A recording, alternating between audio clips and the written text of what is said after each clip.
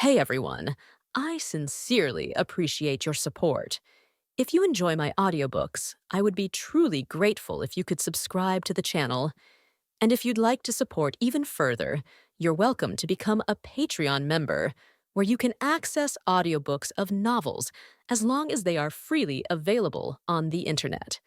Your kindness and support mean so much. Thank you.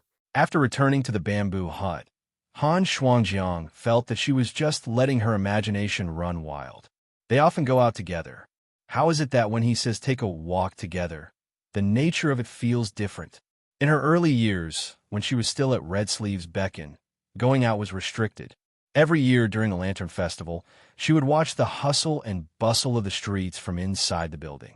Men and women would go out in pairs, guess lantern riddles, and admire the moon.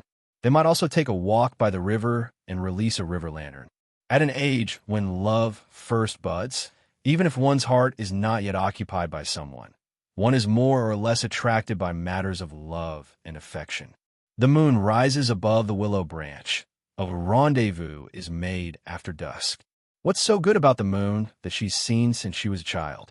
In the end, it's about the person who is admiring the moon with you. Han Shuangjiang sat down on the meditation cushion in her room, her long, slender, jade-like legs crossed. Her knees pressed against her clothes, causing the fabric at her thighs and rear to be pulled taut, outlining the full and slightly fleshy tops of her thighs and her buttocks, which were as round as a full moon. She looked out the window and also began to hope that she was really, as Chu Huaishu had said, blessed with fortune. Compared to entering a secret realm, admiring the moon and taking a walk might make her more uncomfortable, more nervous. However, the scenery of the Tao Gate is indeed beautiful, the young woman suddenly thought. She took a deep breath and withdrew her gaze from the window. After closing her eyes, she began to cultivate the 6 imperial true canon. The cultivation speed of the profound Yin physique was indeed heaven-defying. She had already begun to charge towards the 3rd heaven of the 1st realm and was about to catch up to Chu Huaishu's progress. On the other side, a certain dead fox didn't take what he had said to heart at all, because he had confidence in Han Shuangjiang. As long as they wandered around more, they would 100% be able to enter a secret realm. What walk? This is clearly a team dungeon run. At this moment, he had spent over 3,000 experience points to learn the basics of the profound fire heaven-burning art. The reason this very elementary pill refining art had such a high compatibility with him was purely because its consumption of spiritual power was relatively large. And the spiritual power in Chu Huaishu's body had no special features, no extra attributes. Its main characteristic was its large quantity. He placed the several medicinal ingredients for the qi-gathering pill beside him. With a thought, they entered the divine space of the black bead and were placed into the medicine cauldron. He formed a hand seal and began to perform the pill refining art. The moment the spiritual power entered the black bead, this greedy and hungry medicine cauldron wanted to suck it up. Chu Huaishu hurriedly transformed it into a refining fire, which burned fiercely outside the medicine cauldron. Still trying to suck. I'll burn you. And so his first time refining pills began. It feels like I don't need to control the heat. Chu Huaishu was a little surprised. In pill refining, the control of the heat was very important. Therefore, throughout the entire process, the pill refiner had to keep a close watch and then cast spells to make adjustments. But the Tao gives birth to one didn't seem needed.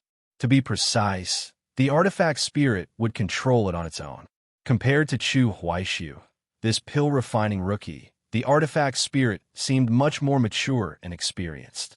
It was still the same as always, constantly transmitting a message to its master, hungry. But even as it shouted that it was hungry, it was very skillfully refining the pill on its own. The feeling this gave Chu Huaishu was like, when I perform the profound fire heaven-burning art. Its nature is like I'm supplying power to the medicine cauldron, and then I press the on switch. And then it just enters automatic mode. He hadn't planned to level up this low-grade pill refining art to the max from the beginning, because he felt it was unnecessary. Leveling up is to increase the success rate. But doesn't the medicine cauldron come with a 100% success attribute? Looking at it this way, this was also a heaven-defying aspect of the Tao gives birth to one. It took nearly 2 hours to refine a batch of qi-gathering pills. At first, Chu Huaishu would still watch from his side, but later he found that it was completely unnecessary. Doesn't this mean I'm raising a pill refiner inside the black bead? Every time I perform the profound fire heaven burning art, it's actually equivalent to giving him a slap on the back of the head and then ruthlessly ordering him, "You refine for me." And then he starts refining. I don't need to do anything. I can just come and collect the pills in 2 hours. Yes. Chu Huaishu sucked in a breath of cold air. He once again recognized how terrifying this medicine cauldron, suspected to be the Tao ancestors' life-bound item, was. Right now it was just mass-producing grade 1 spiritual pills, which was nothing much. But in the future, as his realm improved and his development rate of the medicine cauldron grew higher and higher, it would be unimaginable.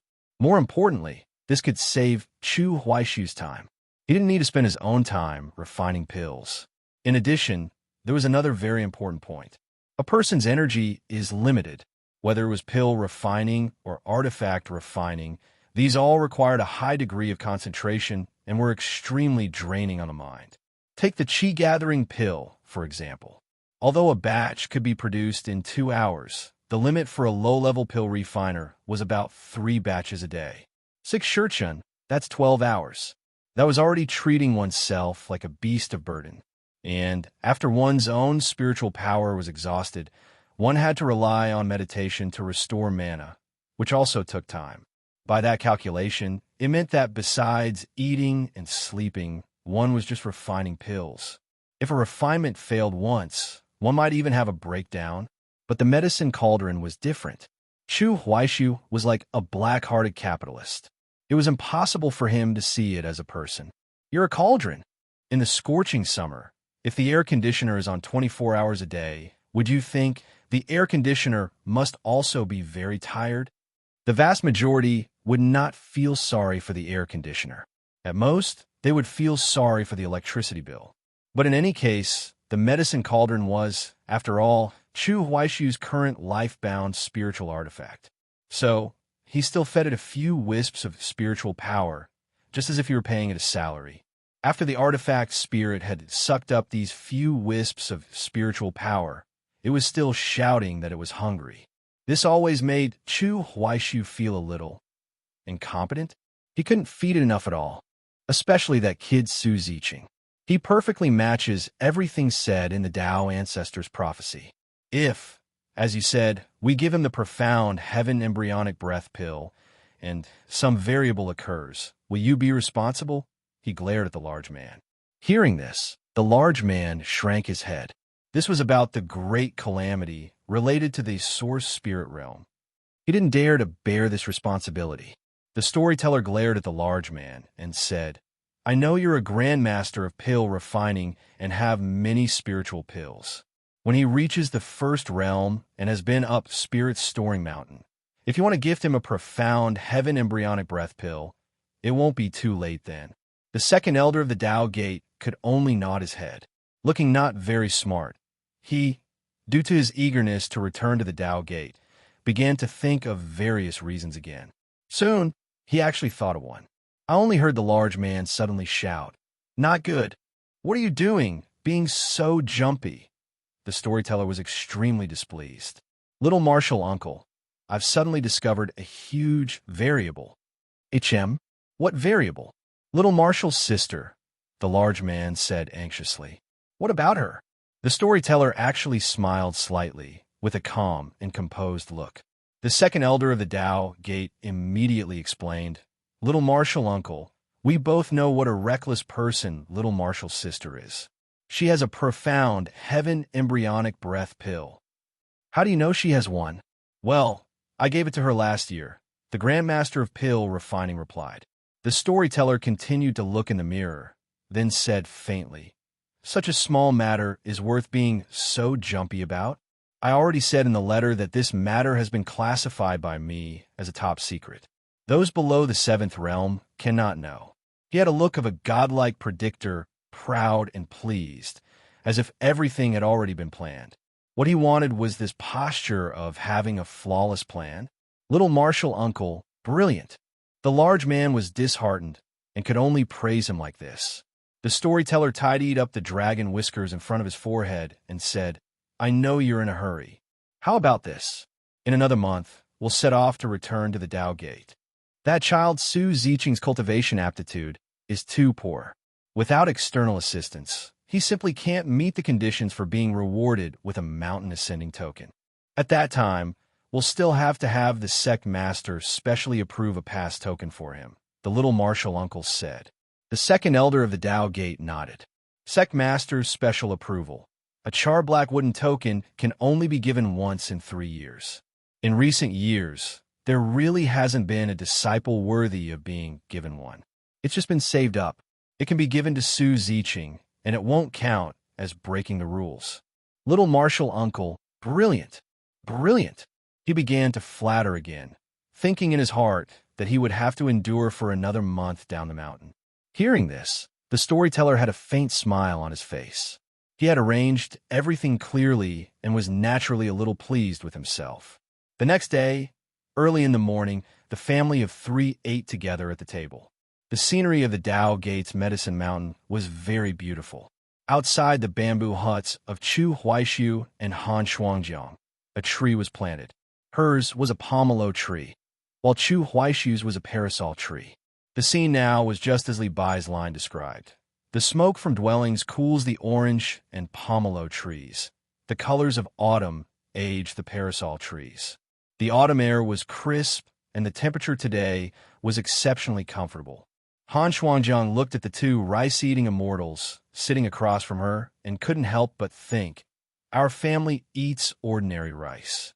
If we were to eat spiritual rice that helps with cultivation, we wouldn't be able to afford to eat like this. At this thought, she couldn't help but think of the matter of pill refining and asked curiously, Chu Huaishu, have you gotten the hang of that pill refining art yet? Su Ziqing, who was burying his head in his porridge, also immediately looked up, licked a grain of rice from the corner of his mouth, his face full of curiosity. Chu Huaishu had also been eating like a wild boar. Hearing the little housekeeper's inquiry, his table manners immediately changed, becoming dignified and elegant. He took a small sip of hot porridge, then looked at her with a distant gaze and said faintly, I've already successfully refined 3 bottles of qi-gathering pills. Han Shuangjiang and Su Ziqing were both startled. He had just exchanged for the pill refining art yesterday, and he had succeeded in the evening. And 3 bottles of pills, that was 30 pills. This wasn't just getting the hang of it. Don't tell me you mastered it overnight. The big ice cube couldn't help but remember what Chu Huaishu had said yesterday. I feel that I have a great talent for pill refining. The cold-faced girl had recently been cramming a lot of common knowledge about the cultivation world. She knew very well that pill refining and artifact refining were very profitable, but the difficulty was also very high. When one was just starting out, the failure rate was ridiculously high. The cost of materials was just tuition fees.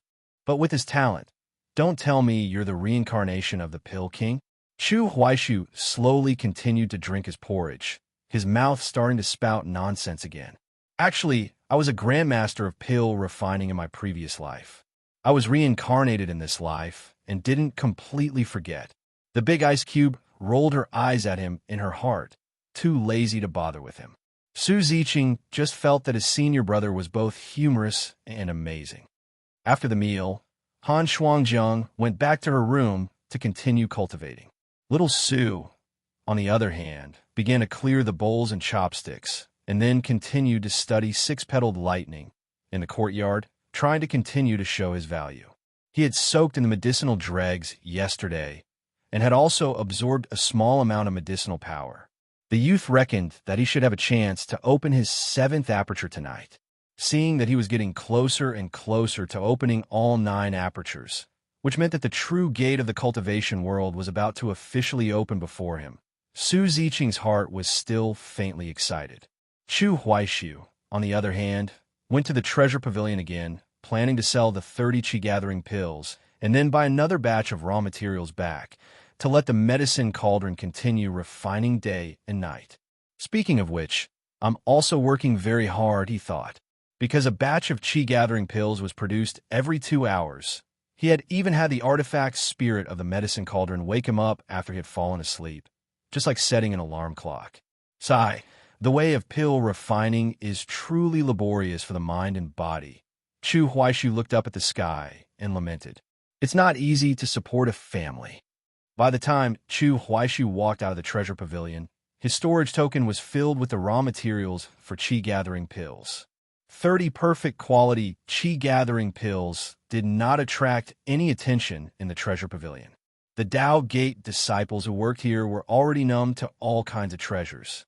When they first started their jobs, handling all kinds of heavenly materials and earthly treasures, magic treasures and spiritual pills every day, it still felt quite novel. After a long time, it was just SOSO. In any case, these treasures had nothing to do with them. What's more, these are just mere chi-gathering pills. It was just that their quality was flawless. Even if the quantity Chu Huaishu brought in the future grew larger and larger, they would only think that this kid had formed a pill refining team. The employees below wouldn't pay too much attention to it, thinking, what it got to do with me? As for the management, they would never even learn of such a small matter. It wouldn't reach that level. And in the treasure pavilion, the place to buy things and the place to sell things were two different areas, and the disciples in charge were also two different groups of people. So no one noticed that this young man had just bought the pill recipe and spiritual herbs yesterday and was here to sell spiritual pills today. On the contrary, after selling the spiritual pills, Chu Huaishu went over to buy spiritual herbs again. He still found the same senior brother who had been working there yesterday. The other party even comforted him with a few kind words, because in this senior brother's eyes, that batch of spiritual herbs from yesterday was enough to refine several times. The efficiency when you just got a pill recipe was very low. It was basically impossible to use it all up in one day. To have squandered it so quickly, there was only one possibility. He had failed midway, and they had become consumables. The amount you use is never as fast as the amount you waste. Junior brother, refining chi-gathering pills is indeed a bit difficult, he said in the tone of an experienced person, his face full of empathy. This, on the contrary, made Chu Huaishu, who had wanted to secretly show off, a little disappointed. It seems I can only go home and continue to show off fiercely in front of the big ice cube and little Sue, he thought. A day passed in a flash. Chu Huaishu didn't do much, just simply leveled himself up once. The reason was simple. The dead competitive dog, Han Shuangjiang, had broken through again, and her cultivation was now on par with his. Seeing her work so hard, he had to outcompete her. In any case, he still had tens of thousands of experience points on hand. It was no big deal to level up again. However, he would definitely not spend all his experience points. He would leave some in reserve for emergencies. For example, he could break through at a critical moment to restore his mana to full, and so on. In any case, he could level up at any time. It was just a matter of sooner or later. And it just so happens that by leveling up slowly like this, always staying just one small realm above her, I can still torture the big ice cube. Chu Huaishu smiled wickedly in his heart. In his eyes, Han Shuangjiang had a cold face all day long. The more she was like this, the more he got a kick out of it, the more fun he thought it was.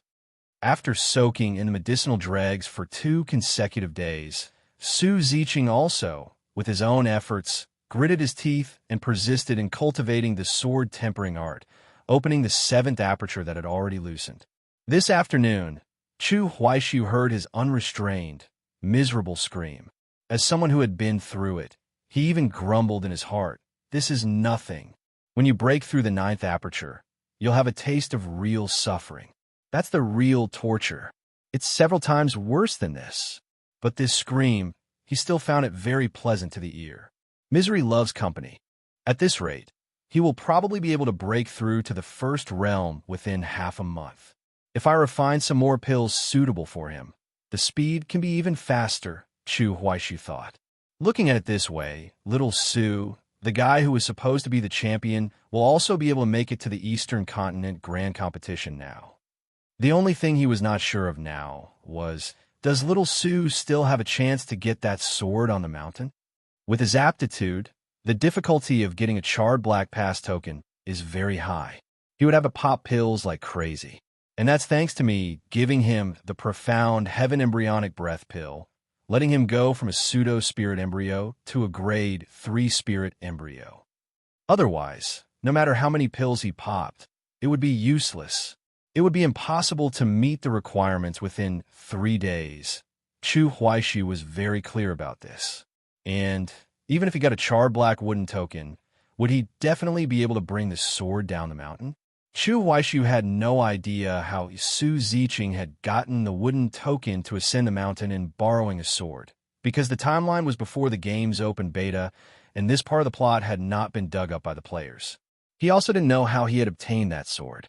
It's just that he seems to have rarely used the bronze sword, he recalled. In his memory, little Su was just like the male protagonists in many TV series and anime. He would only suddenly burst with power at a critical moment. If it wasn't a matter of life and death, he would absolutely not draw his sword.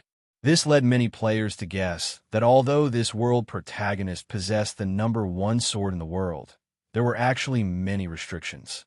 It was possible that he had to pay a huge price every time he used the sword, because on several occasions, the protagonist group had been beaten half to death, but the other 3 had not urged Su Ziqing to quickly use his sword. Chu Huaixu had put himself in that scene. If it weren't for having to pay a huge price, I've been beaten half to death, and little Su still hasn't drawn his sword, just dilly-dallying there, I would definitely beat him to death after I got home. This time up the mountain, I've already confirmed that this world-renowned sword is very likely a demonic sword. If he really takes the sword, will it be a blessing or a curse for little Su? Chu Huaixu was also not sure. But this man had always respected personal choice. After all, the temptation of this sword was too great. It was too strong. This was just like if someone offered you 100 million, but the price was to live a certain number of years less. There would definitely be a large number of people willing. Many things, whether they're good or bad, ultimately depend on how you look at them. However, there was one point Chu Huaixu was certain of. The Dao ancestor must have put some insurance on that sword. Even if it comes down the mountain, it will definitely be relatively controllable. Otherwise, with its disposition, if it left the seals on the mountain, wouldn't it just run amok? Then in borrowing a sword, little Su wouldn't be a world protagonist on the path of salvation, but the final boss villain. Thinking of this, he couldn't help but smile, unable to imagine the scene. The only thing that bothered him a little was that the bronze sword had killing intent towards him. Chu Huaixu had already come to this conclusion indirectly. It hated the Dao ancestor very much, so it also very much hated him, who possessed the power of the Dao classic. When he was made to bleed from his 7 orifices by the spiritual pressure, that sword was indescribably delighted. It had a look of looking down from on high. As a result, you can't even come down the mountain without my little brother. He looked down on it. After it comes down the mountain, if it discovers the respect that little Su has for me, which comes from the bottom of his bones, wouldn't it be disgusted to death? Chu Huaixu felt a secret delight thinking about it. Overall, he was currently holding a wait-and-see attitude, wanting to see how the subsequent storyline would unfold. If I have a chance to meet with Chu Yining, I could try to get some inside information out of my second master. Chu Huaixu began to plot against the old-in-years but young-in-looks girl. She was a big mouth, and also very easy to coax. A few words of coaxing, and she would be flattered back into an embryonic state. Very easy to win over.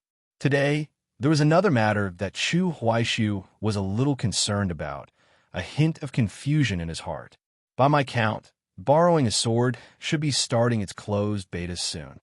Logically, my forum function should have been open by now. This game has been long awaited by everyone.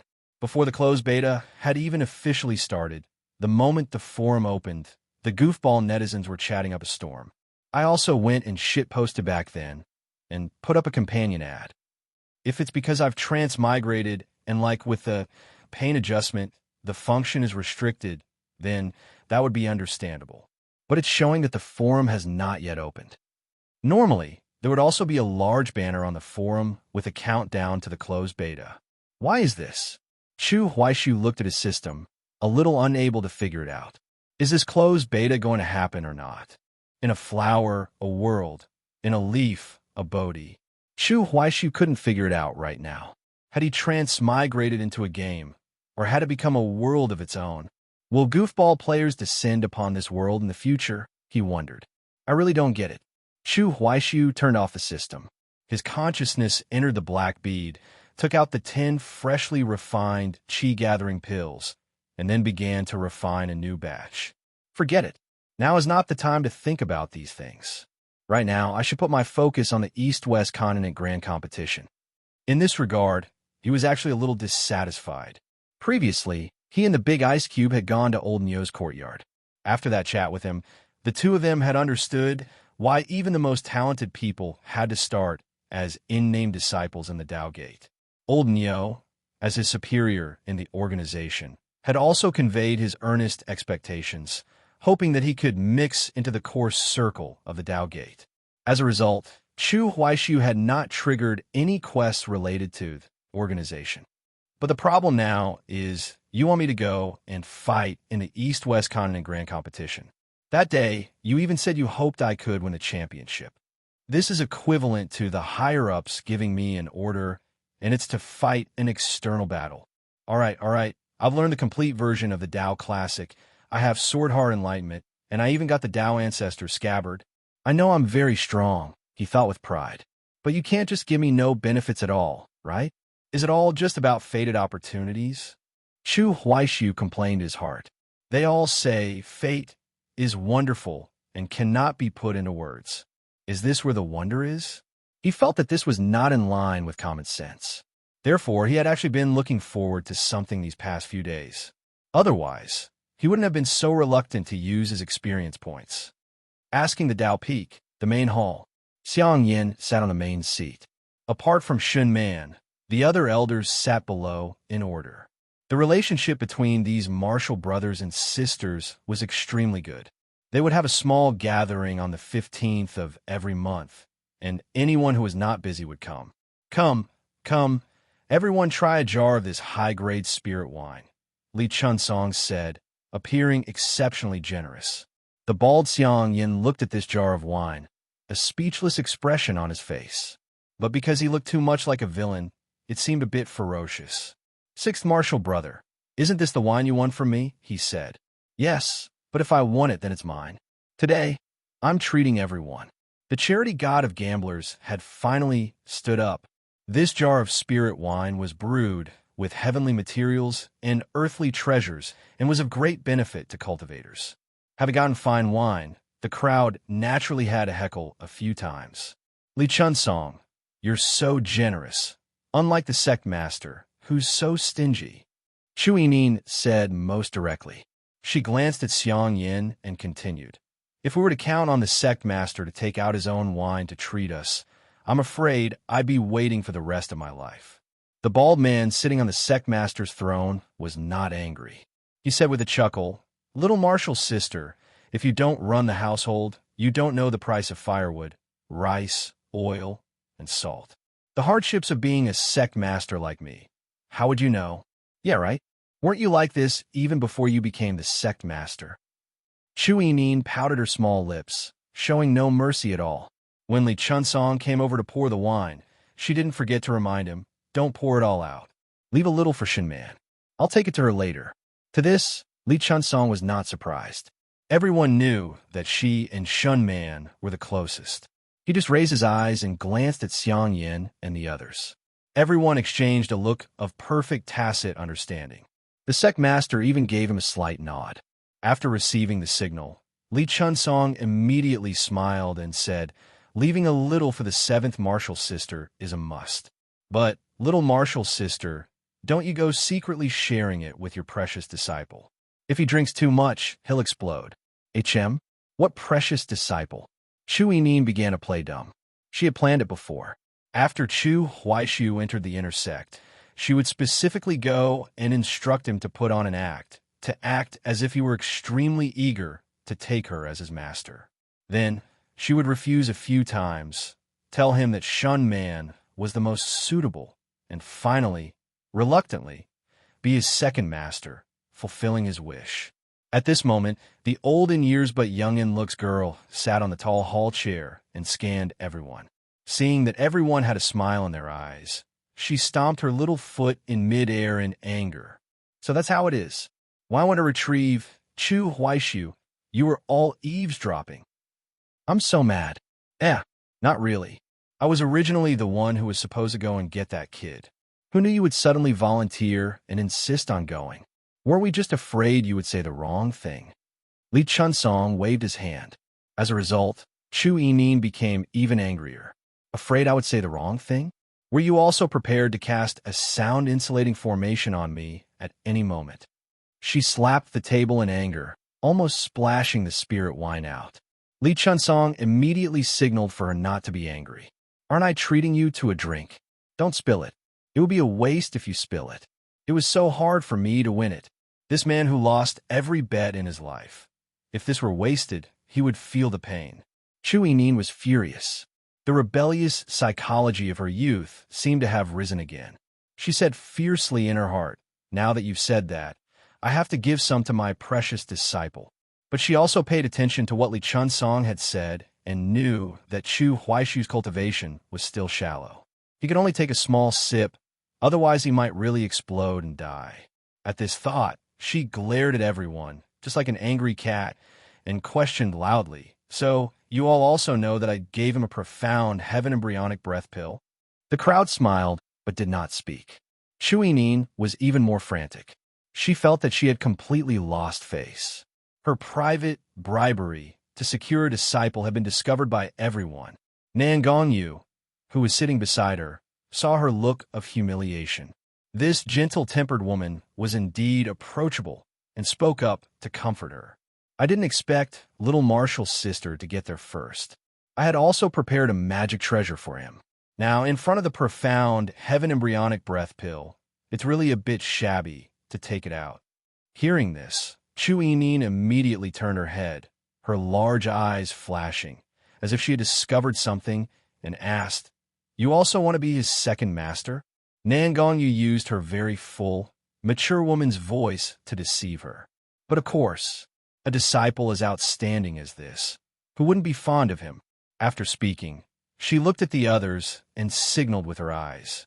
Li Chunsong was the first to chime in. I was clearly the one who brought them up the mountain, yet little Marshall's sister got there first. I had actually also prepared something for him. I was originally planning to privately teach him a set of movement arts. After speaking, he even went all in with his acting, looking at the law enforcement elder Lu Pan and saying, First Marshal brother, this set of movement arts has not been entered into the library, nor did I obtain it from the scripture pavilion. It is my own private stash. It doesn't count as violating the sect rules. I can teach it to whomever I want. Chu Yinin was stunned. You also want to be his second master? Li Chunsong winked and said with a smile, Well, I was just trying to get the worm by being the early bird. The deadbeat gambler's acting was very convincing. After all, a casino also requires acting skills. Your off-the-board tactics can also confuse your opponents at the gambling table. The squinty-eyed Zhao Shuqi's eyes were full of playfulness, but his eyes were too small, and others couldn't see his expression clearly at all, so he was unrestrained. The fifth elder said with a smile, What a coincidence! The sixth Marshal brother and I thought of the same thing. I was also originally thinking that this kid was most in need of an art, and wanted to bait him with one. Chu Yinin was greatly shocked. The humiliation of being caught bribing just now had already vanished like smoke. Instead, she looked at Xiang Yin and Lu Pan with her large eyes, full of expectation. Unexpectedly, the two raised their hands and said, Little Marshall's sister, don't look at us. Have you forgotten? We no longer have any spots for true disciples. Our disciples are already full. But if Chu Huaishu, after entering the inner sect, really wants to take me as his master, I would also be gratified, Xiang Yin said with a look of regret. Law enforcement elder Lu Pan held an important position and had to lead by example. He was ashamed to be in the same company as these nonsense-spouting fellows, so he said nothing. He just nodded slightly. Chu Yinyin was extremely excited, almost jumping up from her chair. As a result, she did something unexpected. She propped herself up on the table with one hand, leaned half of her body forward, raised her small hand, and began to point at people. Then you be his third master. You be his fourth master. You're the fifth elder, so you can be his fifth master. Ha ha ha ha. Chu Yinyin felt as if she had suddenly climbed on everyone's heads. Me, second only to Shun Man. She has sword-heart enlightenment and needs her to teach. I won't fight with her over this empty title.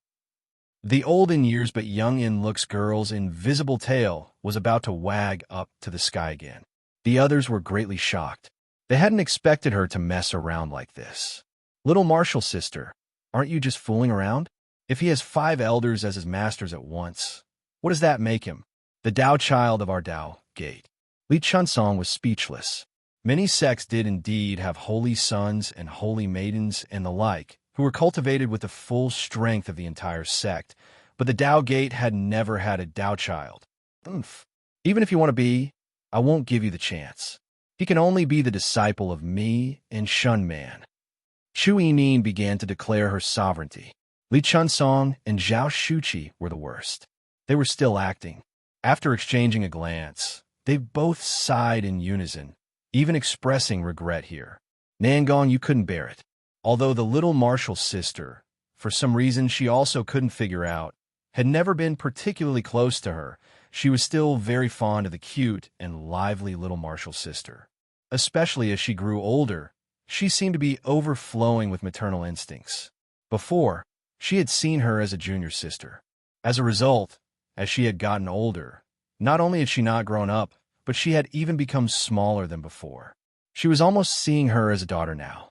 So, Nangongyu did not join in and sat on the side without speaking, unable to bear to act anymore. As it turned out, although Chu Yinin's train of thought was not very normal, in the end, she still took the bait. There was no helping it. They knew this little Marshal's sister too well. Her large eyes darted around. With the air of a little ancestor, she opened her small hand and said to her Marshal brothers and sisters, "Hand them over." The group played dumb. "Hand what over?" "The things you just said you're going to give to Chu Huaishu. Hand them over." She lifted her small face, arrogant in her favored position. These disrespectful for their age fellows had already achieved their goal for the day. This was what they wanted, for the little Marshal's sister to say these words. But they had been teasing the little Marshal's sister for so many years and still found it very interesting. They couldn't stop at all. This was their traditional activity. And so, Zhao Shuqi and Li Chunsong began to express their difficulty, saying in unison, this. The 5th elder and the 6th elder were truly being pretentious. Hearing this, the little ancestor of the Tao gate, Chu Yinyin, immediately showed an expression of extreme disgust. She continued to extend her small hand and, in her lowly voice, cried out delicately again, "Hand them over." A few minutes later, Chu Yinyin was humming a little tune, flying in the direction of Medicine Mountain, feeling incredibly pleased with herself. Just now, she had successfully extorted them, demanding quite a few benefits for her future disciple. He's going to be completely charmed by me, isn't he? She pouted her small lips, exceptionally proud. This future second master was already prepared to receive her disciple's adulation. Little did she know, at this very moment, the main hall of the Tao Gate was filled with a cheerful atmosphere. Ha ha! Little Marshal's sister is probably bursting with pride. Li Chunsong laughed heartily. Zhao Shuqi squinted his eyes, winking at him. 6th Marshal brother, my acting just now wasn't bad, was it? 5th Marshal brother is amazing. Li Chunsong praised, then said to Nangongyu, 9th Marshal sister also found a wonderful entry point for the topic just now. Indeed, it was Nangongyu who had found the opening. This group of old and shameless fellows had been wanting to find a pretext to give Chu Huaishu some things in a reasonable and compliant manner. He had, after all, only just entered the sect not long ago and was still just a first-realm outer sect disciple. If he had to slowly earn contribution points on his own and then go to the Treasure Pavilion and Scripture Pavilion to exchange for them, it would be too time-consuming and laborious. However, the East-West Continent Grand Competition was imminent. Time was the most precious thing. For Chu Huaixu right now, the most urgent task was to cultivate diligently and raise his overall strength in all aspects. It was for this reason that they had set up this scheme today to lure the little martial sister into the trap. This way, they could not only achieve their goal, but also tease their junior sister on a daily basis. Wasn't that wonderful? The old in years but young in looks, Chu Yinin's position was just that peculiar.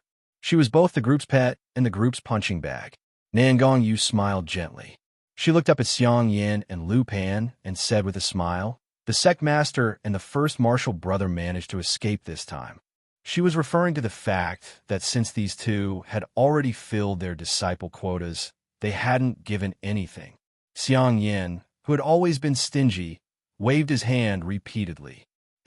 Martial sister, your words are mistaken.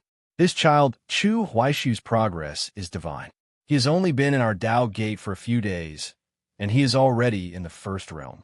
What he needs most right now are arts and magic treasures. You have given him 2 arts plus 1 magic treasure. That is already enough. If there were any more, for a first realm cultivator, he wouldn't be able to use them all. Lu Pan nodded seriously from the side. If you're greedy for too much, you can't chew it properly. But he was not as stingy as Xiang Yin and said, when he becomes a true disciple of our Dao Gate, I, as his first martial uncle, will definitely give him a meeting gift then. Hearing this, the sect master began to look at his nose look at his heart, pretending not to hear, not responding at all. He began to change the subject. Originally, according to little martial uncle's instructions and the sect's rules, we should have treated him as an ordinary outer sect disciple. Little martial uncle had emphasized in his letter to the 6th martial brother that before he ascends Spirit's storing mountain, we are not to intervene to change his aptitude.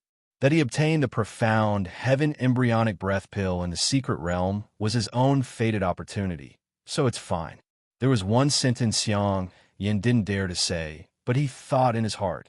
If the Dao ancestor was truly infallible and could predict the future, then Chu Huaixu obtaining the profound heaven embryonic breath pill should have also been within his calculations. But the wood has already been made into a boat. Chu Huaixu has already been up Spirit Storing Mountain. In that case, for little martial sister to gift him another profound heaven embryonic breath pill, and for you all to gift him magic treasures and arts, it's no big deal, the sect master said in his unpleasant voice. Everyone nodded in unison. They had all thought the same, which was why this scene had played out today. This is about the source spirit realm. We cannot be careless, Lu Pan said. He continued, in any case, I can't think of anyone else under the heavens who is more suitable to enter the first layer of the source spirit realm than him. On the Mirror Kingdom side of the Eastern Continent, they had not heard of any sect having a new disciple more heaven-defying than Chu Huaixu recently. As for the Western Continent side, why bother with the Western Continent? The East and West continents had never gotten along, and in the past, there had been frequent friction, even wars. It was only because the great calamity was approaching that things seemed harmonious on the surface. But human nature is complex. Under the surface, there were still undercurrents. The Dao Gate, as the sect of the Dao ancestors' lineage, had always regarded itself as the orthodox of the righteous path. The great calamity, we will naturally bear the responsibility. The Western Continent's Moon Kingdom had too many little tricks behind the scenes, which the Dao Gate naturally disliked. The heavy burden of saving the world still has to be shouldered by a disciple of our Dao Gate. Li Chunsong echoed in a clear voice. Everyone had drunk some spirit wine today, and their words were clearly a bit more heroic. What's more, the Source Spirit Realm would open a total of 4 layers in the next few years. Only those of the 1st, 3rd, 5th, and 7th realms could enter, respectively. Each layer was more important than the last, each layer more crucial. The Dao Gate's burden was indeed the heaviest, because the publicly acknowledged strongest 7th realm cultivator in the world was sitting on that giant rock in the purple bamboo forest. The moon of the third watch, just illuminating the pear blossom snow. Chu Yinin descended from the sky and landed in the small courtyard outside the bamboo hut. The moonlight scattered on her body, adding a touch of seductive allure to her red clothes. This old in years but young in looks girl style of dress was rather flamboyant. She was fed up with her childlike appearance and insisted on dressing herself up to be more mature and beautiful. Today, she had also drunk quite a bit of spirit wine, and her cute little face was also flushed. Two red clouds tinged her goose-egg-shaped face, which still had a bit of baby fat. Her alcohol tolerance was actually not bad, but she was a bit of a tippler. As a great cultivator of the sixth realm, she arrived without a sound. The three people in the two bamboo huts were completely unaware. Chu Yinin directly transmitted her voice to the Chu Huaishu in the room. Chu Huaishu, come out and see this seat. The young man, sitting on the meditation cushion, immediately got up and ran out eagerly. The moment he heard Chu Yinin's tone, he knew she was here to show off. To this, Chu Huaishu was happy to see it happen, because under these circumstances, he would most likely have a chance to reap some benefits. Therefore, the moment he pushed open the bamboo door, a smile was on his face, exceptionally enthusiastic and pleasantly surprised. He said, "Second Master, what brings you here?" The old in years but young in looks girl had already been drinking. Hearing these words, she could barely suppress the corners of her mouth. But she suspected that her martial brothers and sisters might be peaking with their spiritual sense again. She had learned her lesson and immediately forced down the rising corners of her mouth, so much so that her expression was a little strange. "Oomph, how many times have I told you? You can't call me master yet," she said, raising her hand with a serious face. Yes, this disciple was wrong. This disciple was presumptuous. Chu Huaishu's tone was overflowing with a manipulative green tea aura. Seeing her future precious disciple like this, Chu Yinin even felt a little sorry for him. She immediately changed the subject and said, "But in any case, you are my future true disciple. Therefore, I have obtained some benefits for you in advance tonight." The dead fox was overjoyed but showed a look of confusion. This old lowly put her hands behind her back again, looked up at the moon in the sky, and said in a deep voice, "The matter of you taking me and Shun Man as your masters in the future, the sect master and all the elders are already aware of it. They all feel that you have made a wise decision." She began to spout nonsense. "In the entire Dao Gate, indeed, only Shun Man and I can teach you." Listening from the side, Chu Huaishu was full of complaints in his heart. He didn't think that this old lowly, who seemed to have not even passed her rebellious teenage years, was the material of a teacher. But then he thought, first master provides the effort, second master provides the money. Such a combination seems quite reasonable. It's a perfect dual sword combination. Chu Yinin no longer looked up at the moon, but looked Chu Huaishu up and down, growing more and more satisfied as she looked. Although he was currently disheveled, under the moonlight and the blowing of the night wind, he actually seemed a bit unrestrained. Just his appearance alone deserved a full score. And so, she continued, "With your current situation, give it some time, perhaps by next year, you will be able to enter the inner sect and formally become an apprentice.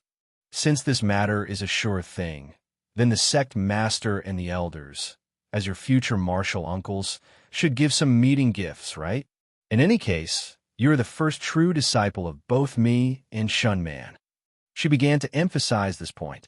Hearing this, Chu Huaishu was overjoyed. He had never thought that there would be a scene of a lowly presenting treasures in the middle of the night. It's just that I haven't even formally become an apprentice yet. How can I receive a meeting gift in advance? Chu Huaishu was a little perplexed, but he was shrewd and quickly had a faint guess.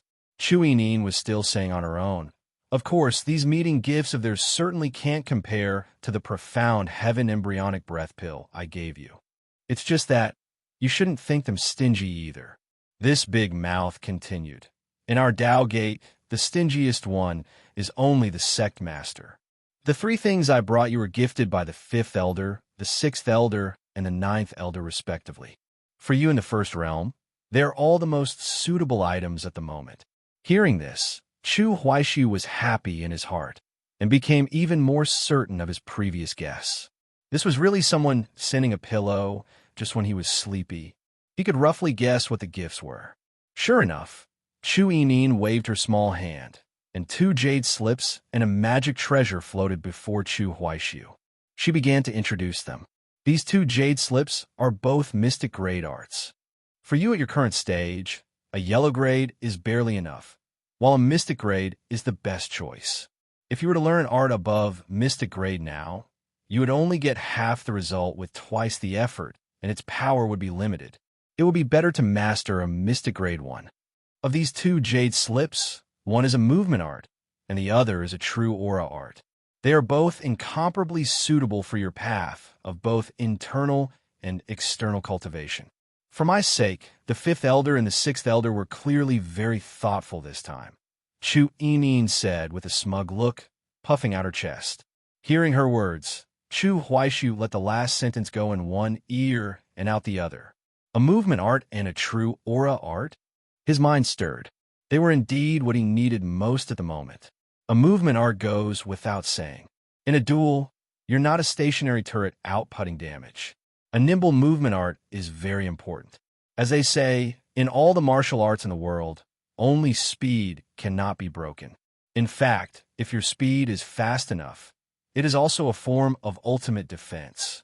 If others can't hit you, then there's no true damage, right? As for the so-called true aura, it was actually to transform the spiritual power in one's body into an aura. Most true aura arts were quite domineering. Chu Huaishu's gaze then fell on that magic treasure. It was a black long robe from the hands of the artifact refining grandmaster, man.Yu. This black robe was a mid-grade spiritual artifact. At the cuffs and collar, there were patterns drawn with golden thread as embellishments. The entire black robe was made of an unknown material. It had an excellent texture and even a slight satin effect. It would probably look even better under the light. Although it was only a mid-grade spiritual artifact, it was actually good enough for him to use for a long time. Before the 3rd realm, he wouldn't be able to unleash the full power of this spiritual artifact. Chu Huaishu was very fond of it, because it was also quite good-looking. The worst thing about this kind of clothing-type magic treasure was an ugly style. Sometimes, practical is practical, but a man has his pride. Clearly, man.Yu's aesthetic sense was on point. This is a black gold robe, a mid-grade spiritual artifact, a defensive-type magic treasure, Chu Yinin introduced. See those golden patterns on it? They also have a supportive effect on movement arts and can provide a small boost to your speed, she said. Of course, most clothing-type magic treasures have a dirt-removing formation, and the black gold robe is no exception. You only need to activate the formation, and it will be clean, saving you the trouble of laundry. As for basic functions like being warm in winter and cool in summer, that's naturally included. You can completely wear it as your everyday clothes, Chu Yinin said. She looked at the handsome Chu Huaishu, a little curious, and prepared to have him change into it on the spot. Here, put it on and let's see, the old lowly said. Chu Huaishu nodded. He didn't feel embarrassed at all, took off his own outer robe, and changed into this black gold robe. It had to be said, the fabric was incomparably comfortable. After putting it on, it would automatically adjust to a fitting size. Not bad, not bad, Chu Yinin said, looking at him, her face filled with satisfaction. This black gold robe couldn't be called very luxurious, but did add a touch of nobility. Chu Huaishu was also extremely satisfied. Got new skin. This 10th elder of the Tao Gate looked at him and said with a smile, "Put the arts away." After watching him put the jade slips into his storage token, Chu Yinin then remembered another matter. She took out a small pot of spirit wine. In an instant, Chu Huaishu was hit by the rich aroma of the wine. The ridiculous thing was just by smelling it, he felt a little tipsy and actually fell into a slightly drunk state. Li Chunsong, thanks to you ascending Spirit Storing Mountain last time, won a bet. This is the spirit wine he won that day, and he took it out for everyone to drink tonight. You could take a small sip. The effect is no worse than consuming a spiritual pill and will be beneficial to your cultivation. But don't be greedy, otherwise I'm afraid you'll explode. She took a small jade cup, poured it a third full, and handed it to Chu Huaishu. Here, this is probably your limit, Chu Yinin estimated. Chu Huaishu looked at her and asked, should I drink it now? What else? All right. He took the cup and first took a small sip. The taste of the wine was not particularly strong, and after swallowing it, there was no fiery sensation. Instead, it transformed into a warm current that surged into his limbs and bones and then headed towards his spirit embryo secret depository. However, because he walked the path of body tempering, when it passed through his limbs and bones, his physical body absorbed a portion of the spirit wine's power. Immediately after, Chu Huaishu began to feel a little hot. His body began to heat up, and it grew hotter and hotter. Chu Yinin had flown here after being a bit tipsy herself. Her small face was flushed, and her eyes also carried a trace of post-drinking haze. At this moment, Chu Huaishu was also a little like this. His face also began to turn red, and his eyes also became hazy.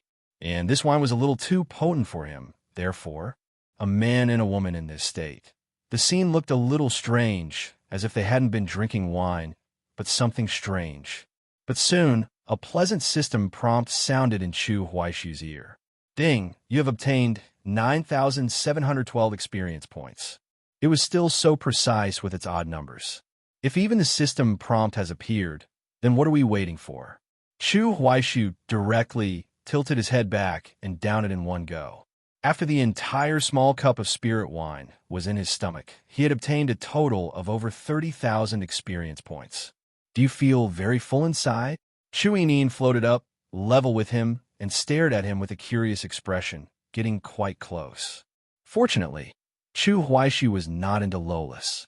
Although he knew she was a legal lowly, his heart was not stirred much. He just felt that she also had a fragrance mixed with the scent of wine, and her large, flashing eyes were quite nimble and cute. It seems, I only feel hot, not bloated, he replied, and added, I'm referring to my body. Hearing this, Chu Yinin got excited. As expected of the disciple, I've taken a fancy to at a glance. Your alcohol tolerance is as good as mine. She waved her small hand and poured a little more. You cultivate both internally and externally. Your physique is much stronger than an ordinary first-realm cultivator's. It seems you can still drink a little more. Come, it's very nourishing. The old in years but young in looks girl handed the jade cup over, signaling him to continue drinking. She still knew what she was doing. She was just testing Chu Huaishu's absorption limit, so she poured even less this time. After he drank it all in one go, he really did feel a little full this time. He felt as if the energy in his body had the momentum to burst out. Chu Yinin also noticed this point.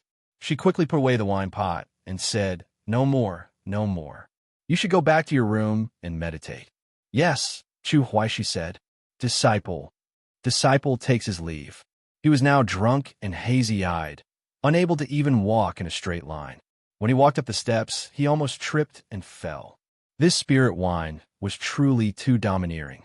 But in his heart, he was still a little excited, because he had actually obtained a full 50,000 and a little more experience points in one go.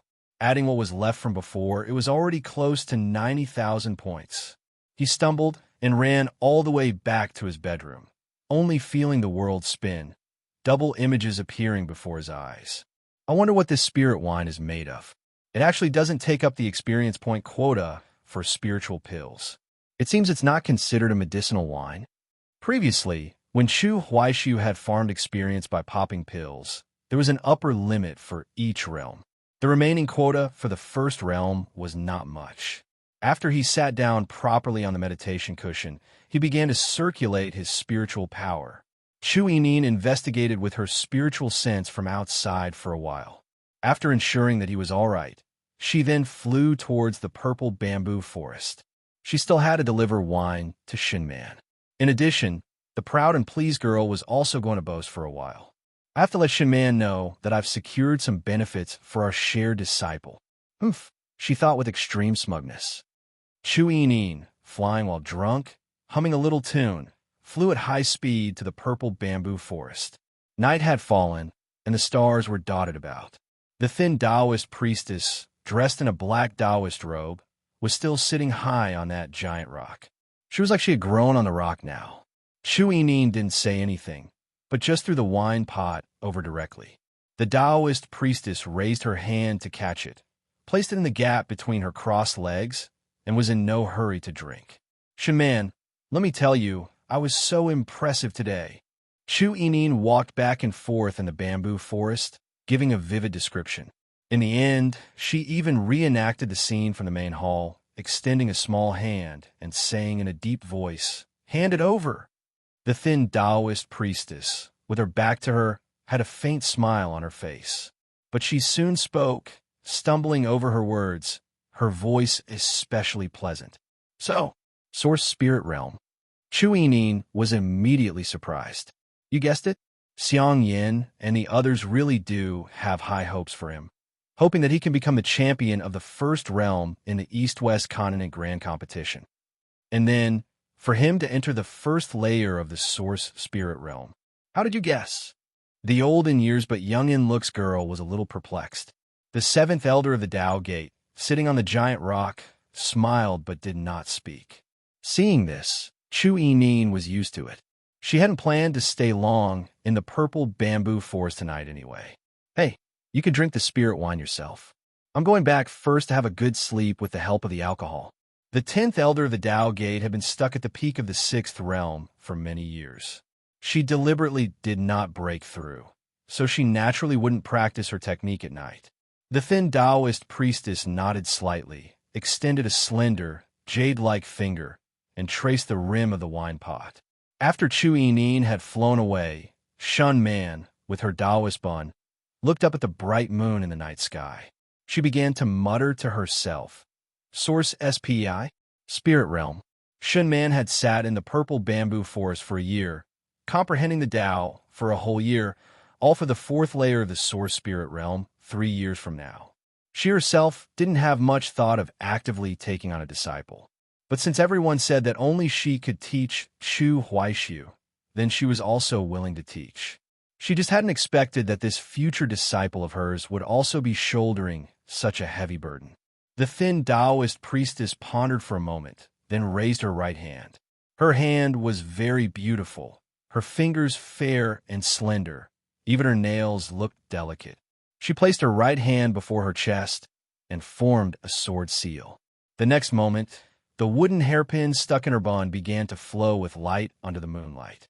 In the bamboo hut, after Chu Huaishu had completely digested the discomfort caused by the spirit wine, he lay on the bed and fell asleep. For some reason, the effects of the wine didn't seem to dissipate. In addition, this wine was very nourishing, and he was at an age of vigorous virility. He was 80% likely to have some messy dreams at night. In a daze, Chu Huaishu really did dream of a woman, but for some reason, he couldn't see her clearly. She was as if shrouded in layers of mist. He could only make out the general outline of her figure. He didn't know what the other looked like, only vaguely able to judge that she was a woman, and quite tall. Am I really going to have an indescribable dream? Chu Huaishu thought. However, the next moment, the woman shrouded in mist suddenly had a sword in her hand. While he was in a daze, this sword had already thrust towards him. The bewildered Chu Huaishu had no time to react at all. The light of the sword came slashing. In a flash, he was engulfed and directly turned to dust. The feeling of death was so real. He felt a sense of suffocation on a spiritual level. This dream was too real. However, a few breaths later, he returned to where he had been, standing before. And before him was again that woman shrouded in mist. With Chu Huaishu's personality, what would he do? Damn it, this is my dream. Am I going to let you bully me? He became furious and decided to do whatever he wanted to her. Chu Huaishu died peacefully.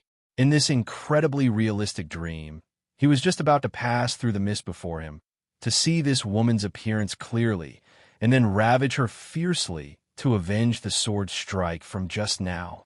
The next moment, a flash of sword light, and he was engulfed by it again, directly turning to dust, chopped until only dregs remained. In an instant, he was dead. He had no time to make any reaction, let alone resist. Her sword was too fast. It was clearly just a casual strike, yet it had such power. That sense of suffocation on a spiritual level came again, as if Chu Huaishu had really died. And then, he was alive again, standing back in the same place. Chu Huaishu just kept dying and coming back to life. This was clearly his own dream. Yet he didn't seem to be the master of the dream. He was already aware that he was dreaming. Logically, he should have the supreme power of a creator.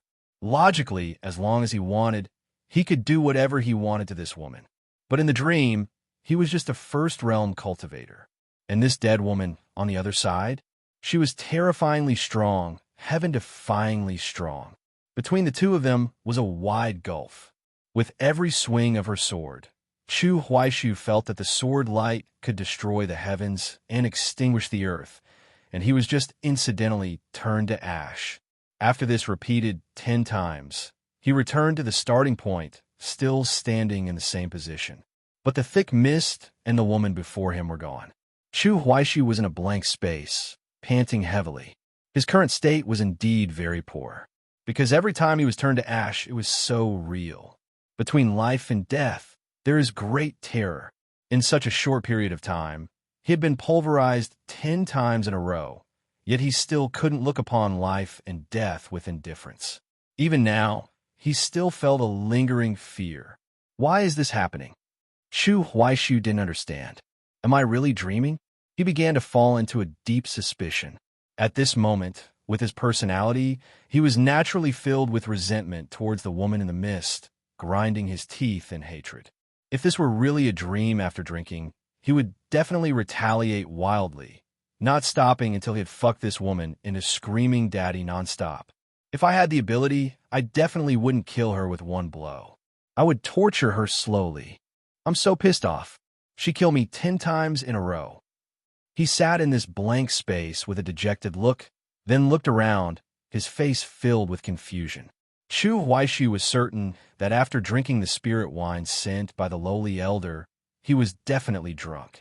And this wine was very nourishing, seeming to have the effects that many men dreamed of. But why, after getting drunk, was it seen like this? Have I practiced the sword tempering art and the Tao classics so much that I've twisted my own kinks? Chu Huaishu refused to believe this for a million reasons. Then, there was only one explanation. A highly cultivated expert has done something to me. At this moment, it seemed there was nothing he could do, as if he were trapped here. In addition, Chu Huaishu was indeed mentally exhausted, so he simply began to close his eyes and rest. His thoughts entered a rather chaotic stage. He wasn't sure if this counted as being asleep. Time passed. Chu Huaishu didn't know how much time had gone by, but he suddenly snapped his eyes open, because that familiar, terrifying feeling had returned.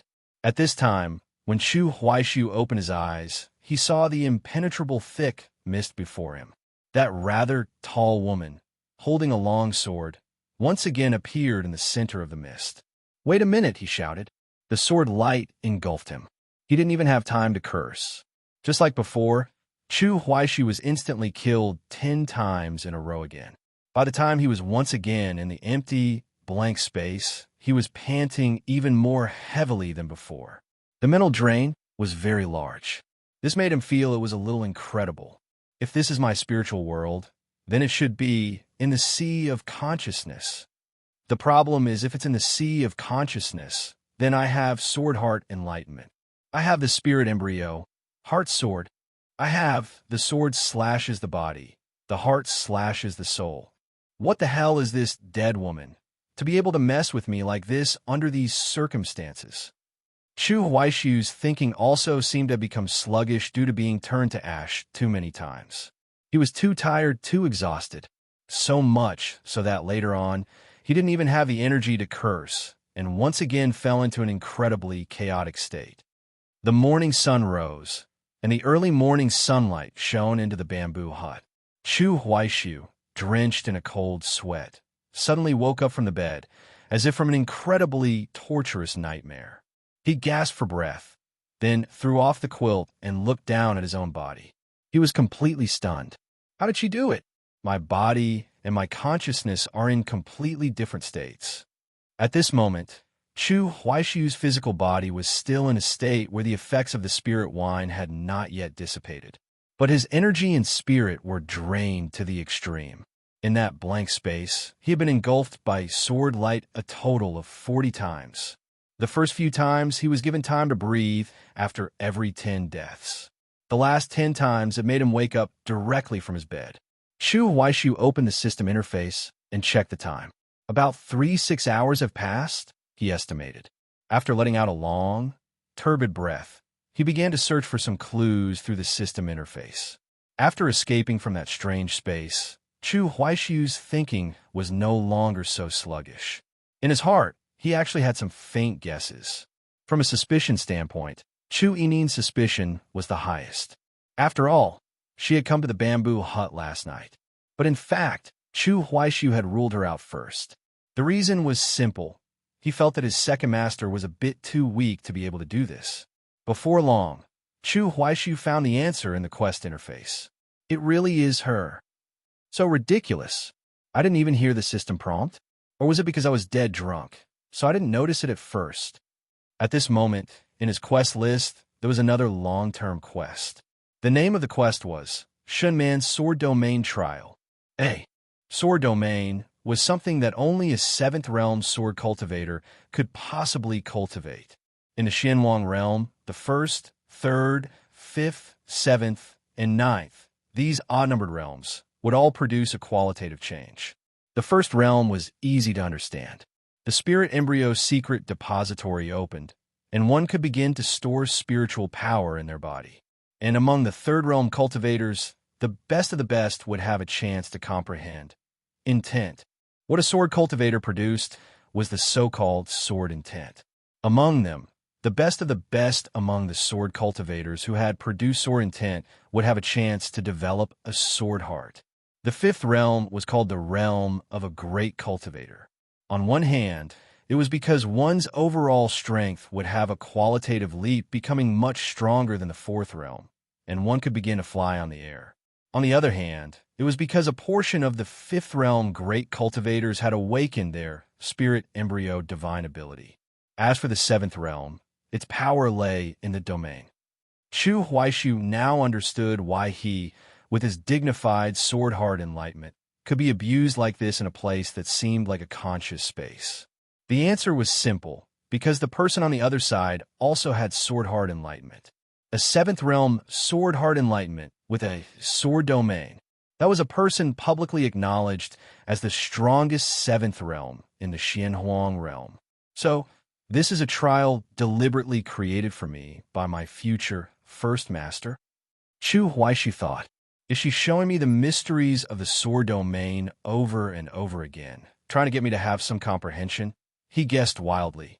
No, you just teach your disciples by killing them. Chu Huaishu was a mixture of amused and exasperated. In his heart, he even came up with a terrible pun. Is this a sword domain, Jinyu? This is a prison, Jinyu, for my abuse. He recalled the back he had seen in the purple bamboo forest. For some reason, he just felt that this first master of his was not this kind of person. But why train me like this? He was perplexed. The feeling of death each time was too real. It was very strange. You clearly knew that you wouldn't really die, but you would still feel very uncomfortable. And one night, to have it happen 40 times in a row, and he still hadn't gotten used to it. He only felt the mental torture accumulating.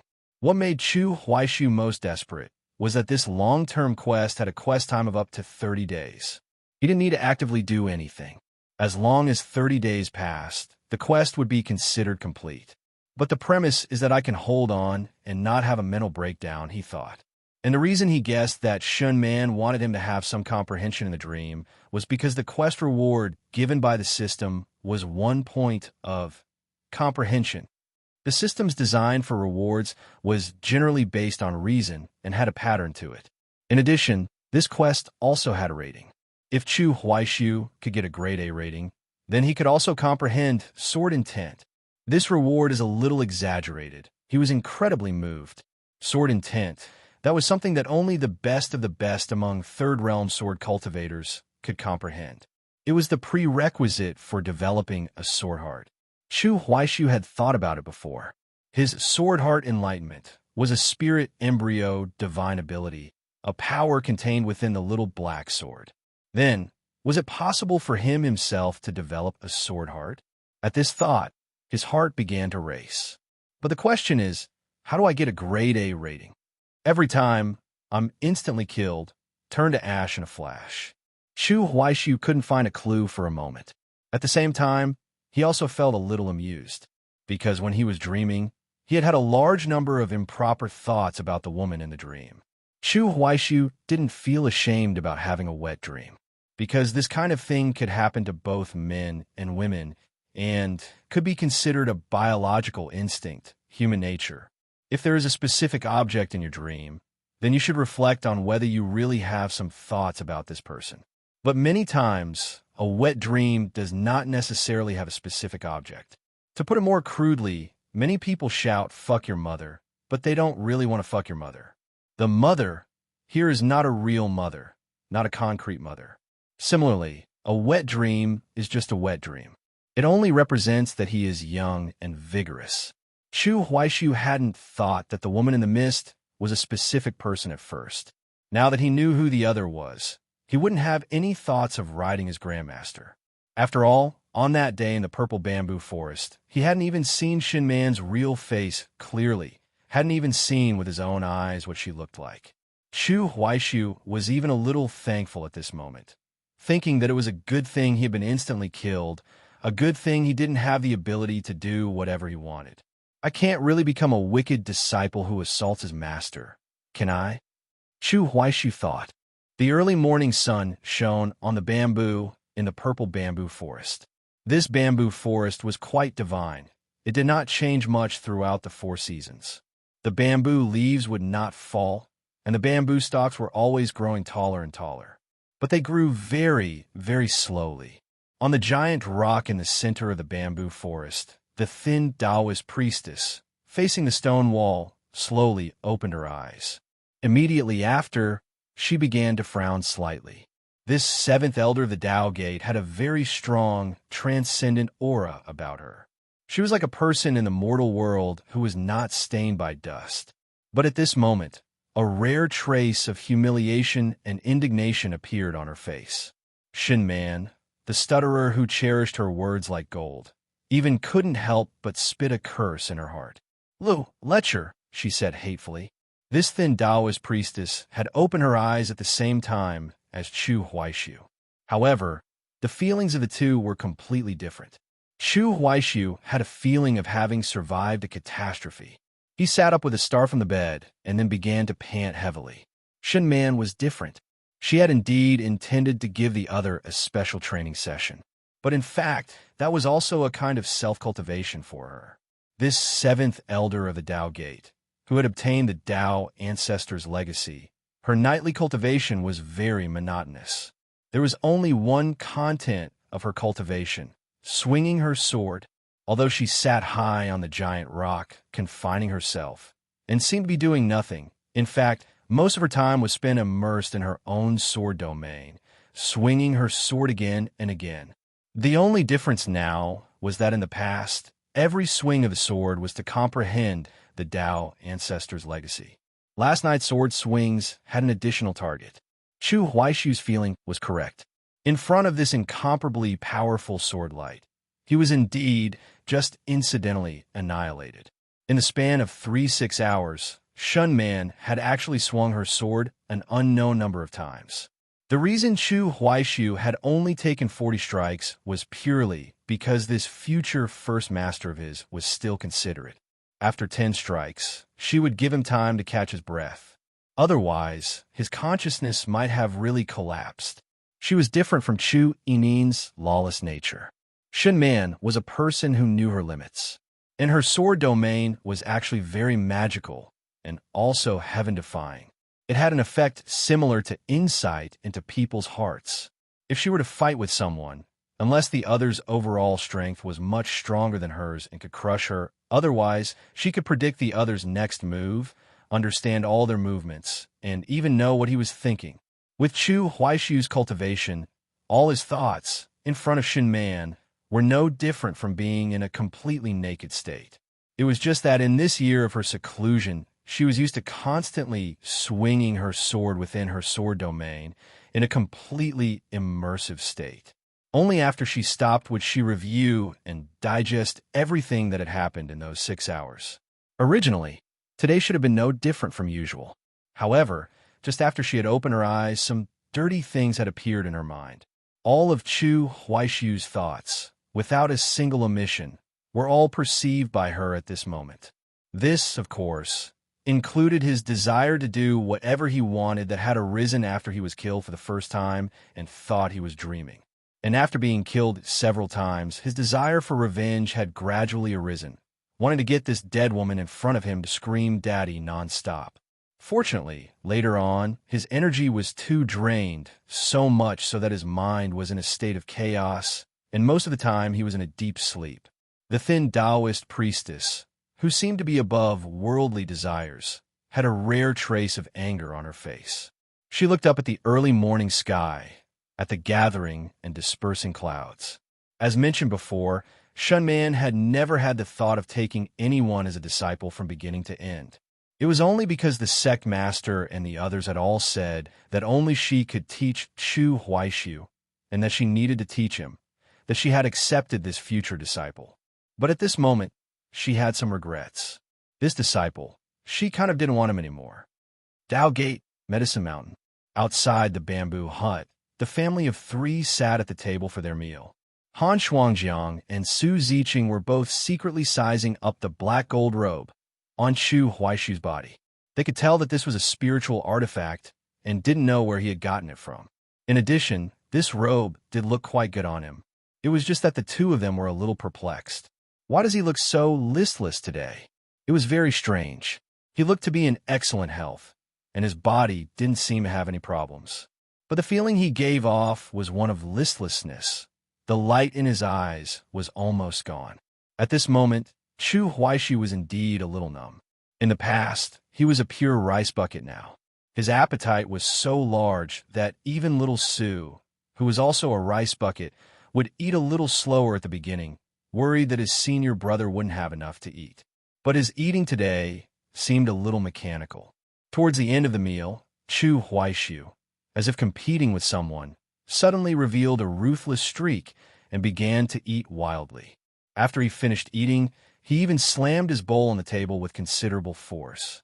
Han Shuangjiang and Su Ziqing looked at his back as he returned to his room, looking at each other. Senior Sister Han, what's wrong with senior brother? The delicate-featured youth was extremely perplexed. The big ice cube frowned slightly, pondered for a moment, and guessed, is the pressure of pill refining a little too much? Chu Huaishu could be said to be the only one in this family of 3 who is currently working. This made these 2 unemployed people actually begin to fall into a brief moment of self-blame.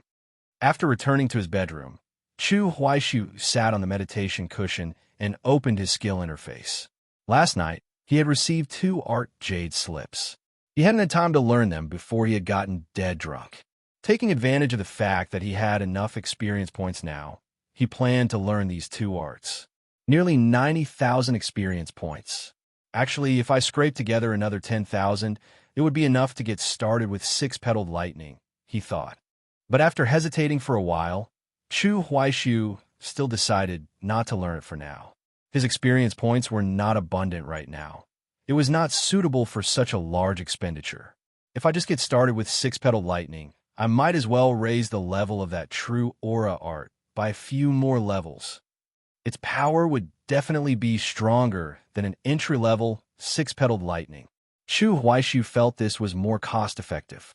An Earth-grade art of the same level would definitely crush a Mystic grade 1 in terms of power. But the problem was that it was too expensive in terms of experience points. Even if Chu Huaishu got started, he wouldn't be able to level up subsequently. For a normal person in the first realm, even learning a Mystic grade art was a luxury. But Chu Huaishu now planned to level up 2 arts at once, and not just by 1 level. The movement art is called Form Resembles a Crane. He He was stunned for a moment, because it immediately reminded him of the line, "Practice until one's form resembles that of a crane, 1,000 pine trees below, 2 volumes of scriptures." What is this, a Xianwang realm Jiajing? Chu Huaishi was dumbfounded. Teeth/in. The Jiajing emperor was a Ming dynasty emperor famous for his devotion to Taoism. He immediately thought of the Jiajing emperor's 3 ridiculously long Taoist titles. Among them, the shortest Taoist title was Supreme Purity of the Spirit Firmament, Commander of Thunder, Origin of Yang, Marvelous Oneness, Flying Mystic, True Lord. The other 2 were dozens of characters long. Speaking of which, Jiajing also loved to refine pills. The more Chu Huaishu thought, the more speechless he became. He personally didn't particularly like the name. Form resembles a crane. The image of the animal, the crane, was not bad. But in many novels, those with crane in their name were mostly not good people. However, the name of the art in the skill list could be changed by oneself. He simply threw caution to the wind and chose 2 characters from Jiajing's Taoist title, Flying Mystic. As for the other true aura art, its name was of a different style. It was also 3 characters called Fingertip Thunder. It was a bit like the Eastern heretic Huang Yaoshi's famous ultimate skill, the Flicking Finger Divine skill. With a flick of a finger, there was great power, because the speed of the flick true aura was extremely fast, and the force was incomparably domineering. It was named Fingertip Thunder. It was just that this art had one requirement, and that was that the true aura must have an attachment. When you're just starting out, the attachment must be a bit harder, like a pebble or something. The true aura is attached to the pebble, and then it is flicked out. After the art is practiced to a profound level, there aren't many requirements for the attachment. It's pretty much at the level of plucking flowers and picking leaves. All can harm people. Chu Huaishu first spent over 17,000 experience points to get started on these 2 mystic grade arts. Then, after hesitating for a while, he spent another 42,000 experience points to raise them both to level 2, from entry level to minor accomplishment. 60,000 experience points were gone just like that. His heart still ached quite a bit, but with Flying Mystic and Fingertip Thunder, his overall combat power had definitely been raised. After doing this, Chu Huaishu's spirits lifted, and he decided to go out and show off. He didn't even look as listless as before. Han Shuangjiang and Su Ziqing, outside the bamboo hut, saw him go and return and were a little perplexed. Today's Chu Huaishu seemed a little impulsive and restless. Under the gaze of the 2, he casually picked up a fallen leaf from the parasol tree. Then he performed Fingertip Thunder. The fallen leaf shot out. Wrapped in true aura, its speed was astonishing. It quickly hit a large rock in the distance, and then there was a loud bang. The rock instantly exploded, exceptionally domineering. Han Shuangjiang and Su Ziqing watched this scene, both startled. To have such a thunderous method, Chu Huaishu, under these 2 astonished gazes, chose to stop. He tucked his fingers into the wide sleeves of his black gold robe, turned around, and walked back towards the house. After he took a step forward, he suddenly turned into an afterimage. In a flash, he had disappeared from outside the hut and was back inside his own bedroom. This left the big ice cube and little Sue to look at each other, the surprise in their eyes growing even stronger. When did he learn true aura and a movement art? Han Shuangjiang was shocked. In an instant, she felt the pressure on her grow even greater. She felt that the gap between her and the dead fox had been widened again. For the next period of time, I must push myself hard. Night grew deeper. Chu Huaishu lay flat on his bed. He was a little reluctant to close his eyes, not wanting to face what was about to happen. He never would have thought that his path of cultivation would be so difficult. Before, it was just physical torture. Now, there's also mental torture. The moment I close my eyes, I get screwed. Just half an hour ago, he had an idea, wanting to see if he could exploit a bug. The quest requirement is to survive these 30 days. Then wouldn't it be fine if I just don't sleep at night? He wasn't sure if this would count towards the days, but he was a little eager to try. Unfortunately, comprehending sword intent was too tempting. Although he hadn't found a way in yet, and didn't know how to raise his rating. He thought that exploiting a bug would definitely not work. Chu Huaishu sighed. He looked at the time. It was already about the same time as yesterday. After closing his eyes, because he was preoccupied, he couldn't fall asleep. However, after about the time it takes an incense stick to burn, even though he was not asleep, he still entered that blank space. Before his eyes was still a thick fog. In the mist stood that thin Taoist priestess, holding a long sword, her face still indistinct. Chu Huaishu looked at the figure in the mist and just felt that Shun Man seemed different from last night. Even the way she held her sword was different. For some reason, he inexplicably felt that the Taoist priestess tonight was more dangerous than last night. His heart tightened. He had no idea why this was. But Chu Huaishu still proceeded according to his original plan. His plan was very simple, and that was to show an attitude. In the face of this chasm-like gap in strength, anything he did was actually futile. But undergoing a trial at this moment, having a proper attitude was never wrong. Chu Huaishu began to salute, saying respectfully, "This disciple pays his respects to his first master." He was just like that underachiever in class with a high level of enthusiasm. He couldn't do the problems anyway, but every time the class monitor shouted, "Stand up," after he stood, that "good morning" teacher would definitely be the loudest in the entire class. However, the tall figure opposite him had no reaction at all. The sword light came slashing in the next moment, the angle completely different from yesterday. Clearly, this was not the same sword move. Although, for Chu Huaishu, this incomparably powerful sword chi, no matter in what form it came slashing, would turn him to dust. But a different angle, a different move, and his experience of death was also different. It's a brand new way to die.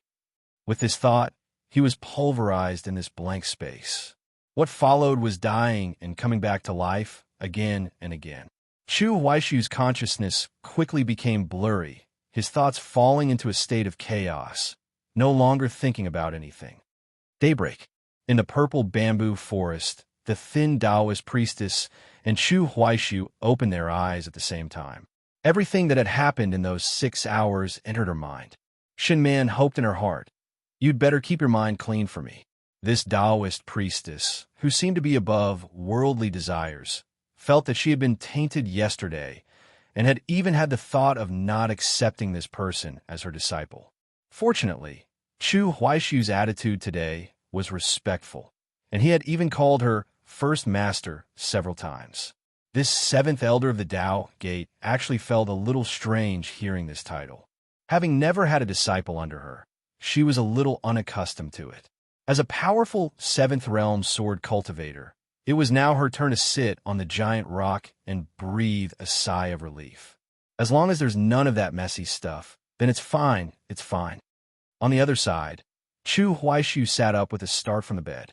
Does today feel a little better than yesterday? He thought. The fear of death is very difficult to overcome.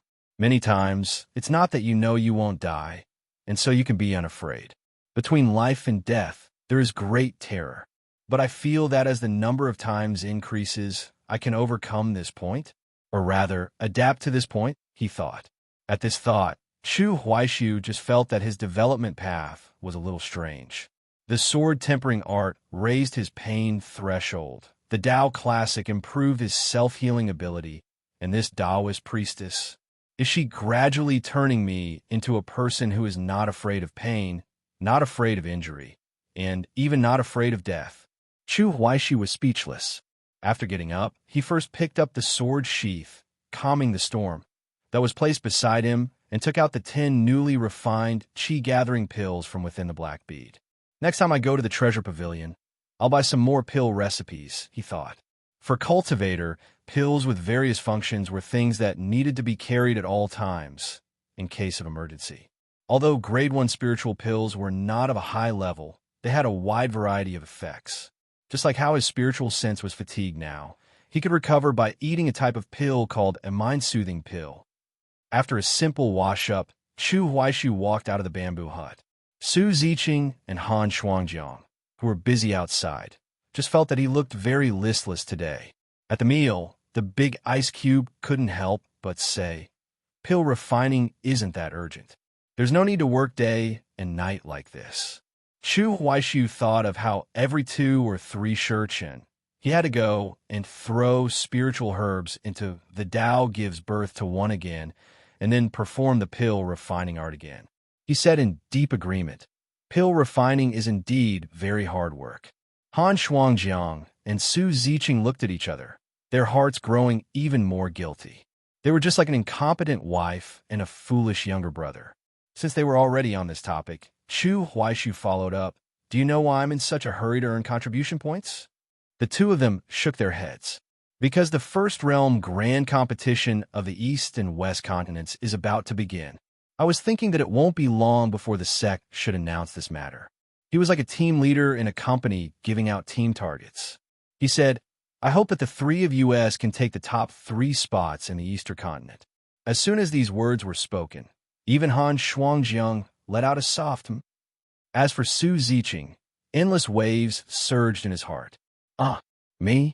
His mentality at this moment was just like Binbo Erba from Journey to the West. The big ice cube at least had a clear understanding and already knew that she was a cultivation genius. She just wasn't sure to what extent she was strong. Su Ziqing was different. He hadn't even cultivated to the First Realm yet. He wasn't even sure if he could make it in time to register. And even if I can make it in time to register, my cultivation at that time will only be at the early First Realm. The delicate-featured youth thought.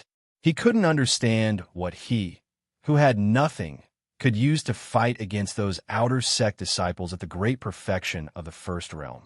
Senior brother, Su Ziqing opened his mouth, feeling immense pressure. Chu Huaishu looked at the flustered and helpless little Su and frowned directly. Is it that hard? He was even more like a trash leader in a company now. But he quickly patted Su Ziqing's shoulder gently and said, the most urgent task is for you to first cultivate to the First Realm. The Eastern Continent Grand Competition is a rare opportunity. To be able to spar with cultivators of the same realm will be of great benefit. All right, I understand, the youth nodded. He was not the type to be overly ambitious, but since his senior brother had said so, he at least had to make it in time to register. After the meal, Chu Huaishu also had a private chat with Han Shuangjiang, saying that he could lend her some contribution points in a few days and suggested that she go in exchange for some more arts. It's best to exchange for mystic grade ones, he said. The big ice cube looked at him, pursed her lips slightly, and said with difficulty, mystic grade arts are very expensive. I can't pay you back. The poor girl was as poor as ever. To this, Chu Huaishu was happy to see it. What he wanted was for this girl to owe him a buttload of debt. If you owe a lot of debt, there will naturally be other ways to pay it back in the future. It's fine. You have to raise your overall strength. Only then will you have more opportunities to earn money and contribution points in the future, right? And I'm not charging you interest. The big ice cube looked at him, bit her lower lip slightly, and said, but enough with the buts. I'm still counting on you to take me into legacy secret realms, Chu Huaishu said with a smile. Don't forget, our date is today. After speaking, he turned and walked away, returning to his room. Han Shuangjiang looked at his back. She naturally knew that their agreed-upon date was today. This was why, when she had gotten up this morning, she had specially changed her clothes. The set of clothes she had worn yesterday was clearly not dirty. But when she picked it up and looked at it, she just felt it was a little wrinkled. As night fell, the little cook finished dinner with a 1 big and 1 small rice bucket. Su Ziqing stood up to wash the dishes. Chu Huaishu directly said to him, Little Su, your senior sister Han and I are going for a stroll. Oh, all right. The delicate-featured youth was slightly stunned. A stroll. He secretly sized up the 2 from the corner of his eye. Could it be that senior brother and senior sister Han have already developed feelings for each other? Su Ziqing thought. For a moment, he suddenly felt a little superfluous. Under the moonlight, Chu Huaishu and Han Shuangjiang were originally walking side by side.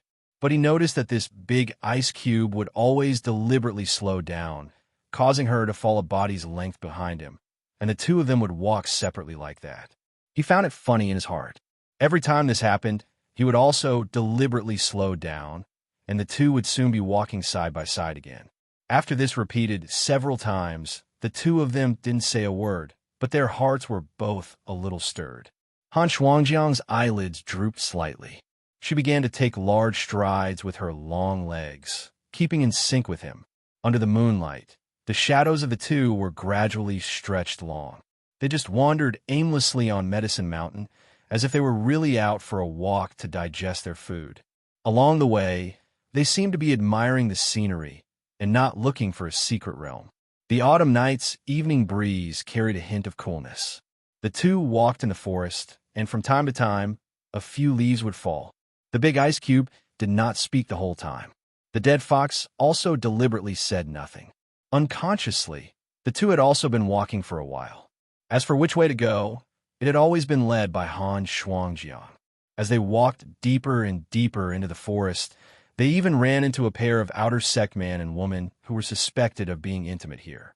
Because when they encountered people, they began to leave quickly, their steps hurried, their eyes evasive. Han Shuangjiang only felt embarrassed, but Chu Huaishu had a playful smile on his face and turned his head to stare at the backs of the two. He noticed that their clothes were a little disheveled. Logically, such a small scene should not have startled this former holy maiden of the joyful sect. But for some reason, a few wisps of shyness were born in her heart today. "Stop looking, let's go," she urged. "All right," Chu Huaishu smiled. After walking a few more steps forward, Han Shuangjiang stopped, stood by a maple tree, and said, "If we just walk aimlessly like this, can we really find a secret realm?"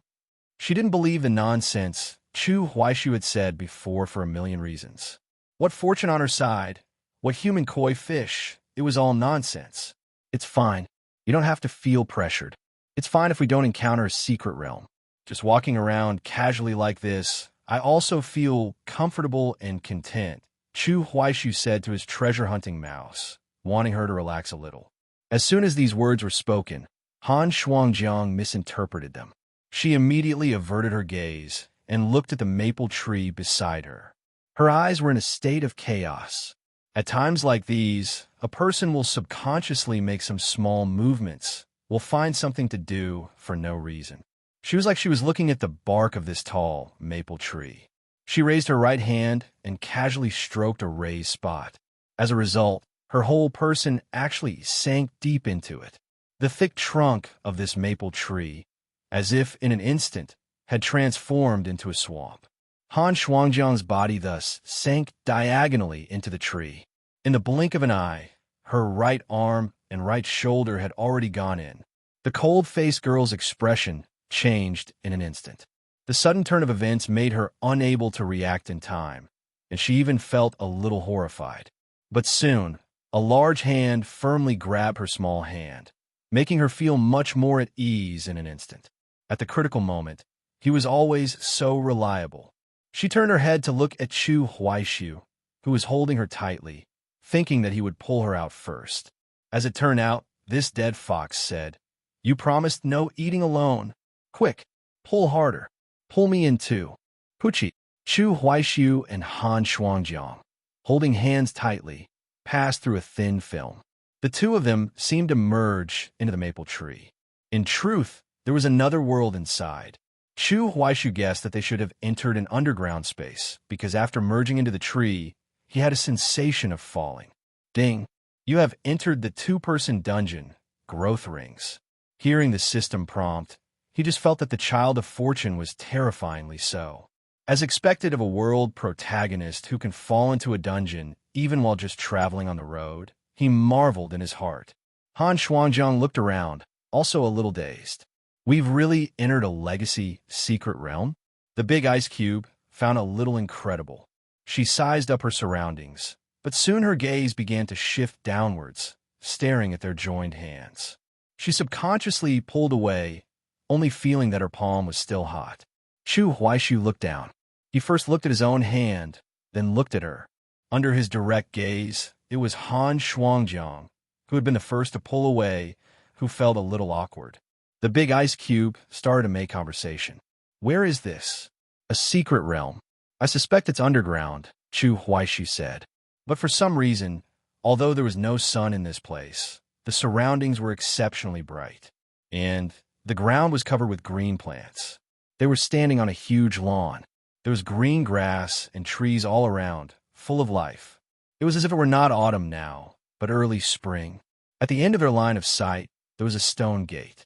He estimated that opening the stone gate would lead to the second trial. After exchanging a glance, the two of them walked forward. Han Shuangjiang's left hand tightened slightly, gripping the spiritual sword, Partridge Sky, in her hand. Chu Huaishu held his sword sheath, looking around as he walked.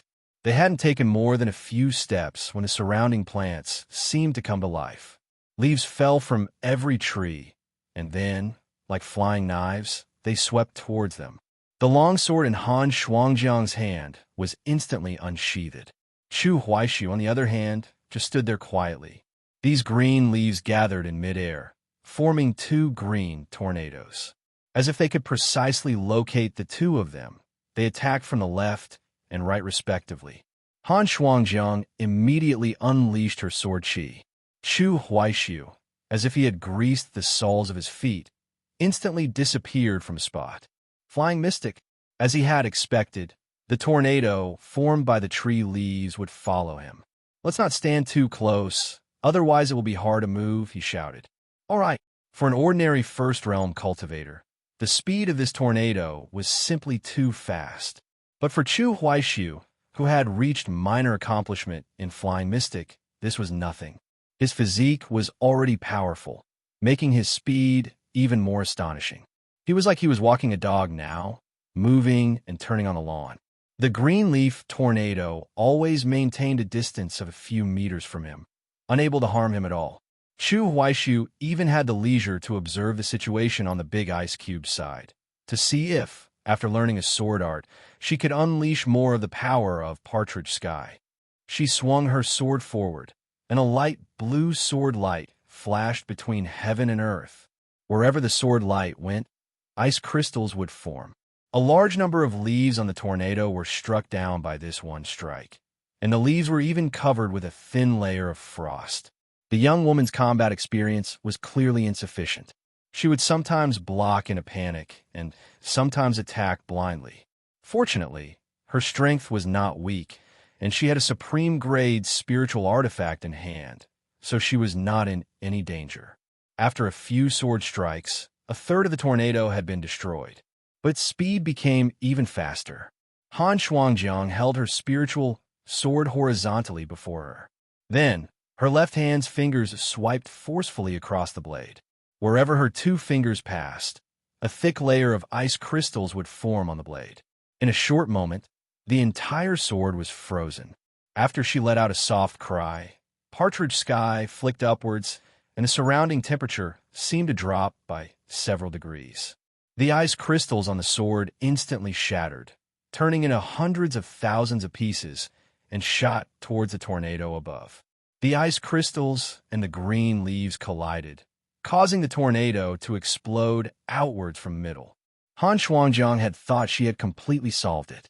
As it turned out, a few dozen leaves remained, flying towards her from a very strange angle. "Watch out!" Chu Huaishu, who had been moving around on the side, called out as a reminder. At a very fast speed, he arrived in front of the big ice cube. He was even faster than these tree leaves. He fiercely waved the sleeve of his black gold robe. A gust of energy blasted out, blowing away almost all of these green leaves.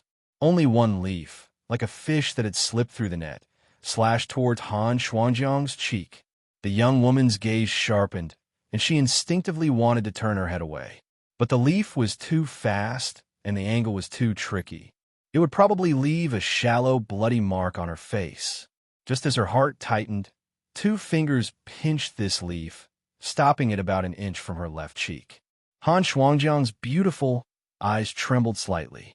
She glanced at the fingers from the corner of her eye, then looked at the black-robed man before her. Chu Huaishu hadn't even used a single bit of spiritual power. He had, relying purely on the strength of his own physical body, easily pinched this green leaf. It had all happened in a flash. The leaf was fast, but he was faster. "Watch out!" Han Shuangjiang, who had come to her senses, immediately called out, because the tornado that had been chasing Chu Huaishu was now sweeping towards him from the upper right behind him. The two slender fingers that were only an inch from her cheek began to move. Chu Huaishu, pinching this tree leaf, flicked it towards the upper right direction without even turning his head. Fingertip thunder. A domineering, true aura attached itself to the green leaf and crashed into the terrifying tornado, letting out a loud bang, like a clap of thunder. The imposing tornado was directly pulverized. Chu Huaishu looked down at her, and she also looked up at Chu Huaishu with a shocked expression. With their eyes meeting, the shattered leaves in the sky slowly fell down, as if a green rain were falling around the two of them. Han Shuangjiang's eyelashes trembled slightly. Then, she averted her gaze, no longer looking at Chu Huaishu. She said in a very soft voice, "Thank you."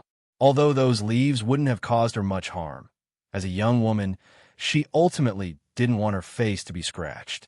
Chu Huaishu looked at her and said casually, "It was nothing." However, after the storm just now, Han Shuangjiang once again recognized the gap in strength between the two of them. The other's overall combat power was already much stronger than her own. Chu Huaishu smiled slightly and asked, "You're already at the fourth layer of the first realm?" "Amen. I broke through last night," she replied. "A profound Yin physique is truly 1,000 miles a day. Your cultivation speed is really heaven-defying." He couldn't help but sigh. Han Shuangjiang was puzzled in her heart.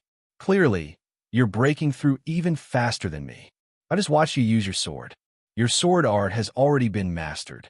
I imagine you've at least reached minor accomplishment, right?" Chu Huaishu asked again. "Amen. A yellow greatsword art is not difficult to learn," she said. "With your comprehension, you really should be practicing a mystic grade 1 directly." Chu Huaishu wasn't sure if his flying mystic and fingertip thunder could be taught to others. It was just that the former was fine, but the latter was too fierce and domineering and was not really a good match for the big ice cube. The reason his fingertip thunder was so fierce was because he wasn't just turning the spiritual power in his body into a true aura. When he flicked it, he would also circulate the qi and strength of his physical body. The combination of the two was what produced such power. The poor young woman listened to Chu Huaishu's words and recalled the strength he had just displayed. In the end, she was successfully persuaded and decided to take out a loan from him. Indeed, now is not the time to care about these small details. The most urgent task is to raise my own strength, she was convincing herself. She had apparently gone from diligently competing to competing via loans. After the two chatted for a few more sentences, they walked towards the stone gate in front. As they walked forward, flowers began to bloom on the lawn under their feet. Wherever the two of them went, the flowers would bloom. Seeing the divine scene before her, a light shone in the young woman's eyes. The fragrance of the flowers assaulted her nostrils, and the flowers were brilliant. The frost on the big ice cube's face had even faded a little, and she had become more lively and agile. "So beautiful," she sighed her heart. A man and a woman thus walked side by side down a path of flowers, and the atmosphere seemed to become a little more romantic. Walking to the stone gate, Chu Huaishu began to push it with force. Han Shuangjiang stood behind him and couldn't help but look back at the sea of flowers, as if wanting to brand this absolutely beautiful scene in her heart. The stone gate pushed open, and a heat wave assaulted them. Behind the door seemed to be a blazing world. Chu Huaishu had a feeling and faintly had some guesses. This secret realm is called Annual Rings. The first trial is probably spring, and this trial is 80% likely to be summer. The two walked in and just felt that the surrounding temperature was much higher than outside. Chu Huaishu suspected it was 40 degrees. This was a small path, with 2 rows of large trees on the side of the road. The moment they walked in, the summer cicadas on the trees began to chirp. It was unknown just how many cicadas there were here. The sound of them all chirping together was really too noisy, too chaotic. As the sound of the cicadas entered their ears, both Chu Huaishu and Han Shuangjiang's emotions began to become inexplicably irritable. And it was getting more and more annoying, more and more annoying. After a few seconds, They even began to feel dizzy. It was a bit like heat stroke, but it was much more uncomfortable than heat stroke. There was clearly a problem with this cicada song. This trial was probably to walk forward all the way in this dizzying sound. This small path was very, very long. This was a mental torture. Chu Huaishu guessed that the further they walked, the louder the cicada's song would be, and their heads would definitely become dizzier. They might even see black and faint on the spot. It should be aimed at the sea of consciousness. Brandishing an axe at Liu Ban's gate, Chu Huaishu sneered. These cicada songs might be a difficult problem for ordinary outer sect disciples to solve. But for Chu Huaishu, who possessed the heart sword, it was really too simple. The sword slashes the body, the heart slashes the soul. This heart sword could even repel the spiritual sense of the unprepared Chu Yinin. Using her as a unit of measurement, this outer sect's secret realm, could it possibly have the power of one Chu Yinin? Chu Huaishu waved his large hand. The gold-trimmed sleeve of his black gold robe fluttered in the air. "Silence," he commanded. The little black sword in his sea of consciousness trembled lightly at this moment, and the entire world instantly became quiet. Seeing him break through this trial so easily, Han Shuangjiang couldn't help but look up at him. Immediately after, her whole person was stunned for a moment. Chu Huaishu looked down and met her gaze, and for a moment, he was also in a daze, because the appearance of the two of them had actually changed at this moment. It seemed that after they had stepped through this stone gate, their whole person had aged by 10 years. Chu Huaishu was like he had reached the age of 30, and he looked much more mature. Han Shuangjiang, on the other hand, had shed the greenness of a young girl, and her whole body exuded a kind of mature charm. Confucius said, "At 15, I had my mind bent on learning. At 30, I stood firm. At 40, I had no doubts. At 50, I knew the decrees of heaven. At 60, my ear was an obedient organ for the reception of truth. At 70, I could follow what my heart desired, without transgressing what was right." Inside the growth ring's secret realm, Chu Huaishu and Han Shuangjiang had aged a dozen years in an instant, reaching the age of being established, looking as if they were in their 30s. Moreover, their bodies seemed to have become mortal. In the Xinhuang realm, cultivators possessed spiritual power, and with spiritual pills like the youth-retaining pill, they generally had ways to preserve their looks and would age more slowly. Ordinary people down the mountain were different. Chu Huaishu looked much more mature. Even his eyes had changed a little. The older a person gets, the dimmer the light in their eyes becomes. After becoming old and frail, their eyes would even appear a bit cloudy. Around his eyes, there were already faint crow's feet. The boyishness on his body had completely faded, replaced by a touch of stability. In addition, between his brows, there was also a layer of faint fatigue. Clearly, the spiritual power in my body is still there. I'm still a body-tempering cultivator, and the strength of my physical body is also still there. But why does the feeling from my body feel just like a 30-something wage slave? Chu Huaishu was perplexed. He felt that many parts of his body were a little uncomfortable, suspecting he had all sorts of minor ailments. His energy was also not as vigorous as before, and his mind was a little muddled. They all say that once a man passes 25, he starts to go downhill. Chu Huaishu even felt that with his current physical condition in his 30s, those foods that could boost virility, even if he didn't like them, he would have to start eating for the sake of sustainable development. He had to start taking care of his health.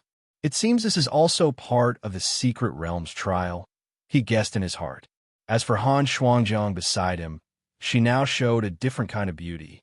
The girlishness on her body had completely dissipated, and her whole person appeared mature and full of charm. Even her figure seemed to have changed a little, looking a few degrees more full-bodied. That already plump rear of hers gave the feeling that you could squeeze water out of it. Very lush.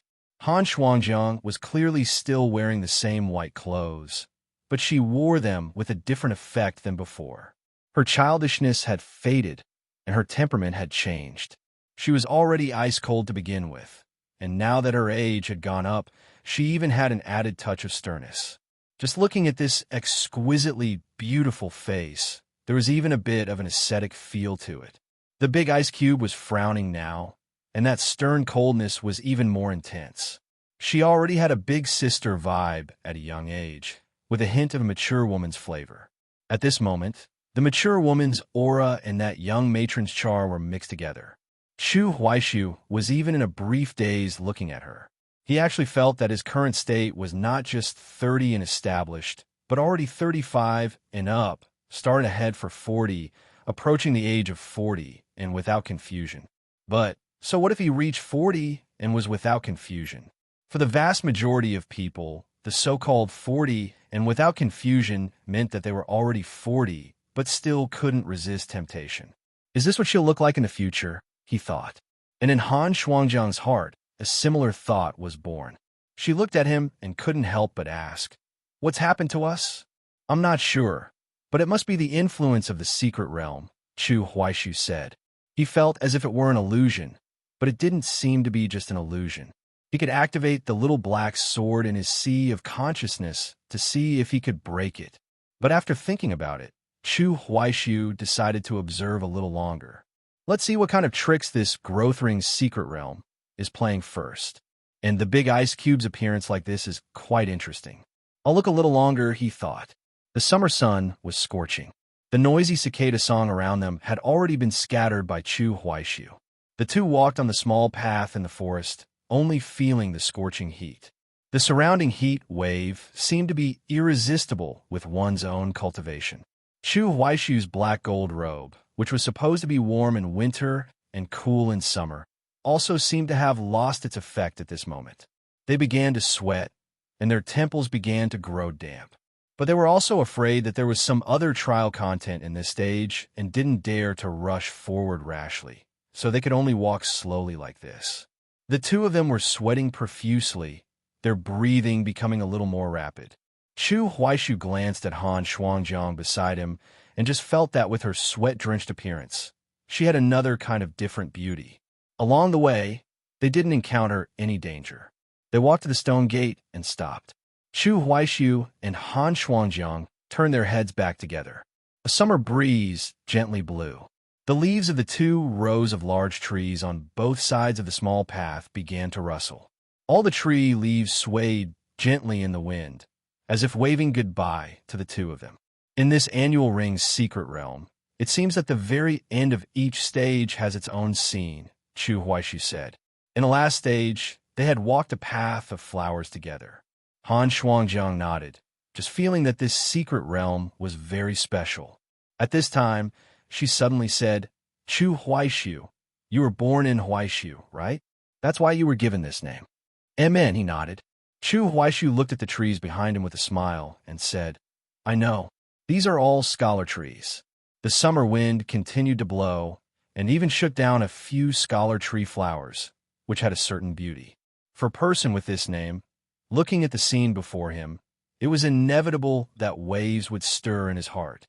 Chu Huaishu couldn't help but look a few more times. But when he turned to look at Han Shuangjiang, he couldn't help but think of something. If this stage is Huaishu, then the next stage might just be Shuangjiang, he joked.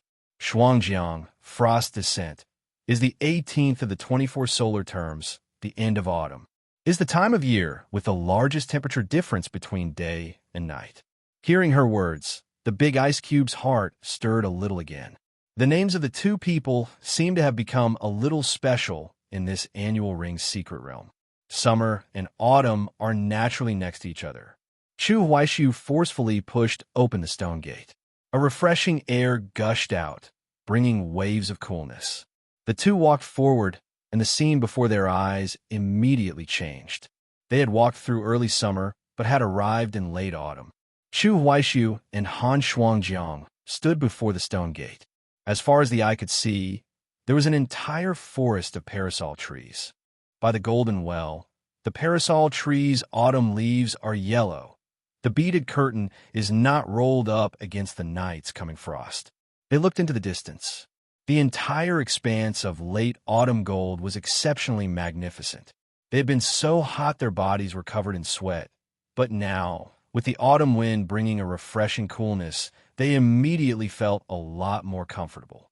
The parasol trees before them were clearly all old parasol trees, because the parasol trees grew very tall. The two looked at each other and indeed found that their appearances had changed again. It seemed as if they had aged another dozen years in an instant. There were already some relatively obvious wrinkles on Chu Huaishu's face, all traces left by the years. His long, jet black hair was now also streaked with a few silver strands. He was beginning to show signs of old age. His whole person's energy and spirit were even worse, and from time to time he would even want to cough twice. With a thought, he even raised his own hands. Once a person gets old, their hands also become ugly. But Chu Huaishu was not concerned with this at the moment. He would sometimes push his hands far away, and sometimes pull them closer, as if he were judging something. After a few seconds, he had an answer in his heart. Damn it, I'm actually far-sighted. Chu Huaishu never would have thought that at his young age, after entering a secret realm, he could even experience presbyopia. He could feel his current physical condition. It was exceptionally contradictory. The strength brought by his body tempering was indeed still there. But this physical body was very much like that of an ordinary mortal approaching 50. Compared to when he was young, he just felt that something was wrong everywhere and nothing was good. His thinking also began to become more and more sluggish, not as active as before.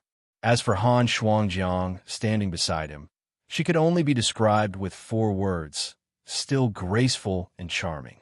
If before, she was beginning to show a mature charm, then at this time, she was completely ripe. Han Shuangjiang's physique and figure had also changed a little. She looked more graceful and relaxed. The feeling of fullness she exuded had also become a few degrees richer. Chu Huaishu looked at her and began to understand why many people said that a mature woman was like an aged wine. You look much older, Han Shuangjiang said. Am I the same? She was a little curious and a little afraid to look. You're fine. It's not noticeable. With your looks, you're surprisingly resistant to aging, Chu Huaishu said with a laugh. The big ice cube shot him a glare, which had a different kind of charm. Don't you feel that it's not just our looks that have changed, but that our whole person has really gotten older? She said. At this point, a trace of fear was actually in her heart. She was clearly still a young woman in the prime of her life, yet she had suddenly become like this. If she couldn't change back, it would be difficult to accept. Her years seemed to have been devoured by this secret realm. I feel that this is not just an illusion. I'm not sure if I can break it. Should I try? Chu Huaishu said. The two had suddenly aged so much that even their voices had changed a little. He closed his eyes and began to activate his heart sword. The little sword in his sea of consciousness trembled fiercely, but there was no change at all in their surroundings. Wait a moment, I'll try again. Chu Huaishu really didn't believe it. He sat down cross-legged, still using all the power of his spiritual sense and merging it into the little black sword. Break for me. That power that seemed to be able to shatter all illusions began to spread out in all directions. As a result, there was still no change in the two of them. The heart sword had no effect at all. Don't tell me it's not an illusion. Chu Huaishu turned his head to look at Han Shuangjiang, only to see her brow furrowed tightly, a hint of alarm in her eyes, as if she had discovered something was wrong. What is it? Chu Huaishu asked. She stretched out a finger, pointed a loose strand of long hair in front of his forehead, and said, Just now, these few strands of your hair were black. Now, they've all turned white. In other words, we're not just getting older every time we pass a stage. If we're stuck in a stage, as time passes, we will also continue to get older. Chu Huaishu's gaze sank. Then is it possible that the exit is up there? He voiced his guess. The big ice cube had not yet reacted, but Chu Huaishu, a man of strong execution, had already begun to verify his conjecture. He leaped up and, with his powerful physical body, landed directly on a thick branch. Then he moved between the branches, jumping higher and higher. Soon, he had reached the densest part of the branches and leaves. This place looked very abnormal because it was simply too dense. It was truly standing tall like a canopy. They blocked him. After Chu Huaishu jumped up, he directly threw a punch. As a result, the branches and leaves of these parasol trees were extremely tough. With his powerful force, he actually couldn't break through and was even repelled back. Chu Huaishu's body was sent flying backward. He turned in midair, then used his legs to push off the trunk of a parasol tree and landed safely back on the ground. There's definitely a problem with these branches and leaves. And I just probe with my spiritual sense. The stone gate is up there at the top of the stone wall. We have to pass through these branches and leaves, he said. As he spoke, he was even panting a little. It seemed he had really gotten old and was starting to lack stamina. This secret realm is truly bizarre, Chu Huaishu said in his heart. Han Shuangjiang looked up at the branches and leaves of the parasol tree and said, "So, what we need to do now is to work together to break it." "Yes, and we have to hurry." The big ice cube looked at these ancient, towering trees, not sure if she could leap all the way up. She hadn't learned a movement art, nor did she have a powerful physique. She could only rely on her spiritual power to forcefully move, which would be incredibly clumsy and extremely draining. I might not be able to leap up," she said. Chu Huaishu smiled. Although his whole person was already beginning to show signs of old age, he still had that cheeky look on his face. He said, "Do you know how to climb a tree? Why don't you slowly climb up?" Hearing this, the big ice cube was slightly annoyed and couldn't help but want to glare at him fiercely. "Climbing up, that would be too ungraceful. You people who don't temper your bodies are just lame." Chu Huaishu had finally found his chance. Body tempering cultivators stood at the very bottom of the chain of disdain. Opportunities to feel superior were few. He looked at Han Shuangjiang and said, "Conserve your spiritual power. I'll take you up." After speaking, Chu Huaishu stared at the still graceful and charming her and asked, "You don't mind, right?" Hearing these words, the big ice cube was a little speechless in her heart. "It's already this time, and you're still asking this," she thought. Her own black hair already had a few more white strands. At a critical moment, who could be bothered with such propriety between men and women? What's more, on that day in the cold pool secret realm, you had already been like that. In Han Shuangjiang's view, if you wanted to carry me up, then you should have just done it. Now that you've asked, I'm too shy to answer, and my heart is embarrassed. As someone who ranked second on the must-try list, Chu Huaishu was naturally no clueless straight guy. How could he not know this? It was like for some women, the atmosphere has already been pushed to that point. If you want to be intimate, then you should take the initiative. If you open your mouth and ask, "Can I hold you? Can I kiss you? Can I?" It would be a bit of a mood killer. Ask, what's the point of asking? In that time, others would have already pretended it slipped in, but Chu Huaishu was doing it on purpose. He knew what Han Shuangjiang's personality was like, so he insisted on asking this, insisted on her answering. This is more fun, the dead fox thought. Seeing him staring at her, Han Shuangjiang, in the end, could only lightly bite her own lip, her heart filled with humiliation and indignation, and replied, "Time is of the essence." This was her consent. The next moment, before she could even react, Chu Huaishu had already reached out with his right hand, wrapped it around her, and supported her under her arm. It all happened too quickly. But what he wanted was this speed. The big ice cube couldn't help but let out a cry of alarm. Caught off guard, her heart began to race wildly. Chu Huaishu didn't give her any time to prepare. He had already leaped forcefully into the air. After jumping up, he then smiled and teased her. "You'd better hold on tight." Han Shuangjiang subconsciously gripped his black gold long robe tightly. Although both of them had silver strands mixed in their hair, at this moment, they seemed to have returned to being a young man and woman. They moved between the ancient trees, jumping higher and higher. Chu Huaishu could even smell the faint, delicate fragrance emanating from her body. The soundproofing of the human body is actually very good, but Chu Huaishu's five senses were even sharper. Vaguely, he seemed to hear her thunderous heartbeat. Before long, Chu Huaishu brought Han Shuangjiang to a stop on a thick branch, because they were already very close to the canopy-like branches and leaves. The branches and leaves are so dense, only an insect could fly through. He began to speak in an exaggerated manner again. After being released from his embrace, Han Shuangjiang only felt as if his scalding body temperature still lingered on her. Chu Huaishu, on the other hand, was secretly panting. His physical strength was clearly still there, but how could he be breathing like an ox after just a few moves? I'm a disgrace to us body refiners. I'm going to be laughed at for having non-functional muscles. In fact, as time passed, his white hair had become a little more numerous, and the wrinkles on his face had deepened.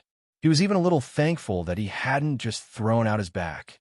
Bring out all your skills. Let's try it. It's best if we can do it in one go.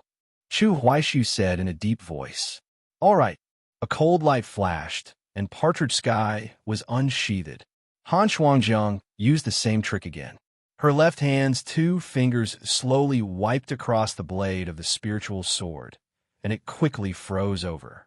She let out a long breath, and what she exhaled was actually a stream of cold air, which formed a small amount of ice crystals in the air, freezing the water vapor. The coldness on her face was even more intense, and the color had even faded a little. Chu Huaishu, on the other hand, had a small pebble between his fingertips, and true aura began to gather on the pebble. Now, he said. The sword light and the true aura shot upwards and quickly shattered a large number of branches and leaves. An opening was thus created, but it was still a little short of completely piercing through the branches and leaves. However, a bizarre scene occurred. The surrounding branches and leaves actually began to tilt towards the opening, beginning to fill it up. If it were to be filled up, then all their previous efforts would have been in vain. Chu Huaishu grabbed Han Shuangjiang and leaped towards the opening. The surrounding branches and leaves were spreading quickly, but his speed was a little faster. But even so, the top was not completely pierced through, and the surrounding branches and leaves had already assaulted them. To jump there at this time, the dense branches and leaves coming from all directions would completely pierce their bodies, and they would end up hanging high in the air. Han Shuangjiang's heart tightened, but she believed that Chu Huaishu was not a reckless person. She saw the left hand that was holding the sword sheath suddenly wave. The 7 charges of sword qi stored in calming the storm were thus unleashed. The sword qi crisscrossed, severing the branches and leaves of the parasol tree. They passed directly through this barrier. Then Chu Huaishu, with Flying Mystic, used the tops of the trees as leverage and moved all the way towards the stone gate on the stone wall. Because they were so dense, Chu Huaishu even felt like he was running on the surface of an umbrella. These parasol trees instantly came to life, as if they were still trying to block him. In a flash of lightning, Chu Huaishu made a decision. He held Han Shuangjiang, his body spinning in the air. His legs found a suitable branch to push off from, and then he fiercely kicked. The 2 of them thus flew horizontally towards a stone gate. The wildly spreading branches and leaves were only about half a meter away from his feet. As he was approaching the stone gate, Chu Huaishu's right hand, which was wrapped around Han Shuangjiang, suddenly exerted force. He was no longer holding her by the side, but pulled her over and fiercely pulled her into his own arms. With their bodies pressed together, he could feel the softness of Han Shuangjiang's delicate body, as well as its warmth. His upper body pushed slightly upwards in midair to adjust the angle. Then Chu Huaishu, holding her like this, protected her well, ensuring her safety, and his own back smashed fiercely against the stone gate. Boom! He had actually smashed the door open by force. After the door opened, the force on their bodies had not yet been completely dispelled. Chu Huaishu held Han Shuangjiang tightly, and the bodies of the 2 flew backward. If you were to see this stone gate as a line of time, their heads had crossed the line first, and then their bodies. Any part that crossed the line would instantly age, including their hair. The part inside the line had already turned completely white. The part fluttering outside the line was basically still black hair. The long hair of this man and woman, clasped together, flew in the air. Then, as they flew across the line, little by little, inch by inch, it all turned snow white. Do you not see how before the hall's bright mirror, one grieves for white hair? In the morning like black silk, at dusk it has turned to snow. Li Bai, inside the stone gate, the frozen lake was like a mirror. Chu Huaishu's back smashed heavily onto the ice surface. Han Shuangjiang, in his arms, was not injured. She was pressed on top of him, and both of them felt the world spin. The two of them now seemed to have truly become two old people. Suddenly falling from a high place like this would definitely make one's head spin. To not have fainted on the spot was already a testament to their strong will. The big ice cube's body was a little limp, pressing against Chu Huaishu's chest. But the scene at this moment was not at all risque, because now she was no longer a woman who was still graceful and charming. Her hair was gray, her face full of wrinkles. It was just that her temperament was very good, and her eyes, brows, and bone structure were very pleasant, making people guess after seeing her. This old woman must have been a top beauty when she was young. Chu Huaishu, his back aching, felt his vision go black at this moment. What surprised him a little was that this secret realm was so bizarre that many of the advantages of his body tempering had been stripped away, but his perverted pain threshold was actually still there. Sword tempering art, terrifyingly so. How do I feel like a few bones are broken? He thought, closing his eyes, feeling his current physical condition. But he soon discovered that whether it was the broken bones or the welts on his back from the impact, they were all self-healing rapidly. Not bad. The Tao classic. You're not bad either. In this profound secret realm, the characteristics of these two cultivation techniques still existed. At this moment, Han Shuangjiang struggled to get up and said, Are you all right? It's not a big problem, Chu Huaishu said. The two looked at each other, at the white-haired person opposite them. Chu Huaishu's long, flowing jet-black hair had now all turned to silver strands. His face was also covered with wrinkles, and his eyes were a little more cloudy. Compared to before, he looked a little more gaunt. Am I very old now? Han Shuangjiang asked. She didn't even dare to look at what she looked like. But Chu Huaishu smiled nonchalantly. Aren't I the same? He knew he was a bone-structure handsome man and was very confident in himself. Even when he was old, in the square dancing area, he would still be a hot commodity among the old men. The two of them stood on the ice, looking around. The fourth trial of this annual ring's secret realm was naturally winter. This place was freezing cold, bringing a bone-chilling coldness. Chu Huaishu's black gold robe seemed to have lost its effect. Both of them felt very cold and subconsciously moved a little closer. They were now in the very center of the frozen lake. The lake was surrounded by trees. These trees were all bare, without any vitality, like dead wood. The ice was very thick, so there was no need to worry about falling into the lake. I just don't know what this trial is testing. Chu Huaishu frowned slightly. He knew nothing about the annual ring's secret realm. This meant that it had either not been found by the players, or it had long since been obtained by Han Shuangjiang. He personally leaned towards the latter. Han Shuangjiang looked around, gripping the partridge sky in her hand tightly, her face on guard. She soon saw something and pointed. Chu Huaishu, look over there. At a certain spot by the lake, there stood a stone tablet, and on it was written the name of the lake. Wudao Lake, Lake of Tao Comprehension. These three large characters were strong and powerful, the brushstrokes giving off an inexplicable sense of sharpness. Wudao Lake. Chu Huaishu's brow furrowed slightly, a guess forming in his heart. The next moment, he had his answer, because a powerful aura began to come from the high heavens, giving people an immense sense of oppression. A semi-transparent ripple spread out from the center of the frozen lake. Immediately after, although this was clearly a secret realm world, snowflakes began to fall from high above. The snow was very light at first, then it began to fall heavier and heavier. The two of them were as if in a very wonderful space. This indescribable, profound feeling made Chu Huaishu feel both unfamiliar and a little familiar. Han Shuangjiang looked up at the falling snow. What's happening? She suddenly felt a sense in the unseen world, as if she had comprehended something, but she couldn't quite grasp it. Chu Huaishu looked at her and gradually realized something. His expression was serious, and he said in a deep voice, This is a sword domain. At this very moment, in the intersect of the Tao Gate on Asking the Tao Peak, A group of cultivation titans at the 7th realm and above all looked in the direction of Medicine Mountain, a hint of shock in the depths of their eyes. This is a domain? The aura of a domain was actually coming from the outer sect's Medicine Mountain. Sect Master Xiang Yin immediately transmitted his voice to the elders.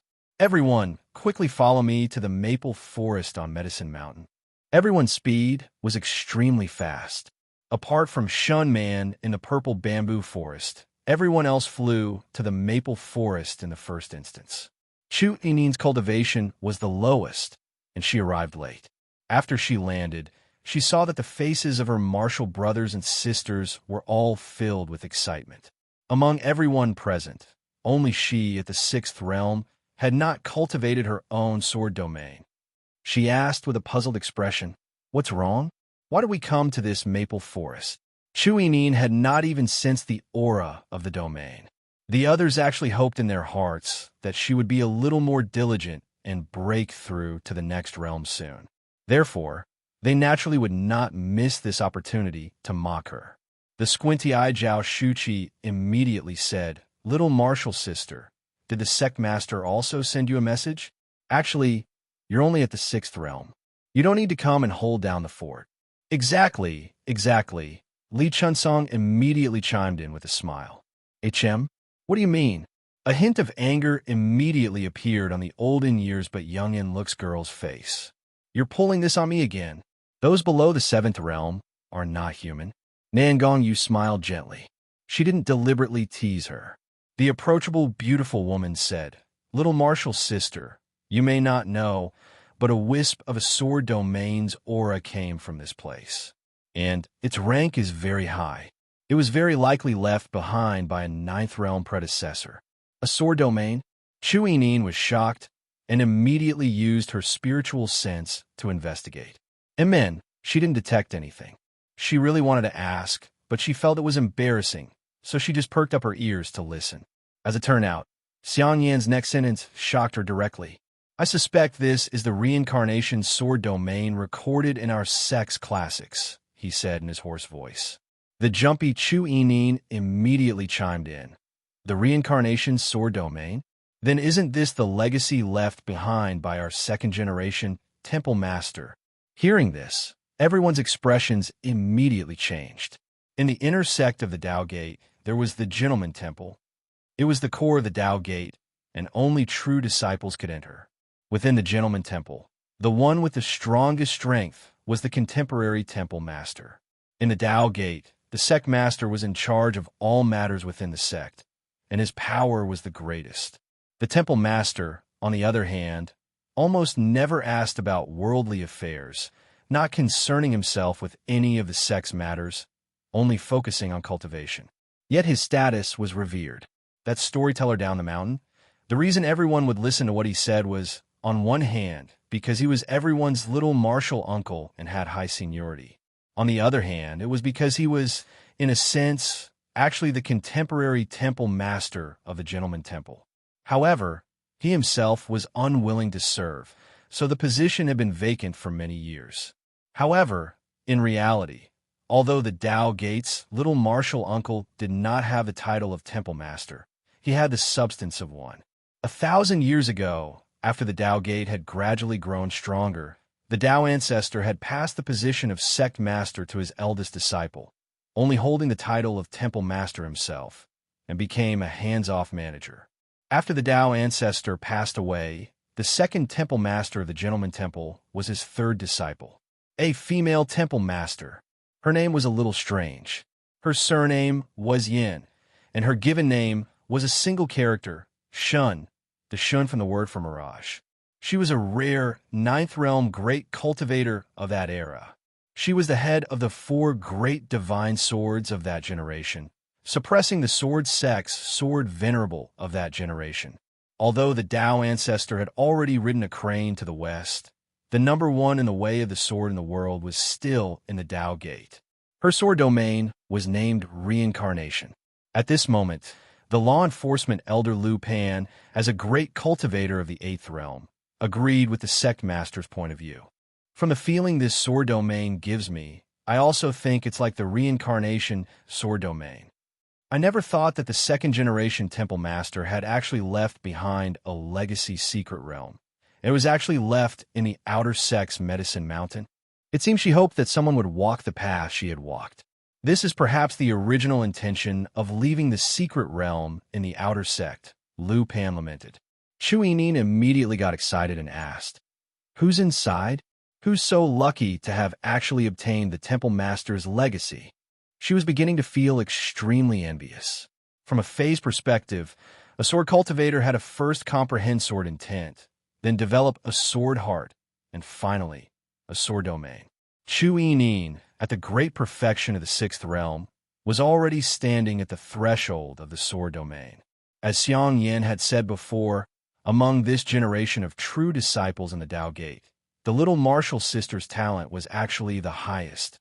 Once she entered the seventh realm, it was only a matter of time before she developed a sword domain.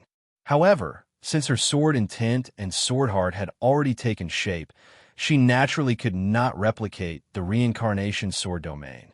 However, the stones of other mountains can be used to polish jade. Even if she couldn't produce the reincarnation sword domain, she could still absorb a part of it. A legacy left behind by a supreme, ninth realm great cultivator would be of great benefit even to the likes of Xiang Yin. Therefore, it was not strange that Chu Yinin was envious. And what Lu Pan had just said was actually speculating on the original intention of the second-generation Temple Master.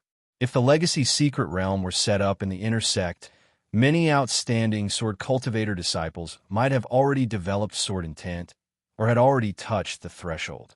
Then, it would be very difficult to perfectly accept the complete version of a legacy. However, to set up the secret realm in the outer sect, where everyone's cultivation was still shallow, to want to comprehend the Tao here was as difficult as ascending to the heavens. But in any case, to be able to personally comprehend a bit of the supreme power left behind by a ninth realm great cultivator like this would definitely be a lifelong benefit. The group heard Chu Yinin ask who was in the secret realm, and they all smiled and looked at her. "We should first congratulate little Marshall's sister here," everyone said with a smile. Congratulate me for what?" She was clueless. "I didn't enter the secret realm." Even if her martial brothers and sisters wanted to open a back door for her and stuff her, who had not yet formed a sword domain, and to comprehend a little, that wouldn't work either. With the supreme power of a ninth realm great cultivator, the group together probably couldn't break in. The little martial uncle of the past, before his realm had fallen, he alone could have fought everyone present. As it turned out, the group's next sentence immediately made the lowly elder's eyebrows rise with joy, and she understood why she was being congratulated. "That precious disciple of yours in the future is in this legacy secret realm right now." Chu Huaishu is inside. Chu Yinin was so excited she stood on her tiptoes. Her large, nimble eyes opened wide and round, a light shining within them. This made her even happier than if she had entered the secret realm herself, because she had no intention of breaking through to the seventh realm. Without entering the seventh realm, one's cultivation could not undergo a qualitative change, and it would be impossible to create one's own domain. Xiang Yin looked at his little martial sister, a smile on his face that he thought was benevolent, but was in fact very villainous. In fact, it's not just Chu Huaishu. Han Shuangjiang is in there too. Chu Yinin waved her hand nonchalantly. It's fine. A sword path legacy can be completely shared. How much one comprehends depends entirely on personal creation. Of course, in her heart, she was still more biased towards her precious disciple. In her eyes, Chu Huaishu had achieved sword heart enlightenment at a young age, winning at the starting line. And his talent in the way of the sword was definitely heaven-defying. His comprehension of the sword path was probably also a world-class rarity.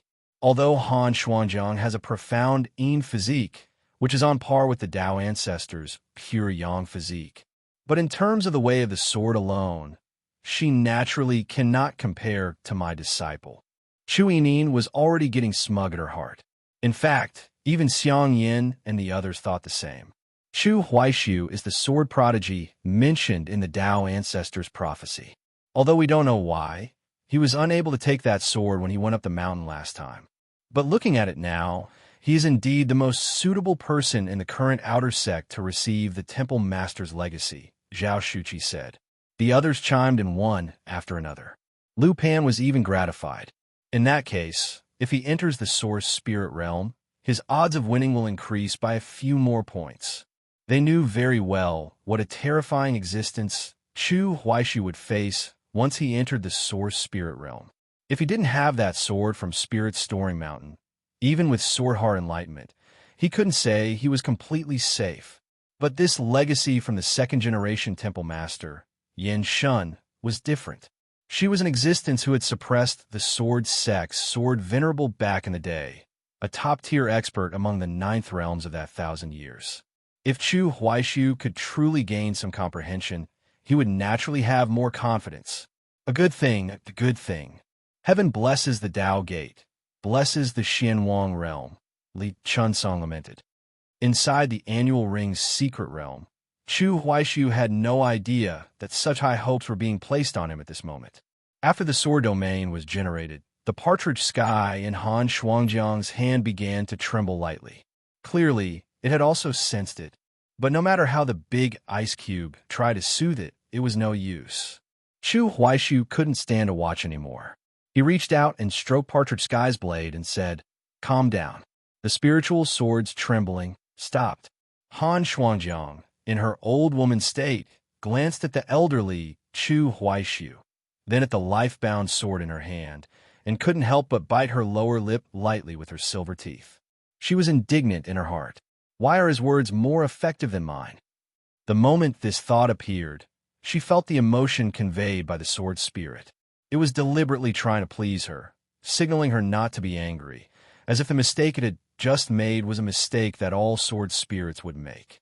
Chu Huaishu, on the other hand, looked at Han Shuangjiang with a frank expression, not feeling at all that he had overstepped his bounds. Now is not the time to consider these minor details. What's with this, your sword, my sword? Why be so distant? I think we must seize the time now to comprehend the legacy here, he said. The passage of time still exists. We are still getting older. I suspect that our remaining lifespan is not much, Chu Huaishu analyzed. This dungeon had been timed from beginning to end. After the time was up, they would probably fail to clear. What's more, the other party had unreservedly opened their own sword domain for them to comprehend. Naturally, they had to race against every second. Han Shuangjiang nodded. She understood the priorities. The time since Partridge Sky and I bound ourselves with blood is still short. After a long time, when it is nourished by my spiritual power day and night, it definitely won't be like this in the future, she comforted herself in her heart. The two sat down in the center of the frozen lake, facing each other cross-legged, and began to close their eyes and comprehend. But the rank of this power was really too high. Even if it was not hidden at all with their current realms, they actually couldn't absorb much. An ordinary Tao Gate disciple would probably have their Tao heart shattered after comprehending for a little while. They would feel that they could never reach such a realm in their entire life. Its nature was like if Old Man Xian had written a mechanic's manuscript. It could be considered a top-tier human race cultivation technique on Earth. But why did you all not practice it? Why did you close it right after a glance, and with the expression of an old man on the subway looking at a phone? Chu Huaishu suspected that this legacy was prepared for the true prodigies of the Tao Gate. He didn't know how much Han Shuangjiang could comprehend. He only knew that his own cheat had a reaction at this moment. Ding! It has been detected that you have obtained the Temple Master's legacy, the reincarnation sword domain. Do you wish to view the acquisition conditions and acquisition plan? Hearing the system prompt, Chu Huaishu's heart couldn't help but stir. The Temple Master's legacy? The reincarnation sword domain. He knew very well what the two words Temple Master represented. This represented that this person was the strongest among the true disciples of that generation in the Tao Gate. And he paid attention to the reincarnation sword domain because, in his impression, the sword intent that Han Shuangjiang had comprehended was called Reincarnation Sword Intent. Before Chu Huaishu had transmigrated, Han Shuangjiang had not yet reached the 7th realm of cultivation and had not produced a sword domain, only possessing sword intent and a sword heart. This was equivalent to allowing him to directly confirm that this secret realm legacy originally belonged to Han Shuangjiang, almost identical to his previous guess. It's just that, if I remember correctly, she only comprehended sword intent when she had just broken through to the 2nd realm, and it was during a battle. This matter was very famous, and it spread throughout the entire Xianwang realm. She leaped to become a world-renowned prodigy of the Dao Gate in one go. Her future was limitless. In other words, she didn't directly comprehend the reincarnation sword intent in the secret realm. She only had some comprehension. Then this time, Chu Huaishu opened his eyes and looked at the big ice cube sitting cross-legged before him. He could be 100% certain that Han Shuangjiang's gains this time would be even greater. He didn't know who Han Shuangjiang had entered this dungeon with in borrowing a sword. It might have been little Su, or it might have been someone else. But no matter who it was, Chu Huaishu was certain in his heart. Can they be as fierce as me? He had led Han Shuangjiang on a speed run all the way, saving too much time. The tornado formed by the green leaves in the first trial, Chu Huaishu had destroyed it with a flick of his finger. The second trial was even more of an instant clear with his heart sword. The third trial, taking advantage of their close relationship, he had directly pulled off a maiden-in-arms kill. He had truly not disgraced his reputation as a top-tier companion in the Xianhuang realm. This was the strength of the number 2 on the borrowing a sword must-try list. All the time, save could now be used to comprehend the reincarnation sword domain that enveloped them. Chu Huaishu firmly believed that with the big ice cube's talent, she would surely be able to comprehend more. As for himself, he looked at the words on the system interface and fell into a deep silence. The system gave 2 modes. The first was, naturally, to comprehend the reincarnation sword intent. But Chu Huaishu's compatibility with the reincarnation sword intent was as low as 37%. He would need to spend a full 270,000 experience points to acquire the sword intent. Where am I going to get so much experience? What surprised him a little was that the explanation given by the system was that his current progress in unlocking sword intent on his own had already reached 67%. The two were in conflict. In other words, Chu Huaishu, due to various factors, was already on a path to unlocking sword intent. Is it because of Shun Man's sword domain trial? He thought. This was something the system had clearly prompted before. He only needed to complete the quest and obtain a grade A rating to unlock sword intent. But this trial is 30 days long, and I've only just begun. Then, there must be other factors. Chu Huaishu even suspected that it was precisely because he was already on the path to unlocking sword intent that there was a chance to unlock sword intent in Shun Man's sword domain trial. Is it because of this sword tempering art? Or is it because of something else? He couldn't get an answer for a moment. Some of the fortuitous encounters a player obtained would indeed have a cumulative effect. This was like how many cultivators, although they had no qualitative leap at this moment, it didn't mean they had no gains. All they lacked was a trigger for enlightenment. Chu Huaishu had always felt that there was a lot of truth in a certain passage. In this world, there is no single sentence that can make you have a profound enlightenment. What truly gives you a profound enlightenment can only be a period of experience. And that sentence is just a match struck in a gunpowder warehouse. No trace of conflict or discomfort appeared on his face. Even though this was the powerful-sounding reincarnation sword intent, he quickly let it go. This man had always been one to be able to pick things up and also put them down. What's more, he didn't have the conditions for it right now. Thinking about it more would only make him suffer. Chu Huaishu immediately turned his gaze to the second reward mode.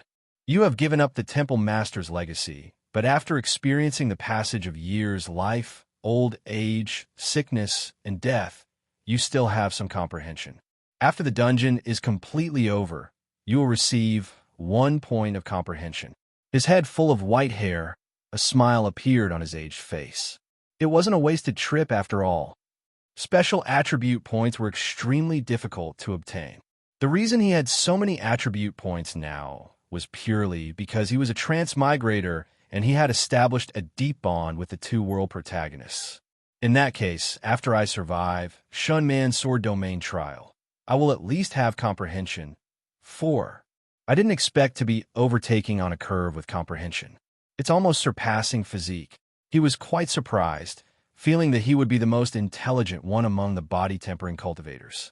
After closing the system interface, Chu Huaishu opened his eyes and looked at the equally white-haired woman before him.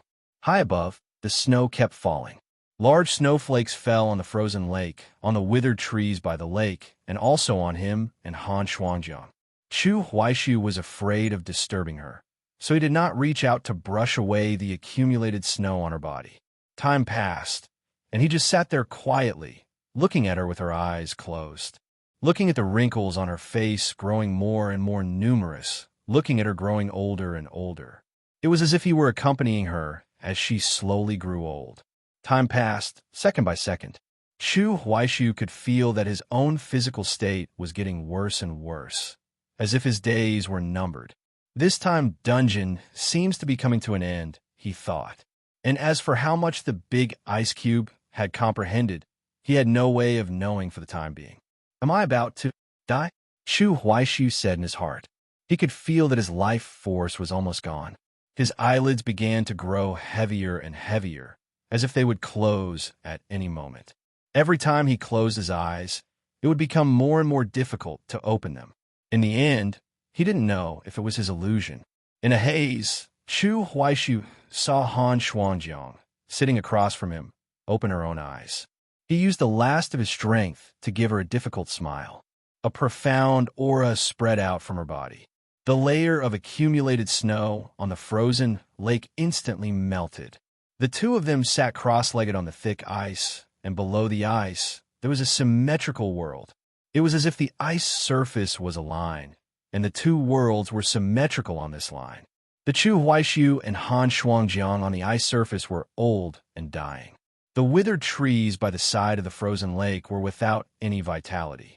But in the symmetrical world under the ice, the withered trees had already sprouted new buds.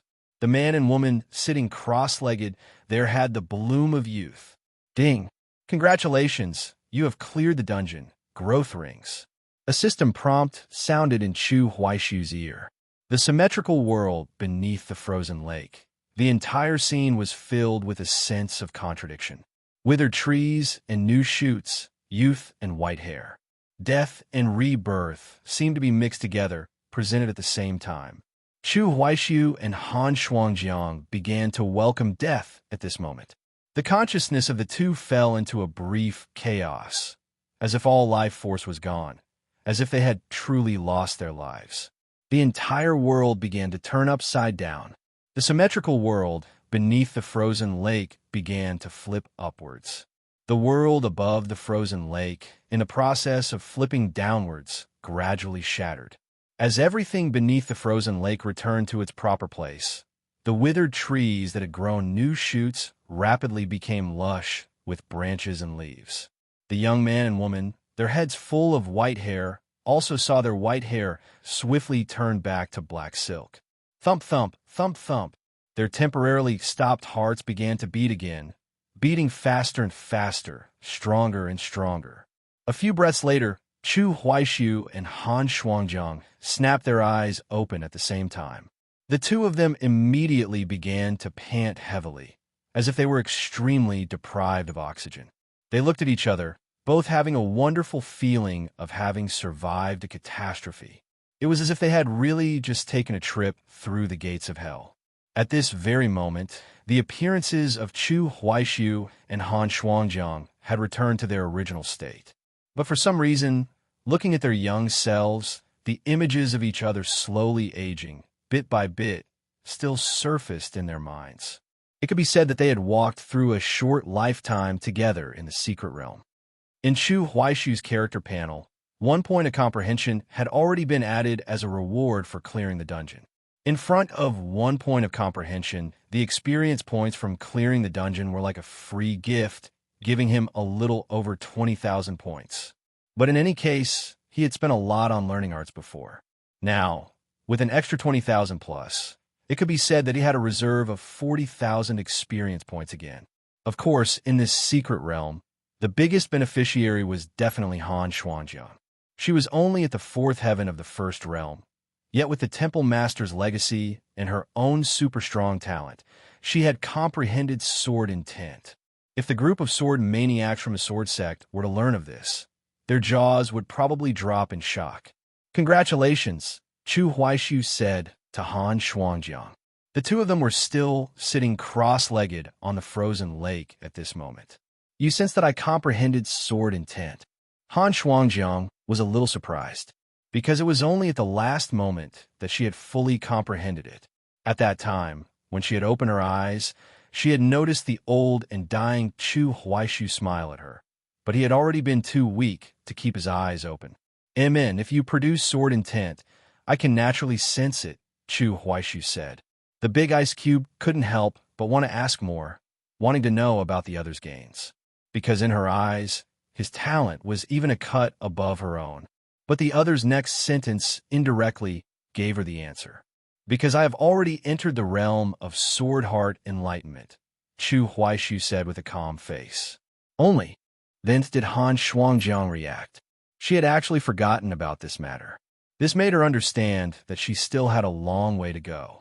Already having a bit of a competitive streak, she began to warn herself to guard against arrogance and impatience. Comprehending sword intent was actually nothing. She hadn't even touched the threshold of the sword heart yet. But Chu Huaishu had always been good at giving emotional value. He still added, "But this sword intent of yours, I can feel that its rank is very high, far from ordinary." Sword intent definitely had its own hierarchy. He had only learned that this was a dignified temple master's legacy through the system, so he naturally couldn't say it outright. Hearing this, Han Shuangjiang felt a few wisps of pleasant surprise in her heart. But the cold-faced girl still did not show it, only asking, "Then how do we get out now?" Chu Huaishu shrugged. "I don't know. Isn't that something you should be considering?" You're the one who pulled me in. Then you definitely have to be responsible for taking me out," Chu Huaishu said righteously. The big ice cube. The two had just gotten up, wanting to see where the exit was, when formation patterns began to appear on the ice surface. A teleportation formation thus appeared, sending the two of them out of the secret realm and back to that maple forest. When they had steadied themselves, they took a closer look. Standing opposite them was a row of Dao Gate higher-ups. Everyone was sizing them up. In the maple forest, Chu Huaishu and Han Shuangjiang began to salute one by one. Disciple pays his respects to the sect master and to the elders. Everyone had really come. These titans, who could cause an earthquake in the cultivation world with a single stomp of their foot, first used their spiritual sense to investigate Chu Huaishu. Then, they turned to investigate Han Shuangjiang with a look of surprise. It was actually this child Shuangjiang who comprehended the reincarnation sword intent. The crowd clicked their tongues in wonder. This was completely contrary to their initial expectations. The group looked at each other, and they all saw the shock in each other's eyes. But for Han Shuangjiang, as a once-in-a-century profound Yin physique, to have obtained a legacy and comprehended sword intent was actually within the realm of reason. It was just that Chu Huaishu's recent performance had been too dazzling, so much so that everyone had instinctively felt that his gains would be even greater. Sect Master Xiang Yin immediately praised, "Not bad, not bad," to have already comprehended the reincarnation sword intent. It was just a pity that he was too ferocious looking, and his voice was incredibly unpleasant. As a result, it sounded more like a villainous boss had suddenly discovered a righteous prodigy and would kill you in the next second. You may not know, but this secret realm is the legacy left behind by the second-generation temple master, Yin Shun. Hearing this, Han Shuangjiang and Chu Huaishu immediately looked at each other in surprise. The former was genuinely shocked. The latter had the professional quality of an actor. Li Chuansong's relationship with the two was closer. He spoke up at this moment, encouraging them, Temple Master Yin Shun was the Tao ancestor's third disciple, and also the first female temple master of our Tao Gate. After the Tao ancestor passed away, she was the strongest in the eastern continent. Her name was just like her person, Yin Shun, to be weary of victory.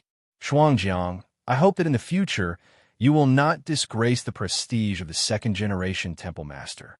Hearing this, both of their hearts were quite moved. Yin Shun, to be weary of victory? How lonely must a person be at the top to gradually become someone weary of victory? It was only at this moment that Han Shuangjiang truly realized that she had probably encountered a heaven-sent opportunity. The reincarnation sword intent was far more powerful than she had imagined. Chu Yinin stood to the side, quite regretful. I didn't expect my precious disciple to have missed out this time, she thought.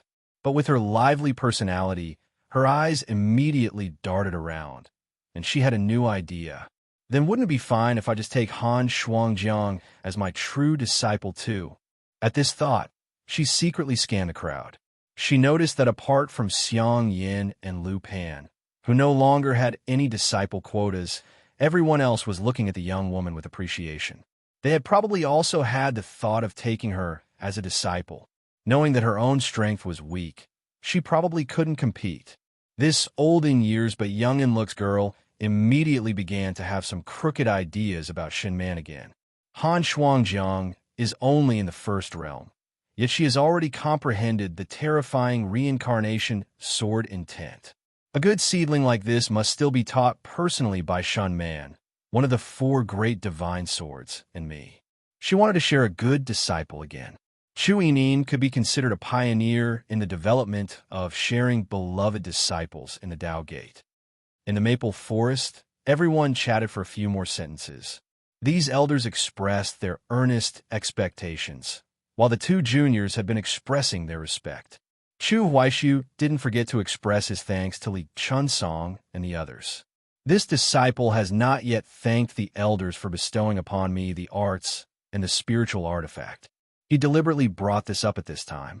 Sure enough, the ordinary-looking Li Chunsong smiled and said, "You look quite good wearing this black gold robe refined by the 9th martial sister. You have a style of my youth. As for the arts that the 5th martial brother and I gave you, have you gotten the hang of them yet?" Chu Huaishu immediately replied, "This disciple has already learned them." Hearing this, the crowd immediately became a little interested. "Oh, you've learned them so quickly? Then demonstrate for us. We can also give you a pointer or 2. Li Chunsong immediately chimed in. They were still counting on Chu Huaishu to enter the source spirit realm. This was equivalent to finding an opportunity to give him a private lesson. Han Shuangjiang, watching from the side, found it funny in her heart. She thought, he's about to start again. After spending so much time together, their relationship was now incomparably close. How could she not understand that dead fox's personality of loving to show off?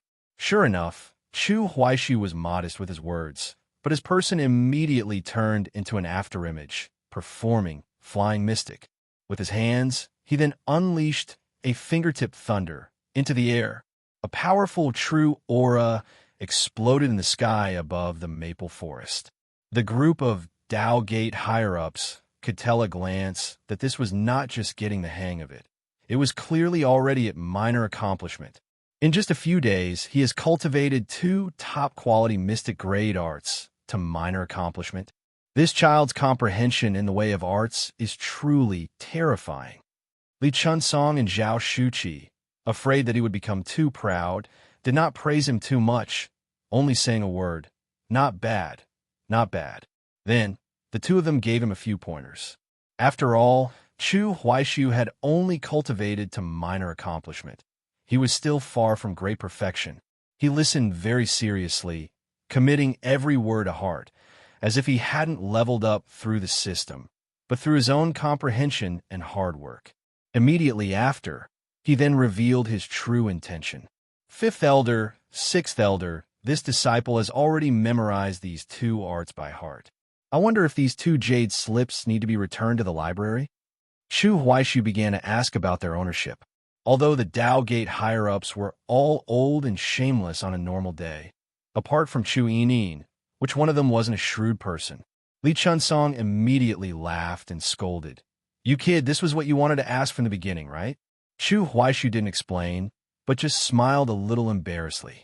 The charity god of gamblers said, "These two arts were obtained by the fifth martial brother and me when we were roaming outside. They have not been entered into the library and are considered our private stash. Now that they have been given to you, they are naturally for you to handle completely. Whether you want to take them to the treasure pavilion to exchange for contribution points, or you want to teach them to others." At this point, he paused. Li Chunsong's gaze began to dart between Chu Huaishu and Han Shuangjiang. He soon revealed a knowing smile, once again having the air of playing the chaotic matchmaker. And deliberately, the group of Tao Gate higher-ups also understood the meaning of the smile on his face and also began to smile along. This made Han Shuangjiang, standing at the side, feel the shyness of a young girl in front of her elders. In short, it's fine to teach them to others. You can handle it however you wish. Li Chunsong laughed heartily. As he laughed, the pretty figure of the 11th martial sister appeared before his eyes.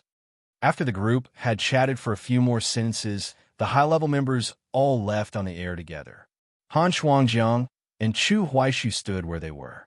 In fact, after experiencing all the things in the secret realm, the relationship between the two seemed to have changed a little again.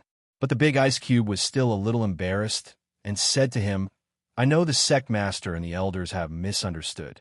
As a result, the young man before her stared straight at her and said something that made her heart once again beat a little faster, and she began to suspect if he was speaking with a double meaning. They didn't misunderstand. "I just want to teach you." On the way home, Han Shuangjiang repeatedly glanced at Chu Huaishu from the corner of her eye, her heart in a state of conflict, her mind in a mess of wild thoughts. Later on, she even began to resent this dead fox a little. "He's thrown my heart into such a mess," she said internally. In the maple forest, a few maple leaves would occasionally drift down. Chu Huaishu walked side by side with her and took out the jade slip for Flying Mystic from his storage token. This movement art was originally called Form Resembles a Crane, but I don't really like the name. I call it Flying Mystic myself. This art is very strong. Among mystic-grade movement arts, it's definitely considered top quality, and it's suitable for you to learn. As for that other art, Fingertip Thunder, it's too fierce and domineering. I walk the path of both internal and external cultivation, so the chi and strength of my physical body also give it a boost. Relatively speaking, with Partridge Sky in your hand, learning a true aura art is not as good as learning a sword art. So, I still suggest you get some contribution points from me and go to the Scripture Pavilion to pick a mystic grade sword art, Chu Huaishu said. Alone is still alone. Big Ice Cube, you are destined to owe me a buttload of debt. According to Han Shuangjiang's usual nature, she would definitely have refused several times. But because of what Chu Huaishu had said earlier, she directly took the jade slip for Flying Mystic and put it into her storage token with a hint of fluster. She even forgot to say thank you. As she walked, her eyes were constantly looking at the accumulated maple leaves on the ground. Her heart was in a mess, a complete mess. Her heart, which should have been a calm lake, had been stirred into a mess of ripples by him. After returning home, even Su Ziqing noticed that the atmosphere between his senior brother and senior sister Han seemed a little strange. Senior brother seems quite normal, but why does senior sister Han seem to be avoiding senior brother a little? Could it be that when they went out this time, senior brother made her angry? Little Su thought to himself. 3 days passed in a flash. Every night, Chu Huaishu would be made mentally exhausted by his future first master. He was also very curious. If he survived the 30 days and really obtained sword intent, what kind of sword intent would he get? The big ice cubes is reincarnation sword intent. Then what about mine? Well, my characteristics, he thought. And in these few days, Han Shuangjiang had returned to normal and was no longer deliberately avoiding Chu Huaishu. She had borrowed some contribution points from him and exchanged them for a mystic grade sword art at the Scripture Pavilion, named Solemn Snow. This sword art had a strong, stern killing intent. The moves were sharp and the cold energy was menacing. The big ice cube now basically practiced her cultivation technique at night and practiced solemn snow and flying mystic in the courtyard during the day. Just last night, she had actually broken through another heaven. At this speed, if she only focused on cultivating and didn't spend time studying arts, she would very likely break through directly to the second realm before the Eastern Continent Grand Competition. Chu Huaishu had saved up his experience points. Seeing her work so hard at cultivating and practicing her sword every day, he deliberately let her off for a few days and didn't compete with her for now. He was really afraid that with her strong temper, she would, because of his stimulation, end up training herself day and night. Among the family of three, the most disappointing one was clearly Su Ziqing. Although he had received a creation from his senior brother and had raised his pseudo-spirit embryo to a grade 3 spirit embryo, his cultivation progress was still slow. Chu Huaishu had given him all the medicinal dregs left over from pill refining to soak in, but after so many days, he still hadn't opened his 8th aperture. He still has to consume pills, he thought. Fortunately, he had recently bought 4 more pill recipes from the Treasure Pavilion. One of the spiritual pills was just right for the aperture opening stage.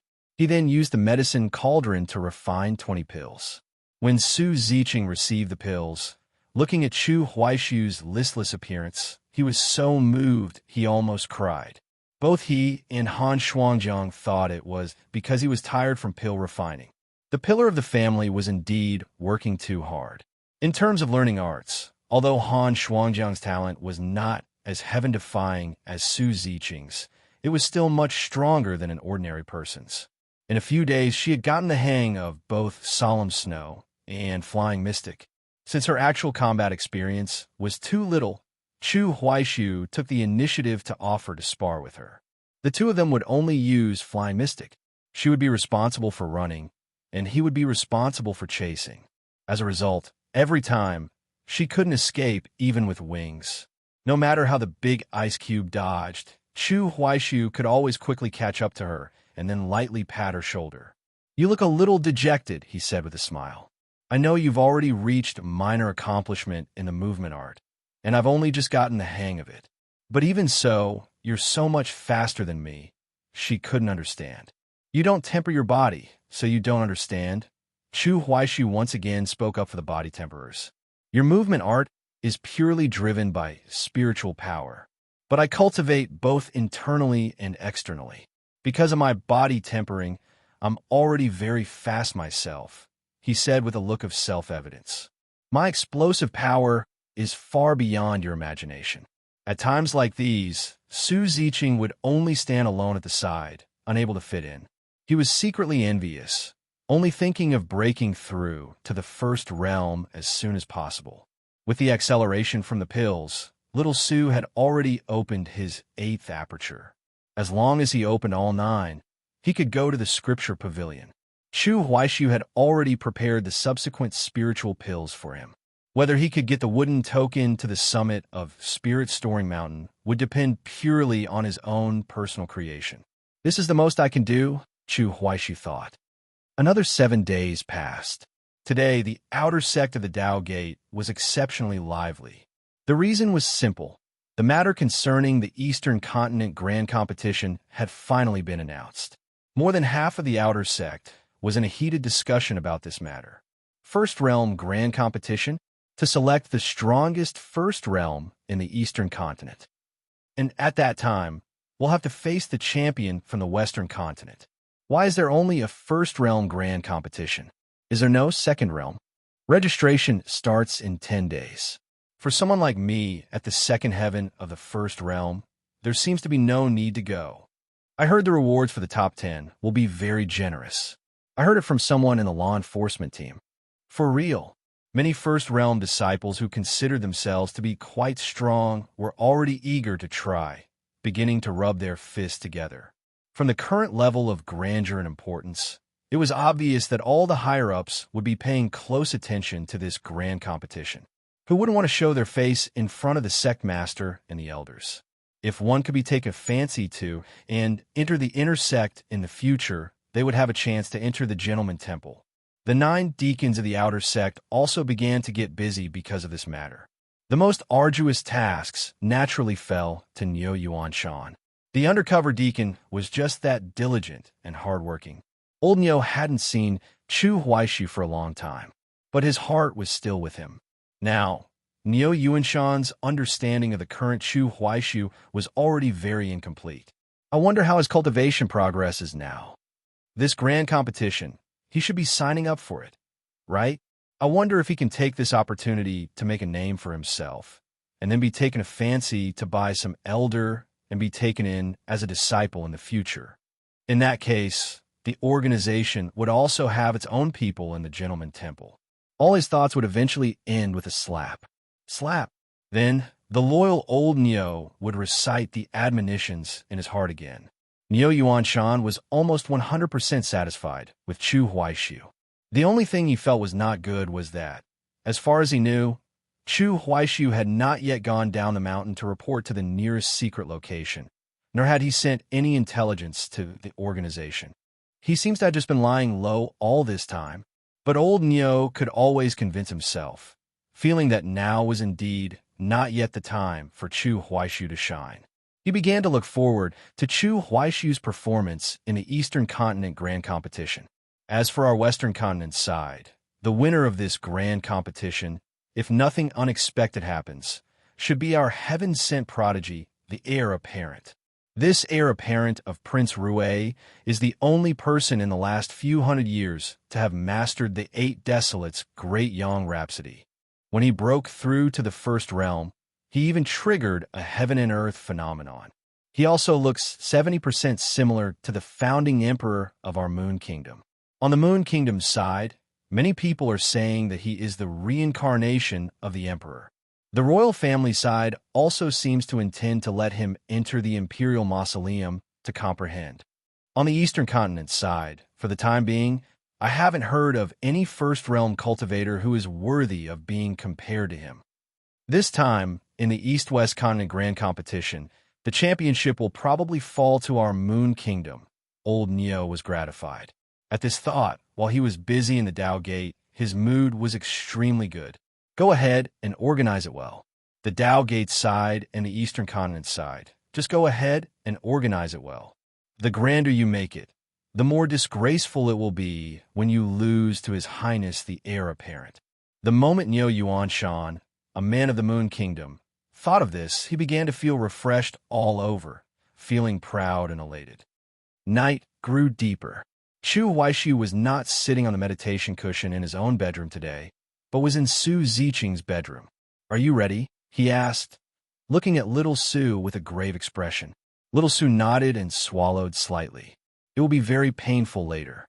The pain of breaking through the 9th aperture will be stronger than the previous few times combined. You need to be mentally prepared, Chu Huaishu said earnestly. He relied on the system to level up and only had to bear the consequences. Su Ziqing cultivated on his own, although the pain would only wash over him after he had successfully opened the aperture. The process of breaking through would also be extremely difficult. If he couldn't hold on, all his efforts would be in vain.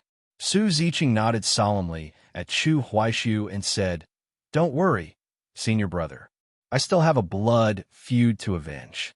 Even if it's a mountain of knives and a sea of fire, I will endure it." "Good. Before you open the aperture, you must grit your teeth and persist. The moment the aperture is open, if you want to scream, then scream out loud. I won't laugh at you," he said seriously. "It's been quite a few days since I've heard little Su's pleasant, miserable scream." "Amen." Su Ziqing nodded solemnly again, a warmth growing in his heart, feeling the concern from his senior brother. In fact, even Han Shuangjiang in the room next door, after learning that Su Ziqing was going to open his 9th aperture tonight, was also waiting for that tragic wail. Because the moment she heard the sound, it would basically mean that junior brother Su had successfully broken through. At this moment, the delicate-featured youth slowly closed his eyes. Chu Huaishu sat to the side, acting as his guardian. The spiritual energy of heaven and earth surged into his body, beginning to break through that last aperture to clear the spirit embryo secret depository. Chu Huaishu saw cold sweat quickly appear on the tip of his nose, and his face also began to turn deathly pale. If it weren't for a person of great perseverance, they would not be able to withstand the torture of this demonic art. Time passed, second by second. He noticed that Su Ziqing's body would tremble unconsciously. He had been a rosy-lipped and fair-toothed youth, but at this moment, his lips were completely bloodless. Perhaps it was because his Dao heart was firm, or perhaps it was because of his blood feud, but the youth had been gritting his teeth and persisting, circulating his energy for a full cycle within his body. The spiritual energy of heaven and earth continuously hammered his body, as if he were in a furnace of heaven and earth. At this moment, Chu Huaishi was not just acting as his guardian. He was actually also curious about one matter and wanted to figure it out. After I broke through the 9th aperture, I triggered the sword on Spirit Storing Mountain, causing the entire Dao Gate to have an earthquake, and even Medicine Mountain trembled a few times. Then, if others break through with the sword tempering art, will it also be like this? After another incense stick's worth of time, Su Ziqing's 9th aperture was open. Su Ziqing's heart-wrenching scream echoed above the bamboo hut. Chu Huaishu found it incomparably pleasant to the ear, but he had understood human nature since he was a child, and it quickly turned to sympathy.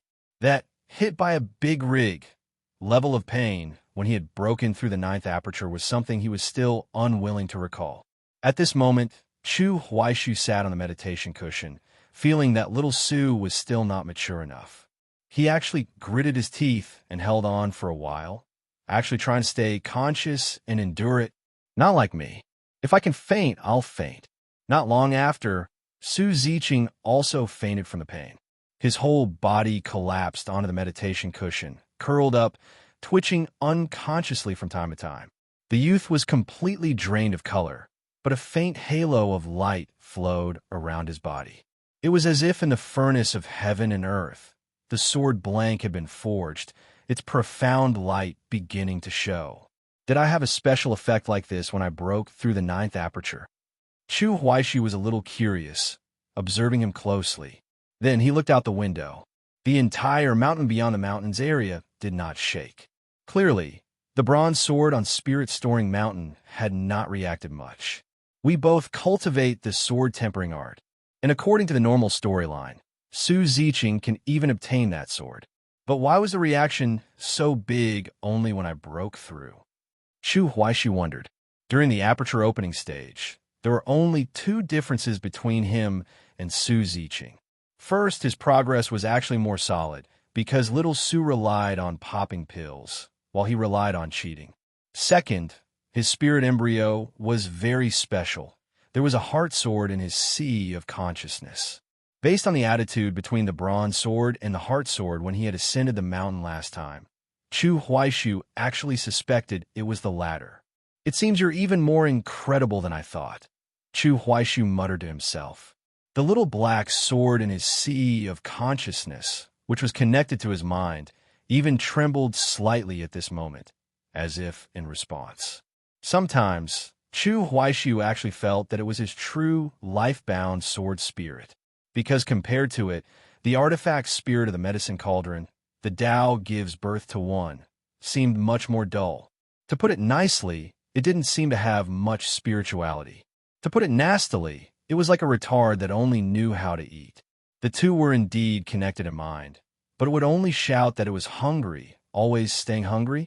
Chu Huaishu could only infuse it with spiritual power periodically, like an incompetent father with a child that could never be fed enough. In the bamboo hut next door, after hearing that miserable scream, Han Shuangjiang smiled and closed her eyes, began to cultivate, and in her heart, she congratulated junior brother Su on finally opening all 9 apertures. At daybreak, Su Ziqing slowly woke up. "You're awake," Chu Huaishi said. Seeing that his senior brother had actually stood guard by his side all night, the youth was greatly moved. In fact, for Chu Huaishu, meditating on the meditation cushion and lying down on the bed to sleep were actually no different, because as soon as the time came, he would be pulled into that space to be ravaged by his future first master. He had already started to just go through the motions. Go in, salute first, call her first master to get on her good side, and then stand there and let her cut him. After dying a few times, his consciousness would immediately fall into chaos, and time would pass unknowingly. Then he would open his eyes listlessly, another day of being drained of energy. Half a month had already passed like this. Chu Huaishu found that when he faced a mortal crisis, the fear in his heart had become fainter and fainter, even though every death was so real. At this moment, he looked at Su Ziqing with a tired expression and said, "Do you feel that your physique has improved by a large margin?" Su Ziqing got up and felt it out, then nodded happily. He could clearly feel that the strength of his physical body had undergone a qualitative change. He was exceptionally strong now. "Want to throw a punch at me to test the current limits of your physical body?" Chu Huaishu invited. As a result, Su Ziqing immediately replied, "This junior brother would not dare." The senior brother, who had wanted to test how well he could take a punch, was extremely disappointed. He could only say faintly, "After we eat, you should hurry to the scripture pavilion and choose a heaven-grade cultivation technique that you like. The 4 formation barriers on the first floor of the scripture pavilion are like paper paste to us. You don't need to worry about this." Chu Huaishu patted his shoulder gently. The youth had been in the Tao Gate for some time and knew that many of the outer sect senior brothers and sisters suffered because the barriers of the scripture pavilion were too difficult. But for senior brother, they are like paper paste? Su Ziqing thought. Chu Huaishu looked at him, but did not give him any suggestions on which technique to choose, not wanting to proactively take on this karma and responsibility. For him to have mastered the Tao Classic, the system's upgrade was also a factor.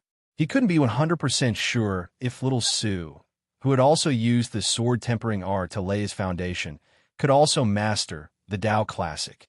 If he can't, to put it nastily, the incomplete version of the Tao Classic is just a trashy earth grade, Chu Huaishu said in his heart. He actually didn't know what technique Su Ziqing had practiced in borrowing a sword, but he could be sure that it definitely wasn't the Tao Classic because no one had ever mastered that thing. He had also never heard that Su Ziqing was known for his surging spiritual power. After the meal, little Su set off on his journey alone. Han Shuangjiang looked at the youth's back and asked Chu Huaishu, "Aren't you going with him?" "I'm not his father. How can I accompany him in everything?" Chu Huaishu immediately replied. He just wanted to form a deep bond with every world protagonist. But he didn't want every world protagonist to rely on him too much. Su Ziqing walked very quickly and soon arrived at the Scripture Pavilion on Book Mountain. In recent days, the Scripture Pavilion was much livelier than usual. It was full of people. Because of the Eastern Continent Grand Competition, many First Realm disciples would come here to empty their pockets in exchange for arts. Along the way, as little Su was climbing the mountain, he heard many senior brothers and sisters discussing the Eastern Continent Grand Competition. The objects of their discussion were all those First Realm disciples who had made a name for themselves in the outer sect. Because of the Cold Pool Secret Realm, Chu Huaishu and Han Shuangjiang had also become semi-famous. Therefore, Su Ziqing had also heard these 2 familiar names from the mouths of others. When the youth arrived at the first floor of the Scripture Pavilion, it was packed with people. The Tao Gate disciples still maintained their habit of loving to watch the fun. When an unnamed disciple went to challenge the barriers, passers-by would stop to watch. Little Su squeezed into the crowd, listening to everyone's discussion. "This junior brother is not bad. I estimate he can break through to the earth grade." "That's right. He shattered the yellow grade barrier with a single punch." "He's really amazing," someone chimed in. "Amazing? Then you don't know." A while ago, there was an unnamed disciple who, with just one move, with just 2 fingers like this, broke through 4 barriers in a row without even stopping. And he clearly had strength to spare. A senior brother began to share the gossip he had heard. "For real? Who was it?" Su Ziqing stood to the side, perking up his ears to listen. Sure enough, he heard the name he wanted to hear. Chu Huaishu. That Chu Huaishu from the Cold Pool Secret Realm. He claims that he cultivates both internally and externally. This senior brother didn't keep them in suspense. "Oh, it's him." This junior brother Chu's strength is actually so terrifying, and he got a heaven-grade cultivation technique. Then isn't he a strong contender in the Eastern Continent Grand Competition? A senior sister said. That slightly plump senior brother, however, shook his head, holding a contrary opinion. Unfortunately, this grand competition started too early. In such a short time, I don't know what heaven of the first realm junior brother Chu has cultivated to, but he definitely won't have time to reach great perfection. That's true. If the gap in realms is too big, it's indeed very difficult to make up for, right? I estimate he'll only be able to last a few rounds. When these people were chatting, there was no mocking tone. They were just discussing the matter on its own merits. But Su Ziqing, listening, still felt a little uncomfortable in his heart. Senior brother is far stronger than you think. The youth felt that everyone was underestimating his senior brother's strength. Little Su's line of thought was something like this. Senior brother said that he hopes we can take the top 3 spots in the Eastern Continent Grand Competition. Although he didn't have much confidence in himself, with his poor talent, from these words, he could analyze that his senior brother himself was aiming for first place. After all, he had said that they should take the top 3. He couldn't possibly be thinking of letting senior sister Han, or even me, fight for that first place, right? Su Ziqing had never doubted a single word Chu Huaishu had said. He also never felt that his senior brother was the type to boast. Although I also don't know how strong senior brother is. Since he said so, he must have the confidence. The youth felt that Chu Huaishu was being underestimated by the crowd. He really wanted to argue a few words, but he felt that it would not be good. A mere in-name disciple like himself, no matter what he said at a time like this, would only invite ridicule. His words had no persuasive power and would only lead to more controversy. Just then, the in-name disciple who was challenging the barriers had already finished, finally entering the Earth Grade area. The spectating outer sect disciples all congratulated him. Amidst the praises, the in-name disciple's face turned red, and he was coaxed into an embryonic state. Su Ziqing, on the other hand, walked over to the white-robed manager and respectfully handed over his disciple token for registration. The spectating crowd immediately focused their gaze on him. Su Ziqing soon noticed that uncomfortable feeling had returned. Someone was staring at his Adam's apple, and then at his chest, suspecting that he was a woman disguised as a man. "All right, you can go and challenge the barriers," the white-robed manager said listlessly. "Yes," the youth replied in a deep voice, trying his best to make his voice sound a little more powerful. He stood before the first barrier, his heart extremely nervous. So many people were watching him, which made him very uncomfortable. Su Ziqing even felt that someone was sizing up his rear. Because the body structures of men and women are different, a woman's hips are wider. He knew that many people were not malicious, just curious. But he would still feel humiliated. Under so many gazes, his whole person subconsciously shrank a little. The high-spirited youth from that family of swordsmen could no longer be as confident and proud as before. Finally, Su Ziqing began to repeat in his heart what his senior brother had said to him.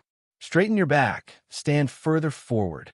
He silently repeated it in his heart for a good while before he finally let out a long breath, and he no longer looked so timid. Senior brother said that these 4 barriers to us are like they are made of paper. The spectating Dao Gate disciples behind him were a little confused. This junior brother who looked like a girl, why was he dilly-dallying so much? Just then, Su Ziqing finally raised his hand, extended 2 fingers, and pressed his index and middle fingers together. The originally listless white-robed manager couldn't help but let out a soft at this moment. Su Ziqing's move was one the manager had seen before. On that day, that black-robed, stunning young disciple had stood outside the yellow-gray barrier in the exact same pose. It was just that person was tall and handsome, while this youth was short and delicate. In terms of appearance and presence, Su Ziqing was naturally a cut below. But the white-robed manager noticed that the eyes of the two were equally firm, equally sharp. What is he trying to do? Is he imitating him? The white-robed manager was a little curious. The group of Dao Gate disciples behind him also began to whisper among themselves. Chu Huaishu was like that day, using 2 fingers to pierce through 4 barriers in one go. Is this junior brother imitating him? Or has he learned some kind of finger technique? Everyone's curiosity was piqued. Under the gaze of so many people, Su Ziqing finally moved. He stepped forward, and his two fingers instantly broke through the yellow grade barrier, followed immediately by the mystic grade. A few gasps of surprise sounded from the crowd.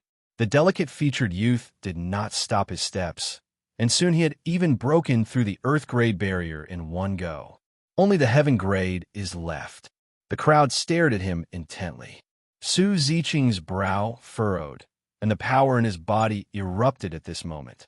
That powerful physical body, which had been tempered by the sword-tempering art, fiercely broke through the final barrier. In one breath, without pausing, the gasps of surprise from behind him immediately grew a few degrees louder. Many people looked at each other, not expecting someone else to have replicated Chu Huaishu's famous scene. This recent batch of in-name disciples from our Dao Gate is so full of talent. Hearing the cheers and congratulations from behind him, Su Ziqing's fingertips trembled unconsciously a couple of times. It wasn't that breaking through 4 barriers in a row had placed a great burden on his body. It was an uncontrollable trembling.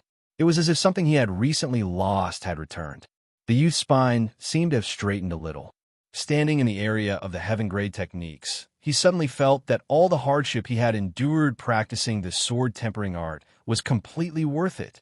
He turned around slightly and, very politely, clasped his hands in a salute to the group of senior brothers and sisters and the white-robe manager. Previously, when little Su was registering with the white-robe manager, everyone had heard his name. At this moment, someone even said, "Junior brother Su, that move of yours just now was exactly the same as junior brother Chu's from a while ago." Su Ziqing knew that at this moment, he was finally qualified to say a few words on Chu Huaishu's behalf. He immediately said, "This outer sect senior brother has truly sharp eyes. Because I was taught by him, I've only learned a fraction of his skill. I am far inferior to senior brother." In an instant, the crowd was shocked, looking at each other. But this was both unexpected and within reason. No wonder, no wonder. Many people began to whisper again. It probably wouldn't be long before this matter spread throughout the outer sect. After exchanging a few more pleasantries with everyone, Su Ziqing began to choose his desired heaven-grade cultivation technique. He looked through the small booklets placed next to the jade slips, reading them very seriously and carefully. These small booklets would introduce the characteristics of these techniques in detail. I wonder what senior brother is practicing. I haven't heard him mention it. Su Ziqing put down the small booklet for the Tao Classic and thought to himself. He looked through 10 books in a row, sighing continuously in his heart, because the threshold for these techniques all seemed to be quite high. Some would even state directly that it was not recommended for those without high-grade or supreme-grade spirit embryos to learn them, as it would be extremely difficult to get started, resulting in twice the effort for half the result. Little Su's mentality at this moment was similar to Chu Huaishu's back then. Chu Huaishu had been constantly using information probe, and as a result, the compatibility of every technique was very low. Senior brother said that he hopes I can get the pass token for Spirit Storing Mountain. In other words, I must find a technique that is suitable for me. Otherwise, with my cultivation speed, even if I keep taking pills, I'm afraid I won't be able to make up for it. His line of thought was still clear. The only thing Su Ziqing was worried about was that he was very afraid that there wasn't a single one that was suitable for his mere low-grade spirit embryo. He looked from left to right, and soon he picked up the small booklet for the ice-muscled jade bone heart art. This androgynous youth had always been troubled by his appearance. The moment he saw the name of this technique, he was very displeased in his heart. What kind of name is this? So girly, little Su said in his heart. He already looked like this. If, when others asked him the name of his technique, he were to say ice muscle jade bone, wouldn't he be laughed to death? Therefore, he had originally planned to just casually flip through it and then put it back. But as he roughly scanned it, he began to look more and more carefully. There's actually a heaven-grade body tempering technique. Su Ziqing was shocked. The Tao Gate was truly the Tao Gate, with its profound heritage. A body tempering divine art of this level was a world-class rarity, exceptionally scarce.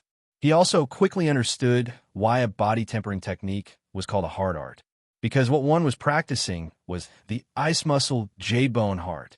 The correct punctuation should be ice muscle J-bone heart's art.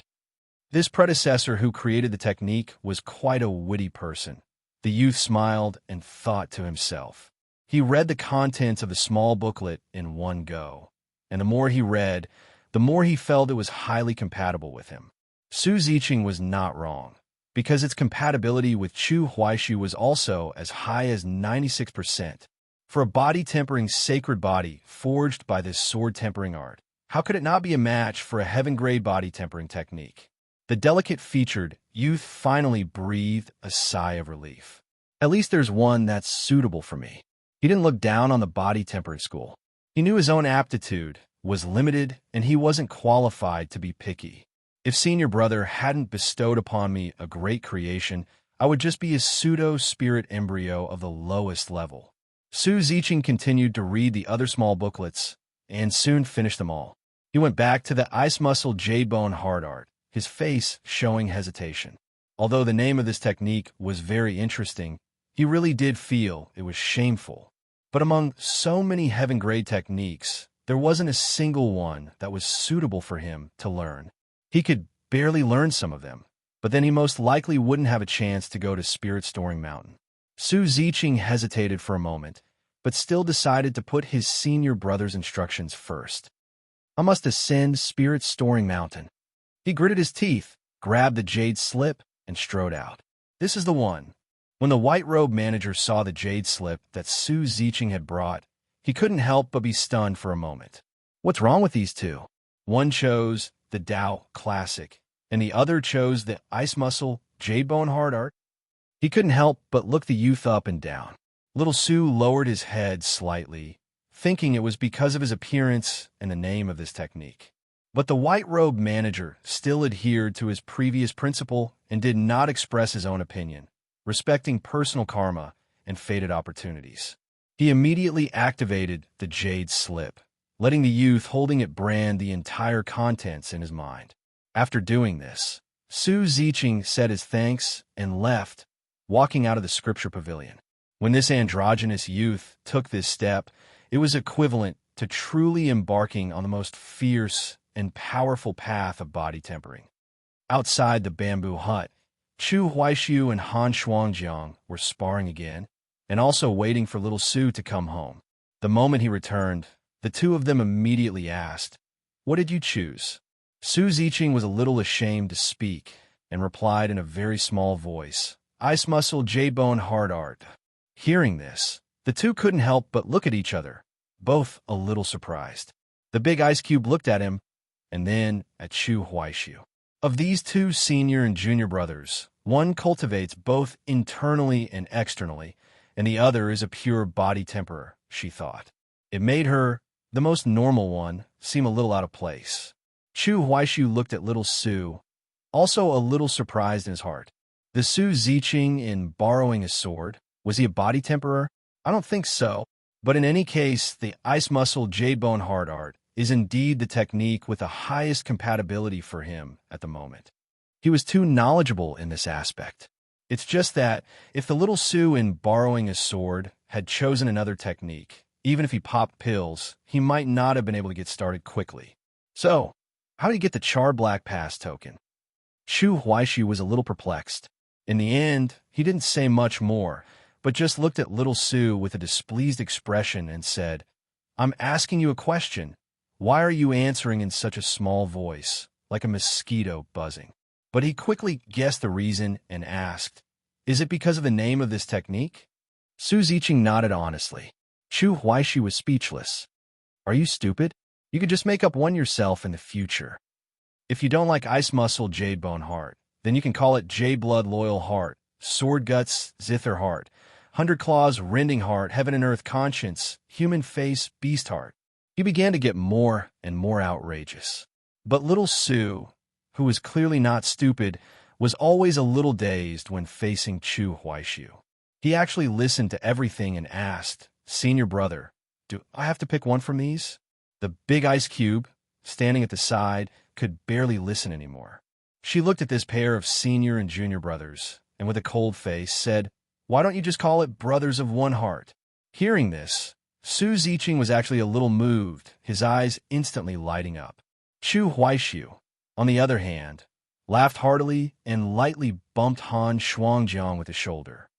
"Ha ha, big ice cube, I didn't expect you to have a bit of a deadpan comedian in you." "Ha!" The cold-faced girl felt that she couldn't stay any longer. "Laugh your head off," she grumbled in her heart. In the end, after everyone had laughed and joked for a few more sentences, Chu Huaishu began to shoo them away, telling Su Ziqing to hurry up and go back to his room to cultivate. "I've already put the pills on your table, but since it's body tempering, you also have to soak in a medicinal bath. I will prepare it all for you," he said. "And also, body tempering requires being beaten. Don't blame me for being too ruthless then."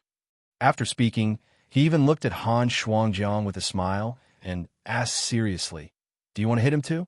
The big ice cube couldn't listen anymore and turned around and went back to her room. 3 days passed in a flash. In these 3 days, Su Ziqing lived a life that was like hell. The pain of cultivating the ice muscle jade bone heart art was different from the sword tempering art. It was a pain that went from the inside out. This was a bit like the Tao Classic. Every time he cultivated, even his internal organs felt uncomfortable. Su Ziqing suspected that after he had cultivated for a while, he would really have an incomparably hard heart. In addition, Chu Huaishu really was domestically abusing him fiercely every day. At the current stage of Junior Brother Su, he could beat him with just one hand. He didn't even need to use the spiritual power in his body, purely relying on his powerful physical body. It was a complete one-sided power crush. The gap was simply too great. After being covered in wounds, little Su would go and soak in a medicinal bath, and the absorption effect would be better. For the sake of ascending spirit-storing mountain, the youth gritted his teeth and persisted, not even having a single complaint. His Tao heart was incomparably firm. Chu Huaishu had also been paying attention to the self-healing effect of the ice muscle jade bone heart art. A normal body tempering technique will have a bit of this kind of attribute, but I feel that it can't compare to the Tao Classic in this aspect at all. The effect is too much worse, he thought. Just like that, with the help of spiritual pills, medicinal baths, and Chu Huaishu's tireless efforts, Su Ziqing had just barely broken through to the first heaven in the nick of time. As expected, if he didn't temper his body, he probably would have been even more behind schedule. "Quick, go and get the pass token," Chu Huaishu urged. "I'll go with you." Han Shuangjiang looked at the two of them rushing off. With her personality, if they didn't proactively invite her, even if she really wanted to go along, she wouldn't proactively open her mouth. She watched their backs as they walked away, a little puzzled in her heart. Didn't he say a few days ago that he wasn't Junior Brother Su's dad? So how could he accompany him in everything? Why is he so proactive when it comes to spirit-storing mountain? Little did she know that Chu Huaishu had been waiting for this day for a long time. The many doubts in his heart could be answered today. On the way to the disciples' courtyard, Su Ziqing was exceptionally excited. He had finally entered the first realm and officially set foot on the path of cultivation. And now, he could even obtain the qualification to ascend spirit-storing mountain and would soon have his own life-bound magic treasure. Little Su was, after all, still a young man. He certainly held a yearning for spiritual artifacts in his heart. How could someone like him, who came from a swordsman family in the martial world, not envy a sword cultivator who could ride a sword? Su Ziqing had already decided long ago.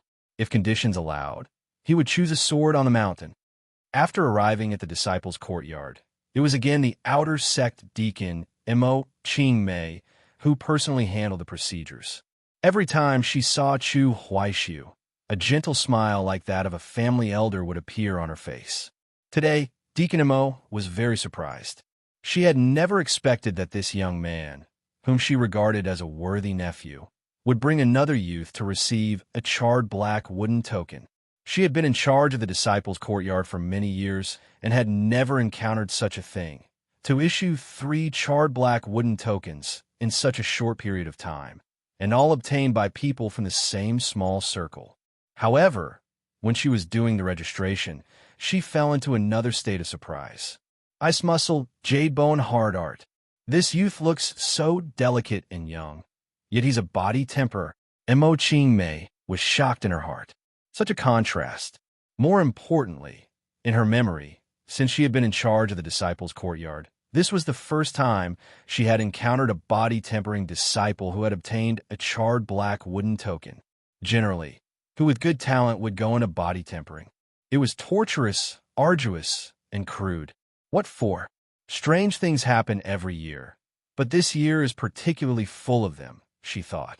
She felt that there was something a little off about the outer sect recently. But Mo Ching Mei did not say much more and still handled the matter professionally. To be precise, the disciples' courtyard was only responsible for the preliminary review. The Spirit Storing Courtyard was the final review. After all, Spirit Storing Mountain was a vital place for the Tao Gate, so it was naturally more stringent. After everything was settled, Chu Huaishu exchanged a few pleasantries with Mo Ching Mei, then took his leave with Su Ziqing. For little Su, this was another chance to witness his senior brother's connections in the outer sect.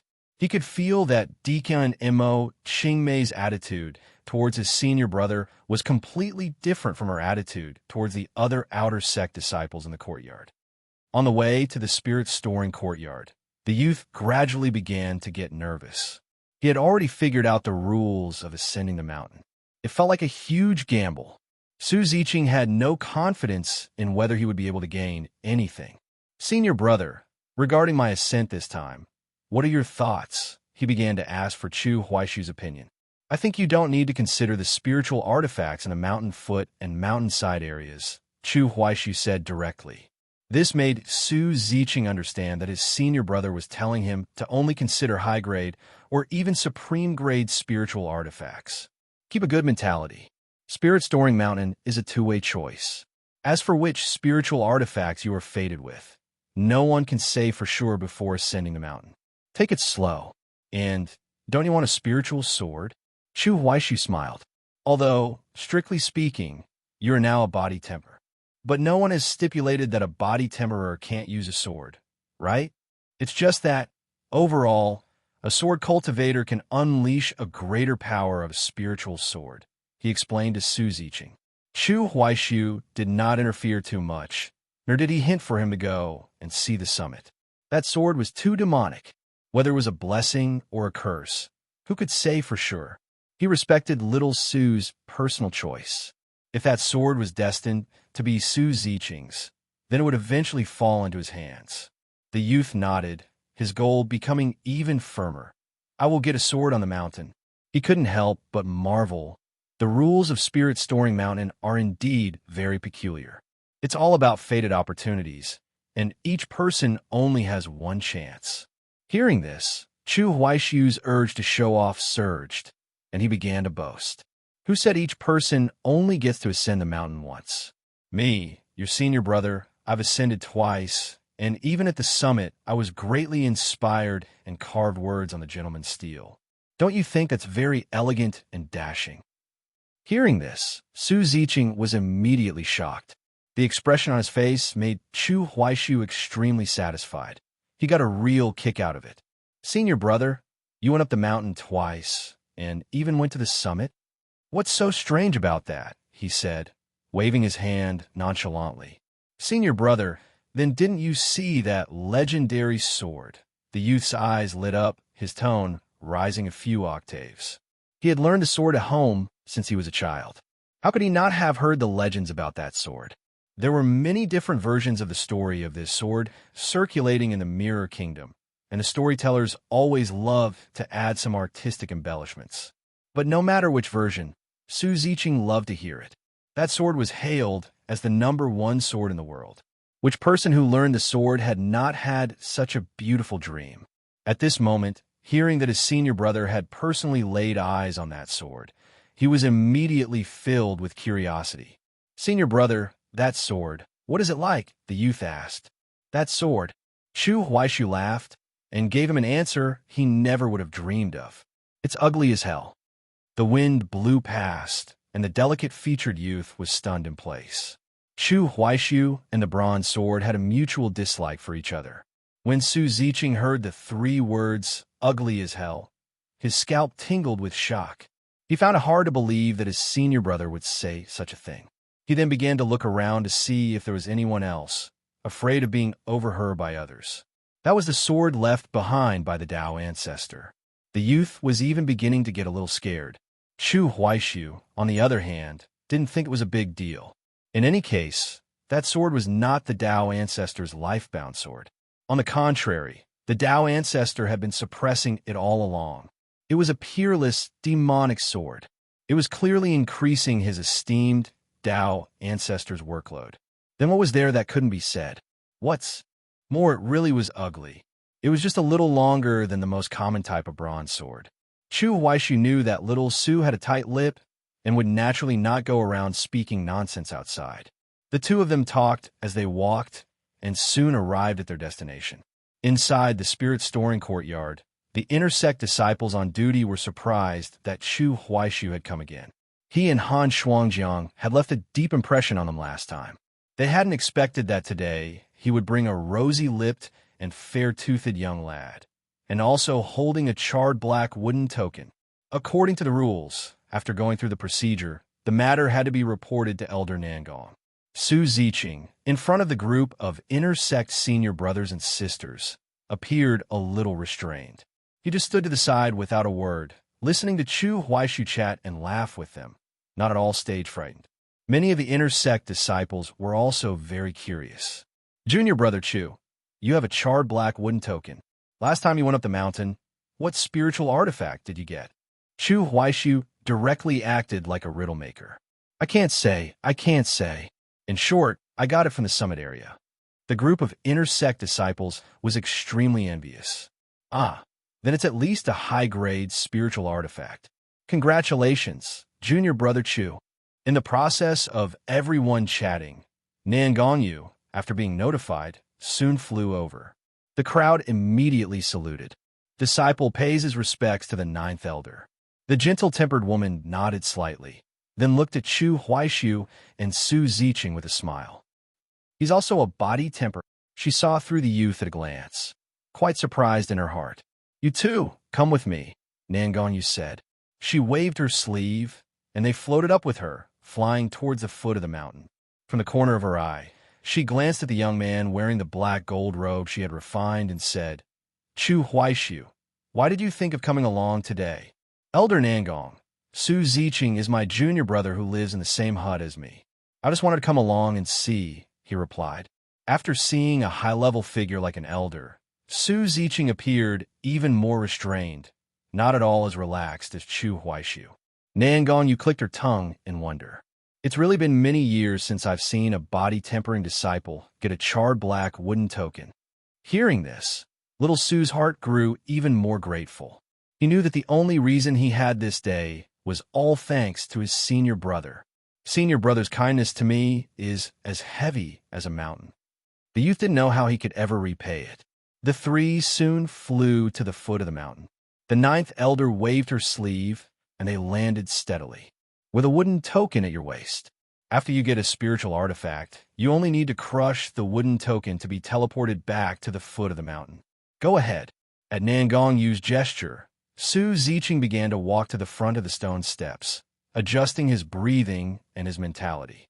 He looked up at the one step after another, slightly clenched his fists, and then took a step up. In an instant, he felt the spiritual pressure from the mountain surge towards him. It was a little uncomfortable, but completely within an acceptable range. He was a body temperer to begin with, and his physique was powerful. In addition, he bore a blood feud and had been tortured every day. His willpower was also incomparably firm. A mere mountain foot's spiritual pressure would naturally not have much of an effect. At first, Su Ziqing walked a little slowly, but then he gradually quickened his pace. Chu Huaishu watched carefully from not far away and came to a conclusion in his heart. Although little Su also cultivates the sword-tempering art, he is clearly still affected by this spiritual pressure. When he first walked up, he looked a little unnatural. His current physical strength is no weaker than mine was back then. Looking at it this way, the difference is mainly embodied in the heart sword. Because of the heart sword, my sea of consciousness is much stronger than that of a cultivator at the same realm. In addition, its rank seems to be very high. Besides the bronze sword on the summit, it can even suppress a supreme grade sword spirit. I estimate this is the reason. He felt that this sword tempering art and his spirit embryo heart sword were complementary, mutually reinforcing each other. Before long, as Su Ziqing walked higher and higher, his figure soon disappeared into a thick fog, and Chu Huaishu couldn't see anything. With his current cultivation, he also couldn't rely on his spiritual sense to investigate everything that was happening on the mountain. He just looked up in the direction of the summit and thought to himself, I really want to climb it again. There was no other reason than that he simply wanted to use that bronze sword to farm some more quest rewards. Ascending the mountain can give experience points, and also one random special attribute point. It's just too awesome. Chu Huaishu thought. He was being specially trained by his first master every night. After 30 days, he would only get 1 point of comprehension. At this thought, he immediately looked at Nan Gongyu beside him. This elder, although she had no Dao companion, had an extremely rich wife-like and young matron feel to her. Her figure was even more full and plump.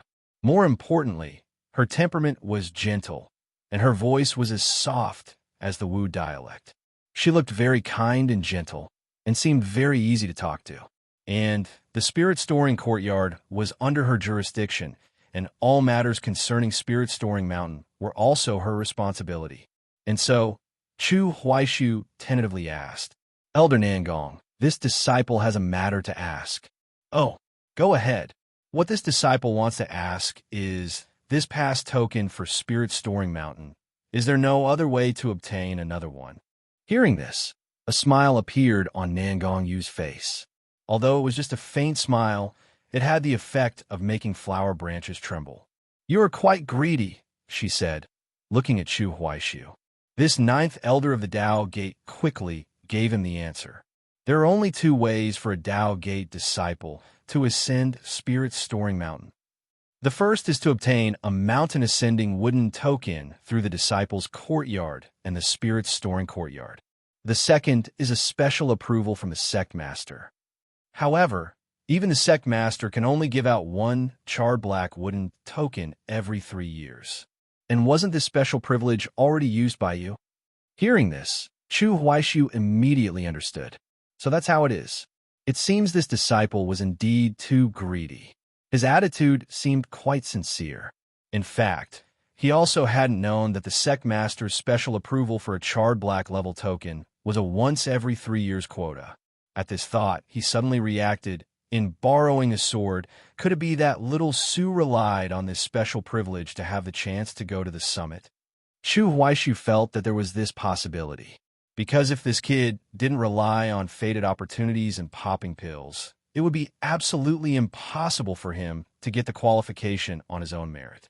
Nangongyu looked at him, thinking that he wanted to get another magic treasure, and said, with your current cultivation, having the Dao ancestors' sword sheath and the black gold robe is already enough. In actual combat, to be distracted by activating too many magic treasures is not something you can do at your current stage. It will instead create more openings. Chu Huaishu naturally couldn't explain his true purpose, so he just replied, yes, this disciple has been taught. The 9th elder turned around, nodded slightly, and then asked, would you like to see his performance on the mountain? Can I? Chu Huaishu had a look of pleasant surprise. He really wanted to watch the live broadcast. You close your eyes, Nangongyu said. After he closed his eyes, she extended a finger and gently tapped the spot between his eyebrows, performing a secret art.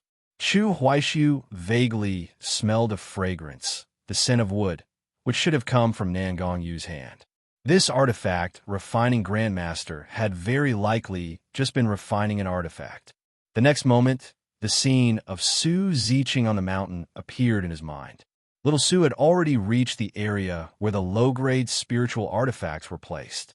The youth, who had not seen much of the world, had his mouth slightly agape, full of curiosity for every magic treasure. Unfortunately, they seemed not very interested in him, including those low-grade spiritual swords.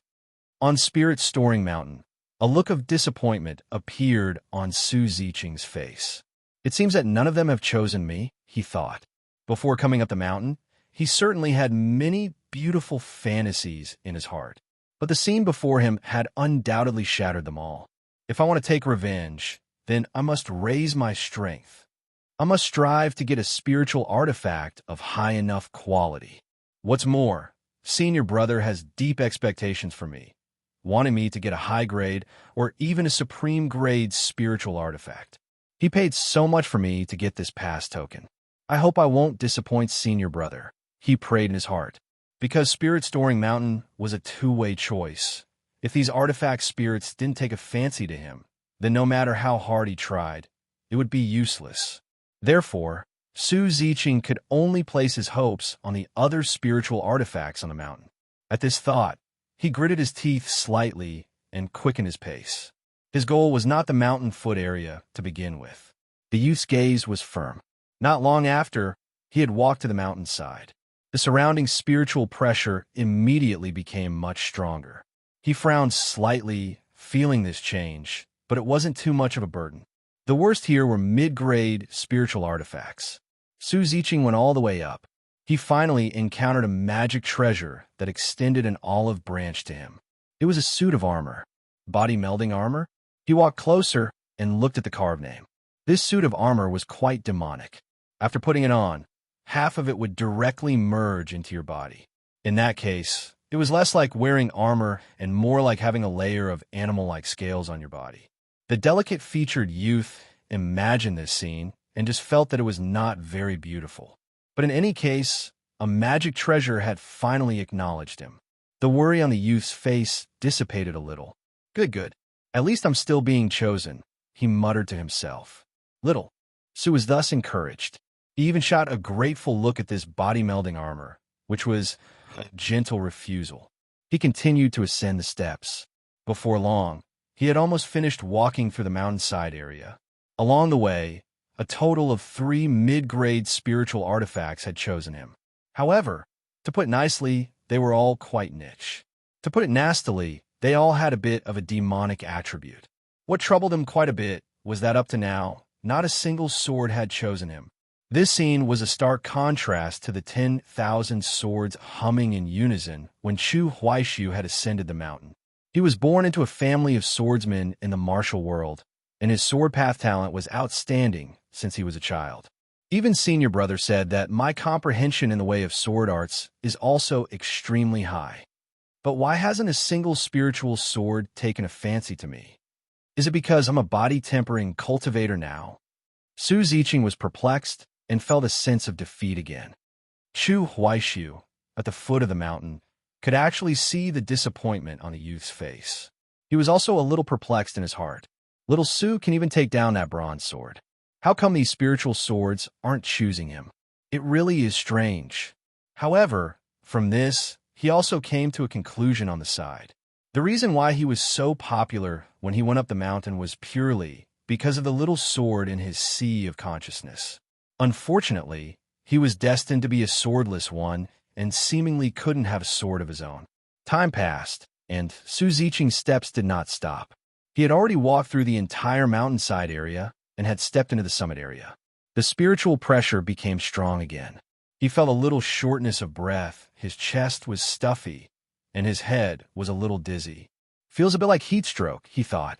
I wonder if Senior Brother was also troubled by the spiritual pressure when he ascended the mountain. Su Ziqing wondered. However, when he thought of how his Senior Brother had gone up the mountain twice in a row and had even gone to the summit to see that sword, he thought that a mere spiritual pressure would not have much of an effect on him. The number of spiritual artifacts in the summit area was relatively small. Every time Su Ziqing passed a magic treasure, he would stop for a while.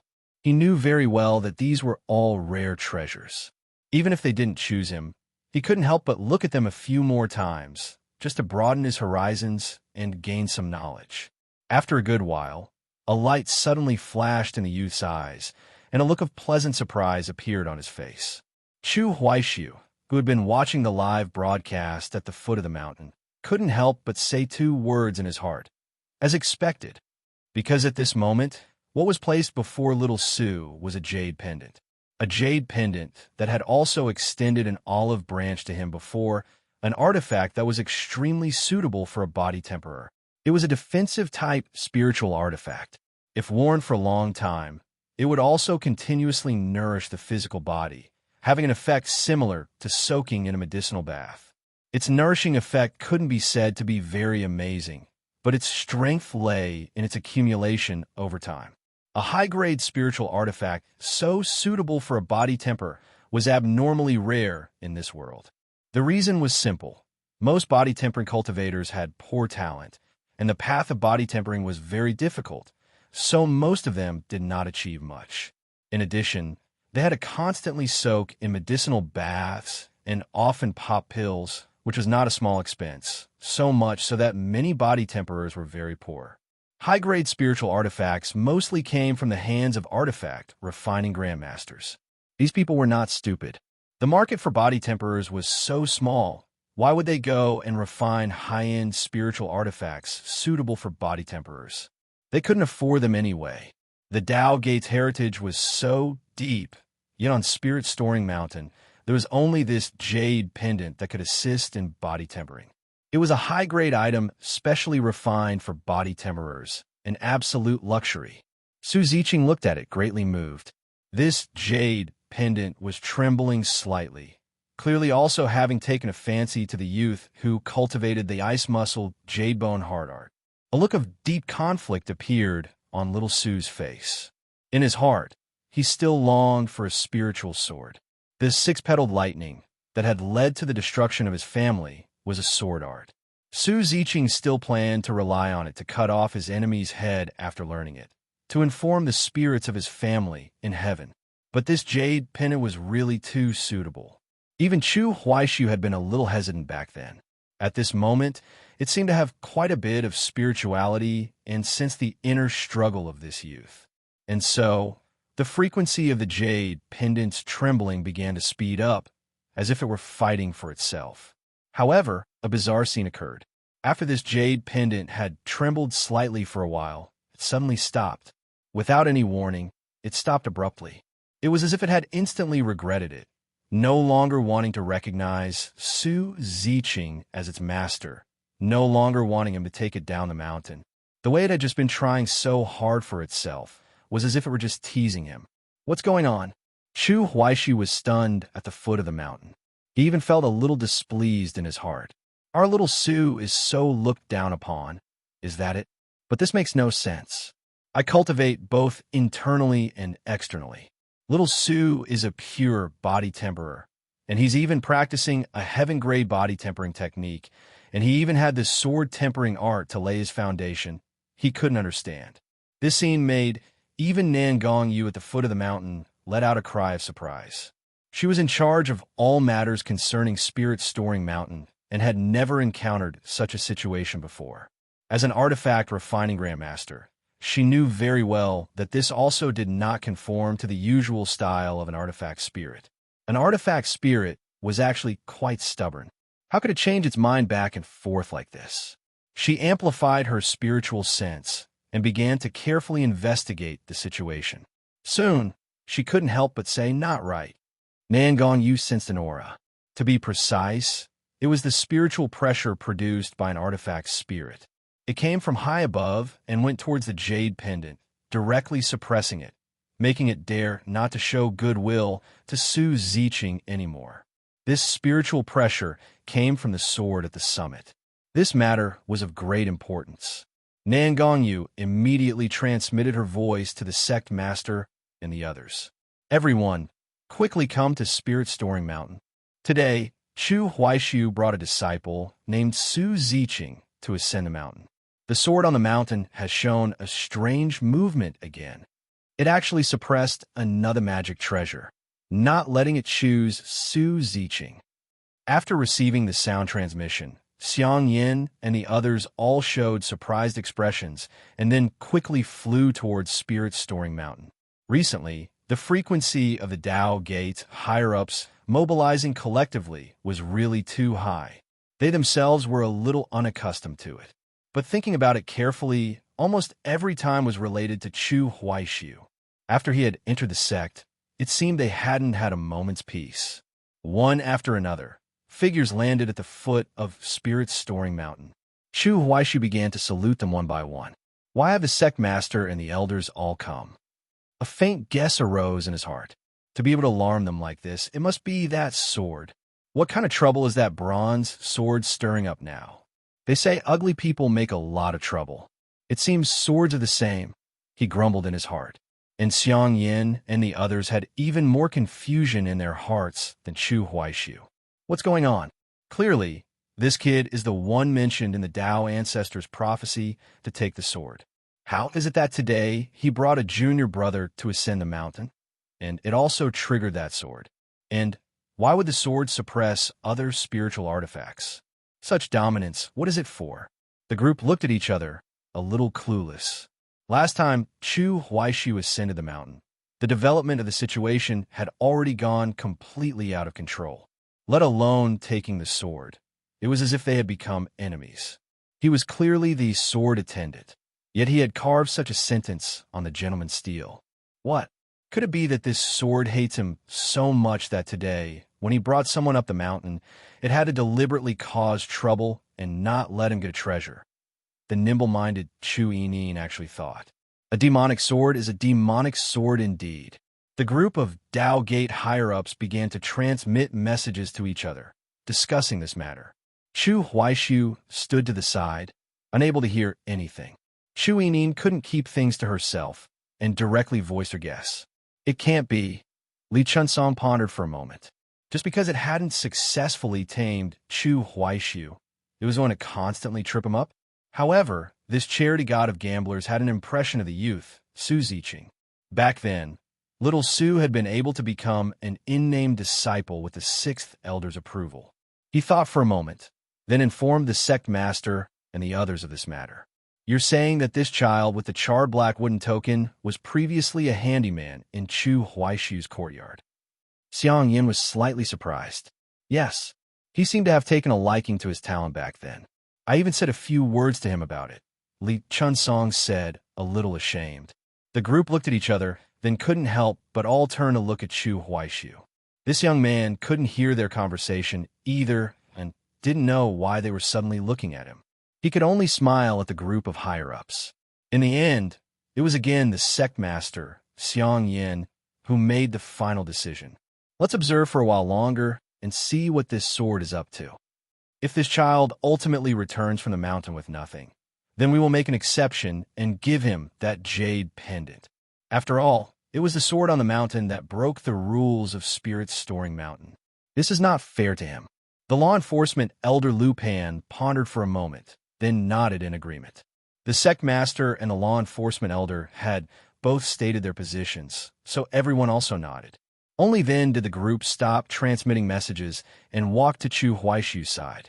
The bald sect master said with a smile, Chu Huaishu, you don't need to worry. There have indeed been some changes on the mountain. If that child is affected, he will be given that jade pendant afterward. But you must remember, this matter cannot be mentioned to outsiders, he reminded him.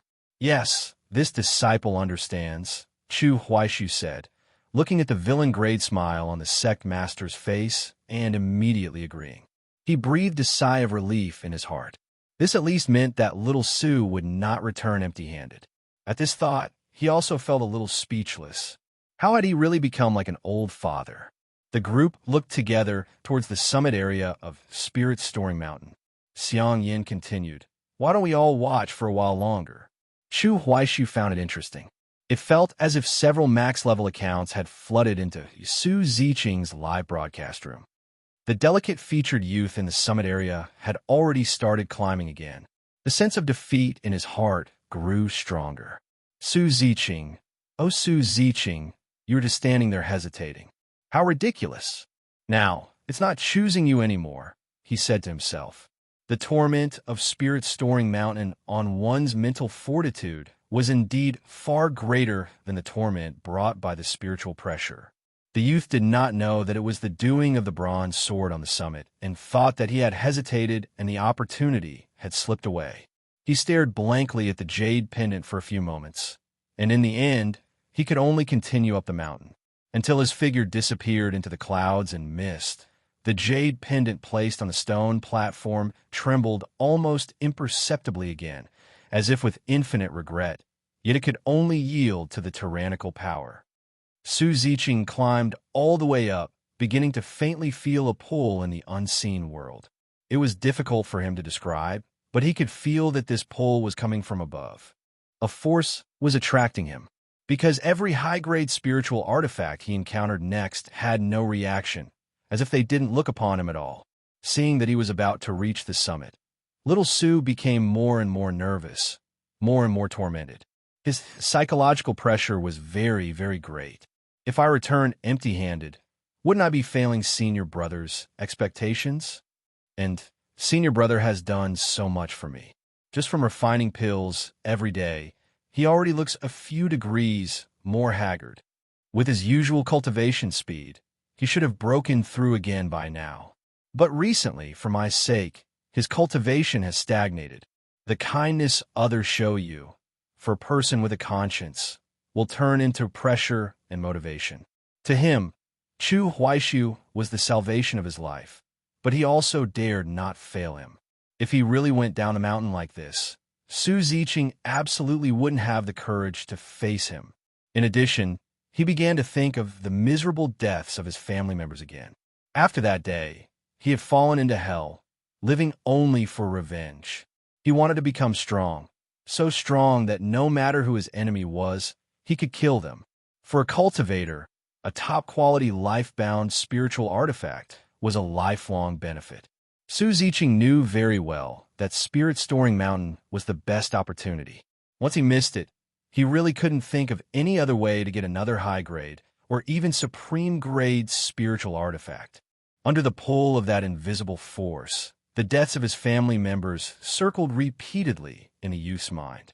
His parents who had given birth to him, lying in a pool of blood, their heads separated from their bodies.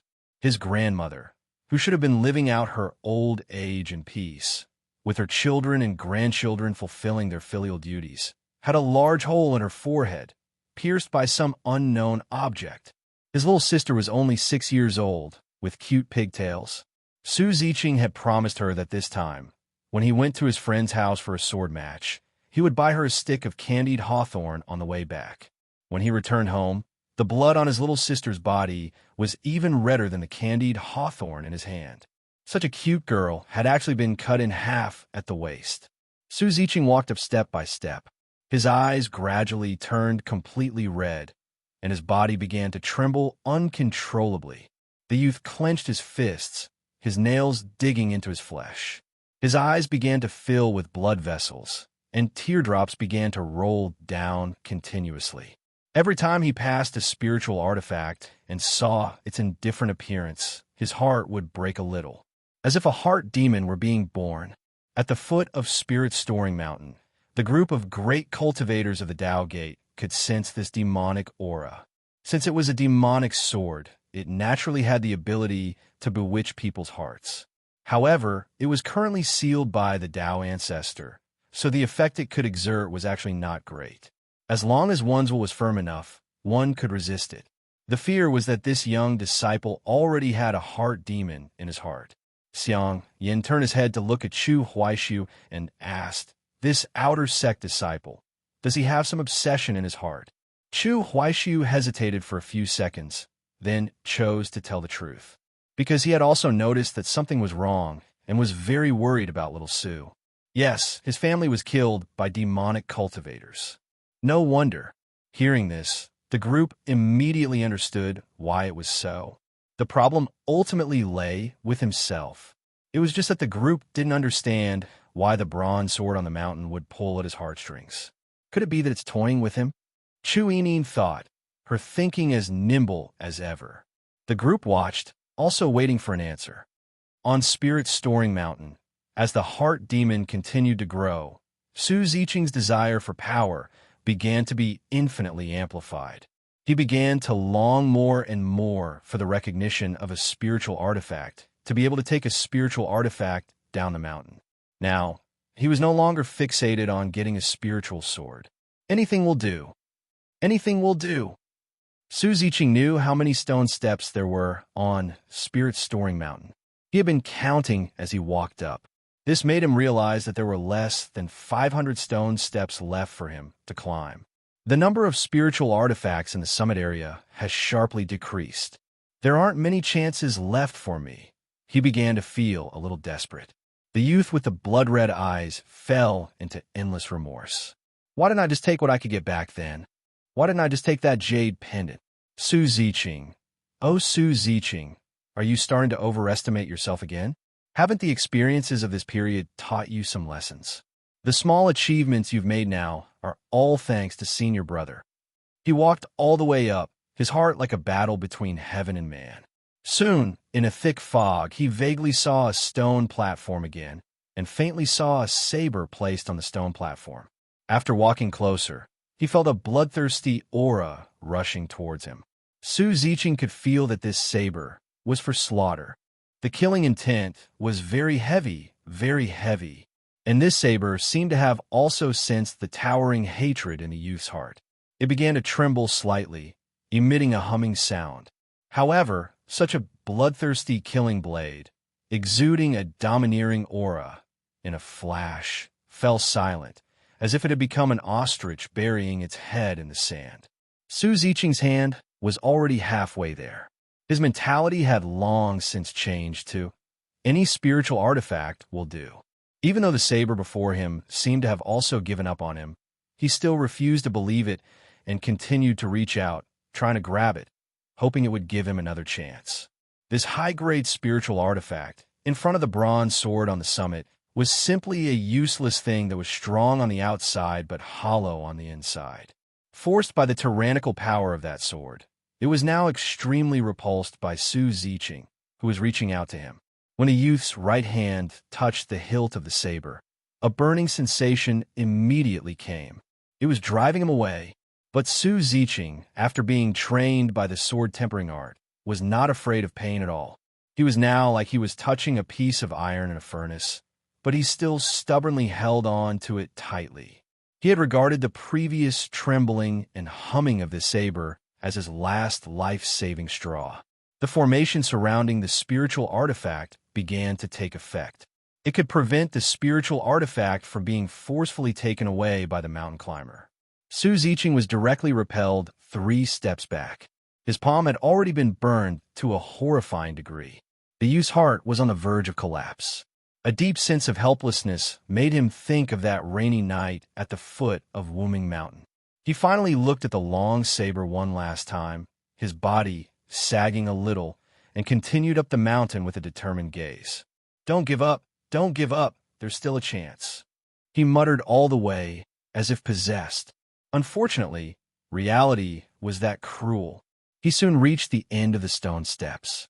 Further up was the summit of Spirit Storing Mountain. The youth looked back at the one step after another below him. He suddenly had a dizzy spell.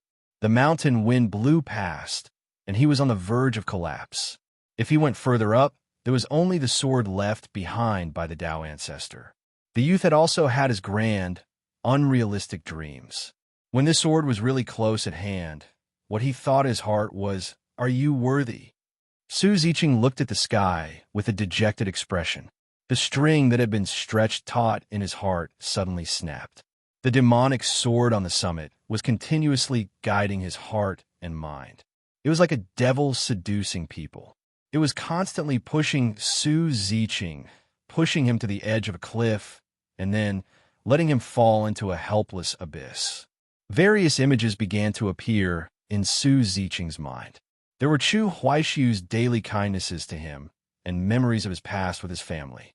In addition, the scene of his whole family being slaughtered appeared again, as well as the disappointed look of his senior brother that he had imagined. The high demon was constantly growing, constantly strengthening. This malevolent image repeatedly alternated in his mind, hammering at his inner high. The rules of Spirit Storing Mountain were that one could only go up, not back. The youth clearly had no way back. He could only take another step up now. But he just stood there in a daze, his inner torment growing more and more. The sense of brokenness on his body was about to overflow. At the foot of the mountain, Chu Huaishu looked at this scene, his brow furrowed tightly. Little Su's current state is a big problem. He was a little worried. He immediately went to ask the group of great cultivators around him, Sect Master, Elders Little Su, Su Ziqing's he all right now? Will he fall into a qi deviation and leave behind any hidden dangers? Li Chuanhao waved his hand and was the first to reply. You should be the clearest about how tightly the sword on the mountain is sealed. Otherwise, would you still be alive and kicking now? The effect it can exert is actually very small. Its greatest power was the spiritual pressure aimed at you before.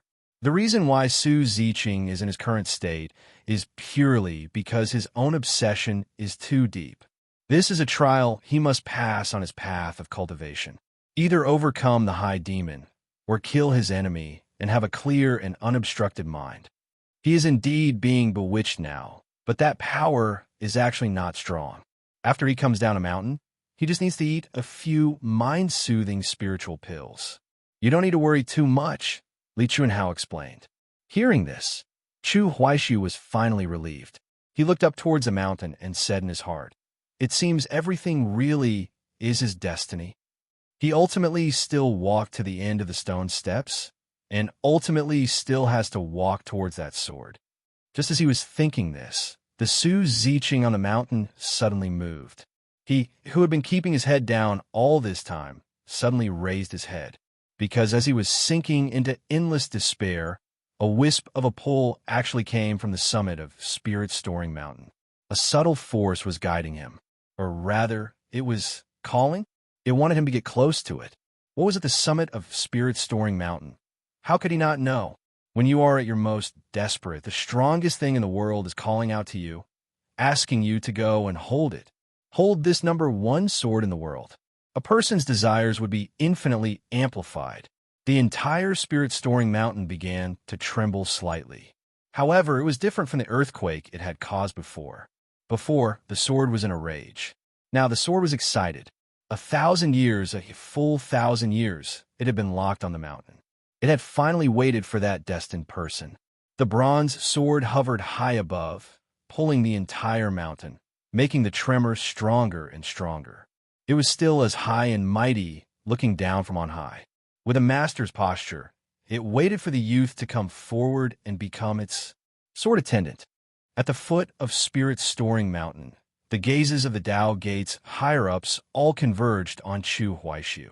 They were all great cultivators with powerful spiritual sense and could naturally perceive the emotions of the artifact spirit. It's so excited that Su Ziqing is ascending the mountain. Yet when Chu Huaishu, the sword attendant mentioned in the Tao Ancestors' prophecy, ascended the mountain, it was so angry, so loathsome. The group of cultivation titans had looks of confusion, finding it truly strange. Chu Yinin transmitted her voice to her martial brothers and sisters, thinking she was being very humorous. Don't tell me this Su Ziqing is the real sword attendant? Ha ha ha. No one responded to this sound transmission. They were all seriously investigating what was happening on the mountain with their spiritual sense. Only Chu Huaishu's mood was somewhat complicated. From the very beginning, it was as if he had taken little Su's script. The trajectory of fate seemed to have been altered. But at this moment, he seemed to be watching the other walk towards his destined end. This youth was still walking towards that demonic sword. A sword that, every time he used it, he would very likely have to pay a huge price for. Is this what it means to be a world protagonist? Chu Huaishu thought. At the summit of Spirit-Storing Mountain, Su Ziqing had already walked before this sword in the sky. The earthquake of the entire mountain had already stopped at this moment. This bronze sword no longer looked so excited. It just hovered in the air, looking down at the youth, sizing up this future slave of its with a supreme posture. That wisp of evil will it emitted had already, without Su Ziqing's knowledge, invaded his sea of consciousness. This wisp of evil will bewitched his mind and stirred his emotions. At the same time, It could also perceive what the youth was thinking in his heart and could spy on his every thought. Su Ziqing had never thought that he would walk all the way to the summit. He had even less expected that this legendary sword left behind by the Tao ancestor would seem to be calling him. Since he was a child, he had heard too many stories about it. He had heard the versions told by storytellers, and he had also read about it in books. Today, Su Ziqing finally saw this sword with his own eyes, this #1 sword in the world that all who learned the sword yearned for. The first thought in the youth's mind was actually, it really is a bit ugly, just as Senior Brother said. There was no helping it. This sword had been made out to be so divine by everyone that every person's expectations would be raised very high before witnessing it. Of course, little Su was an honest child. If it weren't for Chu Huaishu's previous evaluation, he certainly wouldn't have thought this sword was ugly. He would only have thought that it had returned to its original form, that the great Tao was simple, that great skill appeared unadorned. But his senior brother had said it was very ugly, so the youth would certainly want to see for himself just how ugly. In an instant, the entire spirit-storing mountain began to shake again. Every one of Su Ziqing's thoughts was spied upon by that wisp of evil will. The bronze sword hovering in the air began to rage. Its power began to pull on those invisible chains, making spirit-storing mountain shake non-stop, even affecting the entire mountain beyond the mountain's area. That spiritual pressure that had once tormented Chu Huaishu began to emanate from the body of the bronze sword. The spiritual pressure descended from above, enveloping Su Ziqing. He suddenly staggered, his knees becoming incredibly heavy, and he almost knelt directly on the ground. If it weren't for his extremely powerful physical body, he probably would have knelt. This was not the most terrifying part. The most fatal part was his sea of consciousness. There was no little black sword in his sea of consciousness. In addition, Su Ziqing had been walking the path of body tempering. If he didn't rely on some special means to strengthen his spiritual sense, the strength of his sea of consciousness would be weaker than that of an ordinary cultivator. The spiritual pressure would inherently put pressure on the sea of consciousness. His consciousness instantly fell into a brief chaos. That head-splitting feeling, even with his astonishing pain threshold, he was somewhat unable to resist. His vision went black, and he fell forward stiffly, then began to twitch and roll on the ground. My head feels like it's going to split open. The youth held his head with both hands, letting out waves of roars. The group of Xiang Yin and the others below the mountain immediately couldn't watch anymore. Just as they were about to intervene, that terrifying spiritual pressure was withdrawn. The bronze sword looked down from on high, as if it had just given him a slight punishment. If it weren't for having no other choice, it would have directly erased his consciousness the moment Su Ziqing dared to offend it. With the spiritual pressure, it could instantly crush his sea of consciousness, erasing everything. At the foot of the mountain, Chu Huaishu's brow furrowed even deeper. He couldn't help but think of the endless wretchedness this demonic sword had brought him when he had ascended the mountain. Now, for it to torture little Su like this, his disgust for this bronze sword deepened a few more degrees. Calm down, calm down. Chu Huaishu took a deep breath. It's little Su's cheat. It's little Su's cheat. He repeated in his heart, after adjusting himself. He then looked at the sect master and the others. Xiang Yin looked at the gaze Chu Huaishu cast over. The young man's eyes were filled with a bit of worry. He is in no danger. His sea of consciousness is just somewhat damaged. We will look after him. If this sword shows any other strange movements, we will naturally protect him. You can rest assured, Xiang Yin replied. Thank you, sect master. Thank you, elders, Chu Huaishu immediately said. On the large platform at the summit of Spirit-Storing Mountain, Su Ziqing's body was still trembling slightly. He was still holding his head with both hands. There was still a sharp pain in his sea of consciousness, and his consciousness had not yet fully recovered. Fear was born in the bottom of the youth's heart and began to spread without limit. Just now, he had had a feeling of facing death. It was as if with a single will from the other party, his sea of consciousness could be destroyed, his soul erased. The delicate-featured youth curled up on the ground. After his consciousness gradually recovered, he shook his head forcefully. He opened his eyes. There were a few double images at first, and then his vision slowly cleared. There was still some sharp pain in his head, but it was already within acceptable range, just like a normal headache. Because he had been rolling on the ground, he was now also covered in dust. Su Ziqing's thinking gradually recovered its clarity. The heart, demon, and desires that had been amplified in his heart also calmed down a little because of the sudden turn of events just now. The reason was simple. He had almost died just now, had faced death directly. Now, all that was left was a lingering fear.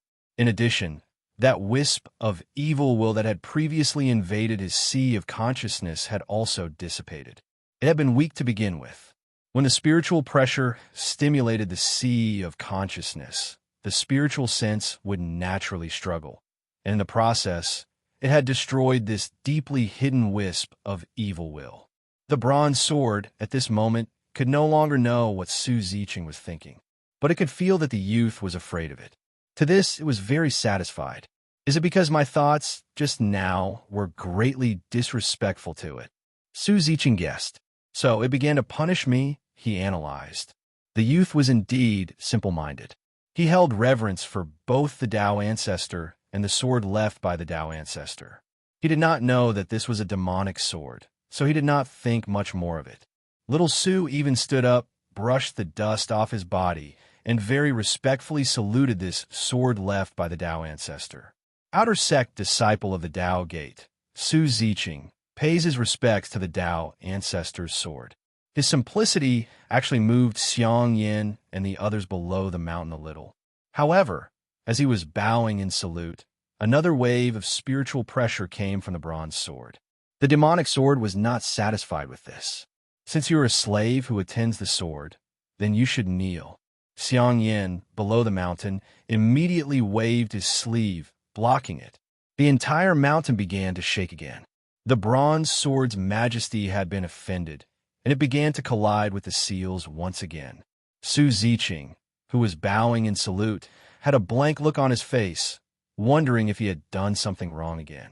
After a while, Spirit Storing Mountain stopped shaking.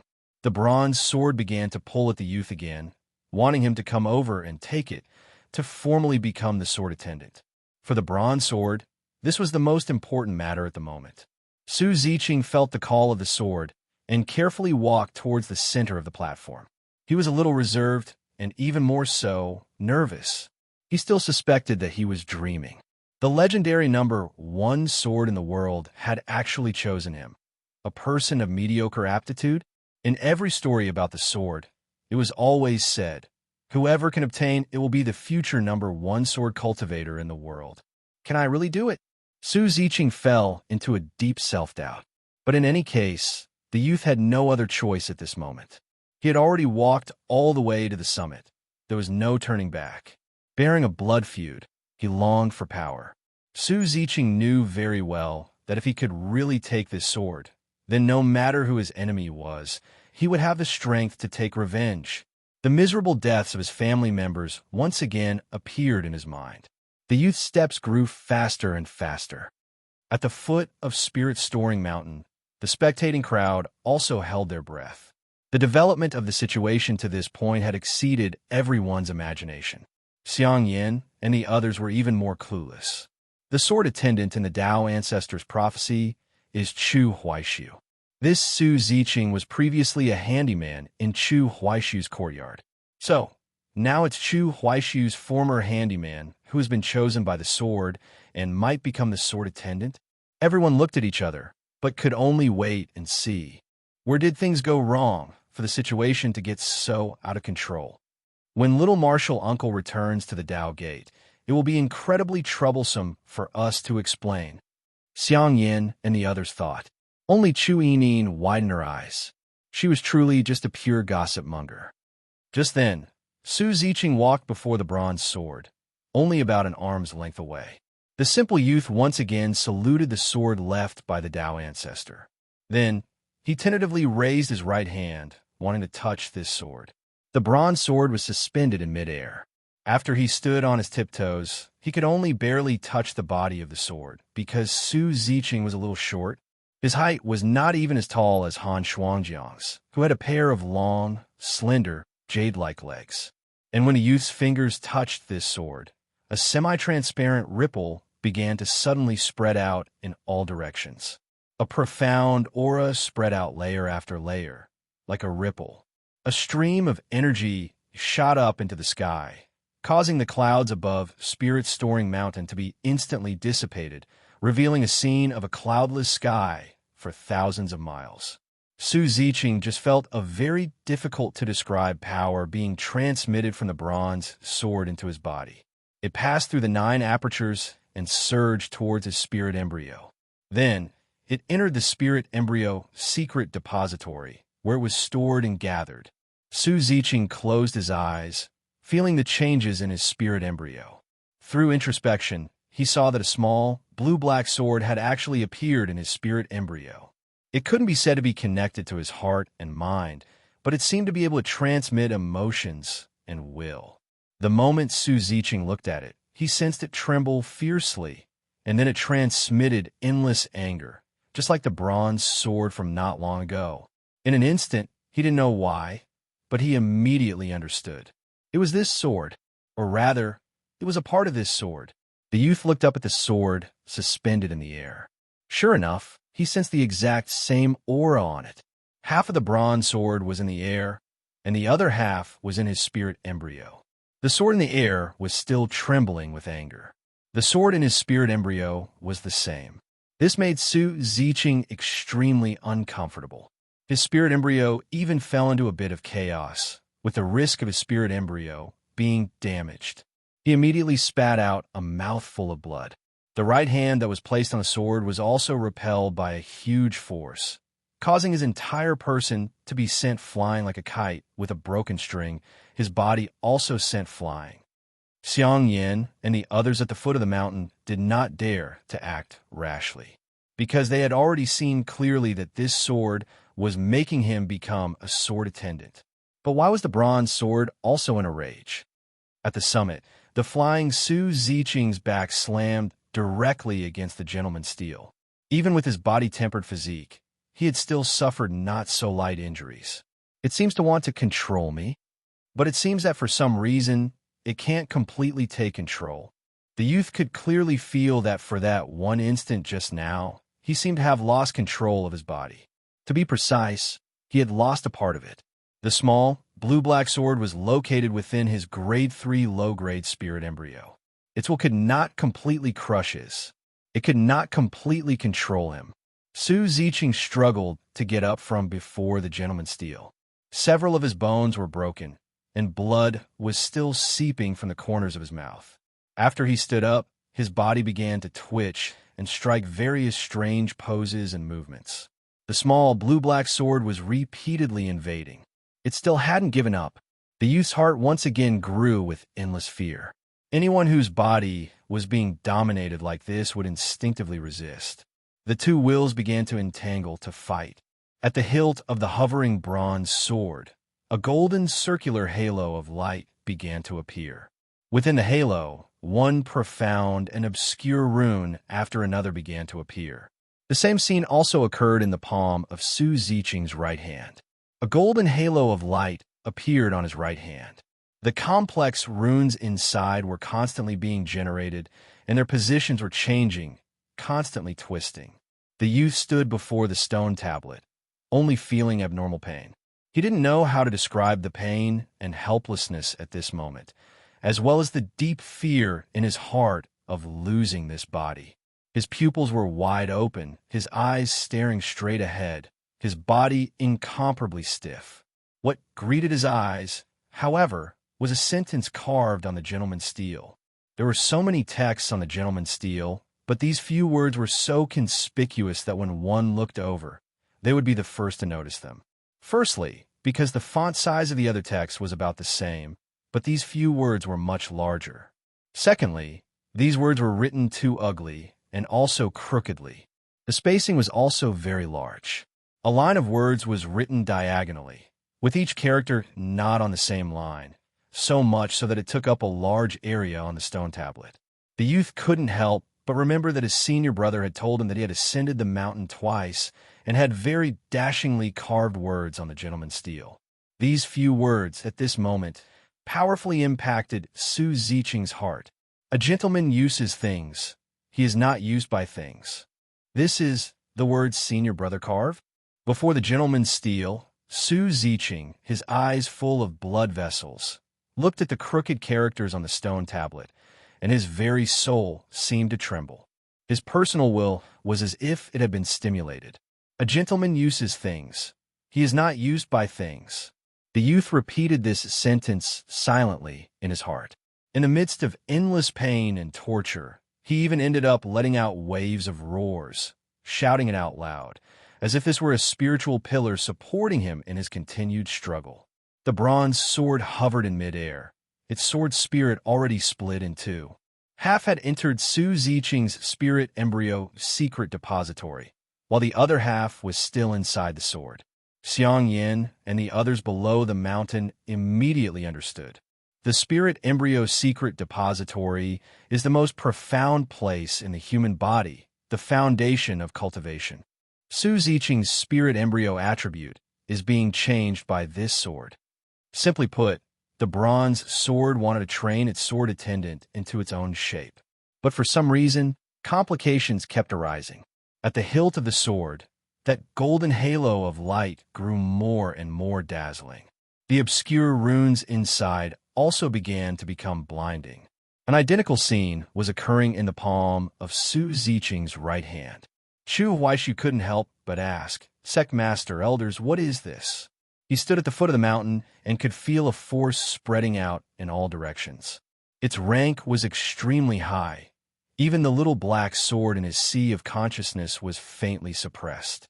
That is a restriction left by the Tao ancestor. The big-mouthed Chu Yinin answered in a second. The law enforcement elder Lu Pan immediately turned his head and glared at her. A restriction left by the Tao ancestor? Chu Huaishu said in his heart. This restriction is actually split in two. One part is on the sword, and the other part is on Su Ziqing's hand. He felt that he was beginning to understand. This was the insurance that the Tao ancestor had placed on Su Ziqing. Otherwise, with the demonic nature of this sword, to bring it down the mountain would absolutely be a disaster for the mortal world. But why is this sword fighting for the right to use his body? Chu Huaishu had a new confusion, but he had, after all, read a large number of novels, movies, and anime.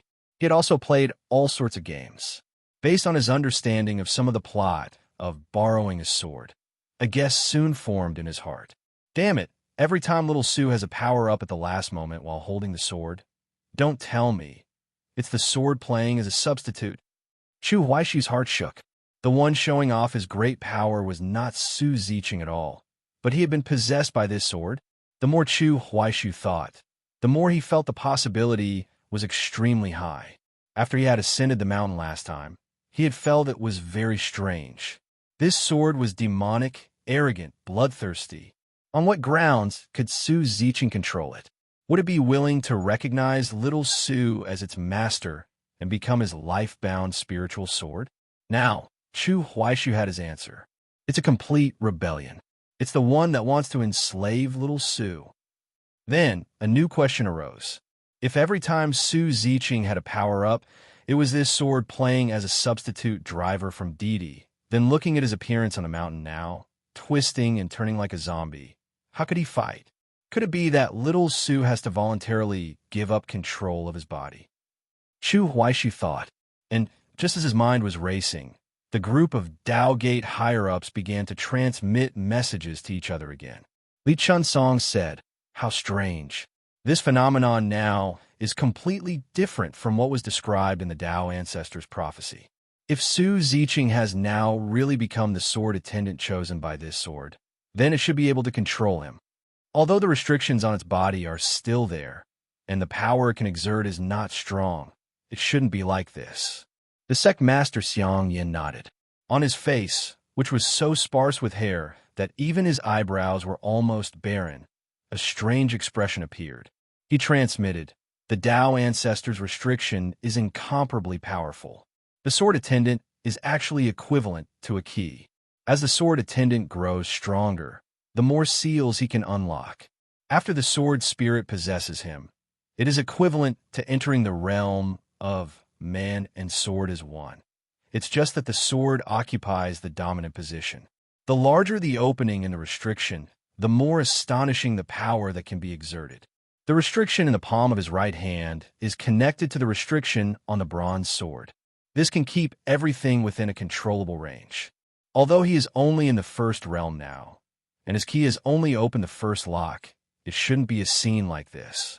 With his current situation, even if he holds this sword, he cannot unleash its full power. The group looked at each other, only one thought in their hearts. How could it be like this? Zhao Shuqi spoke with squinted eyes. The Tao ancestor placed a total of 9 restrictions on the bronze sword, which is equivalent to 9 locks. Now, the first lock is open. A part of the sword's power has been released, and a part of the sword spirit's power has also been released. Logically, this power should be able to crush Su Ziqing, because if it can't achieve 100% absolute suppression, the sword spirit cannot control his physical body. Even if Su Ziqing is willing to be controlled by it, it won't work, because his subconscious will still resist. This is nature, human instinct. He must be completely suppressed by the sword spirit. Logically, the Tao ancestor had divine ingenuity and would not have made such a mistake. Looking at it now, is it because this sword attendant is unexpectedly strong? Is he a little stronger than the Tao ancestor had anticipated? Everyone understood what he meant. This was the only explanation. At this very moment, the overall strength of the youth on the mountain had exceeded the standard a little. As a result, after the first lock was opened, such a contradictory scene had occurred. If things had gone according to the original plan, it would have been a delicate balance. In this balance, the sword spirit, which was still sealed by 8 restrictions, could only exert a very small part of its power. The sword attendant, after paying some price, could then break free from the sword spirit's absolute suppression and then rely on the restriction to regain control of his body. But now, this delicate balance had been broken. The sword spirit's suppression of him might have already reached as high as 80 or 90%, but it was not absolute. As long as it wasn't 100%, a scene similar to the one before them would occur. Now it's great. The sword can't control him, and it's even more impossible for him to control the sword. Nangon Yu said, her arms crossed, her tone grave.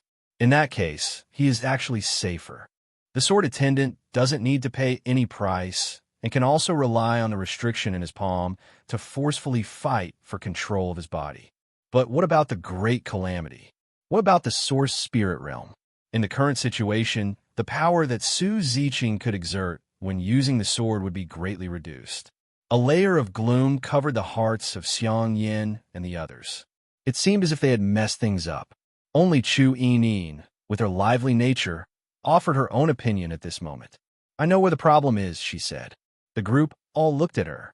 Chu Yining said in a matter-of-fact tone, transmitting her voice. The reason is very simple.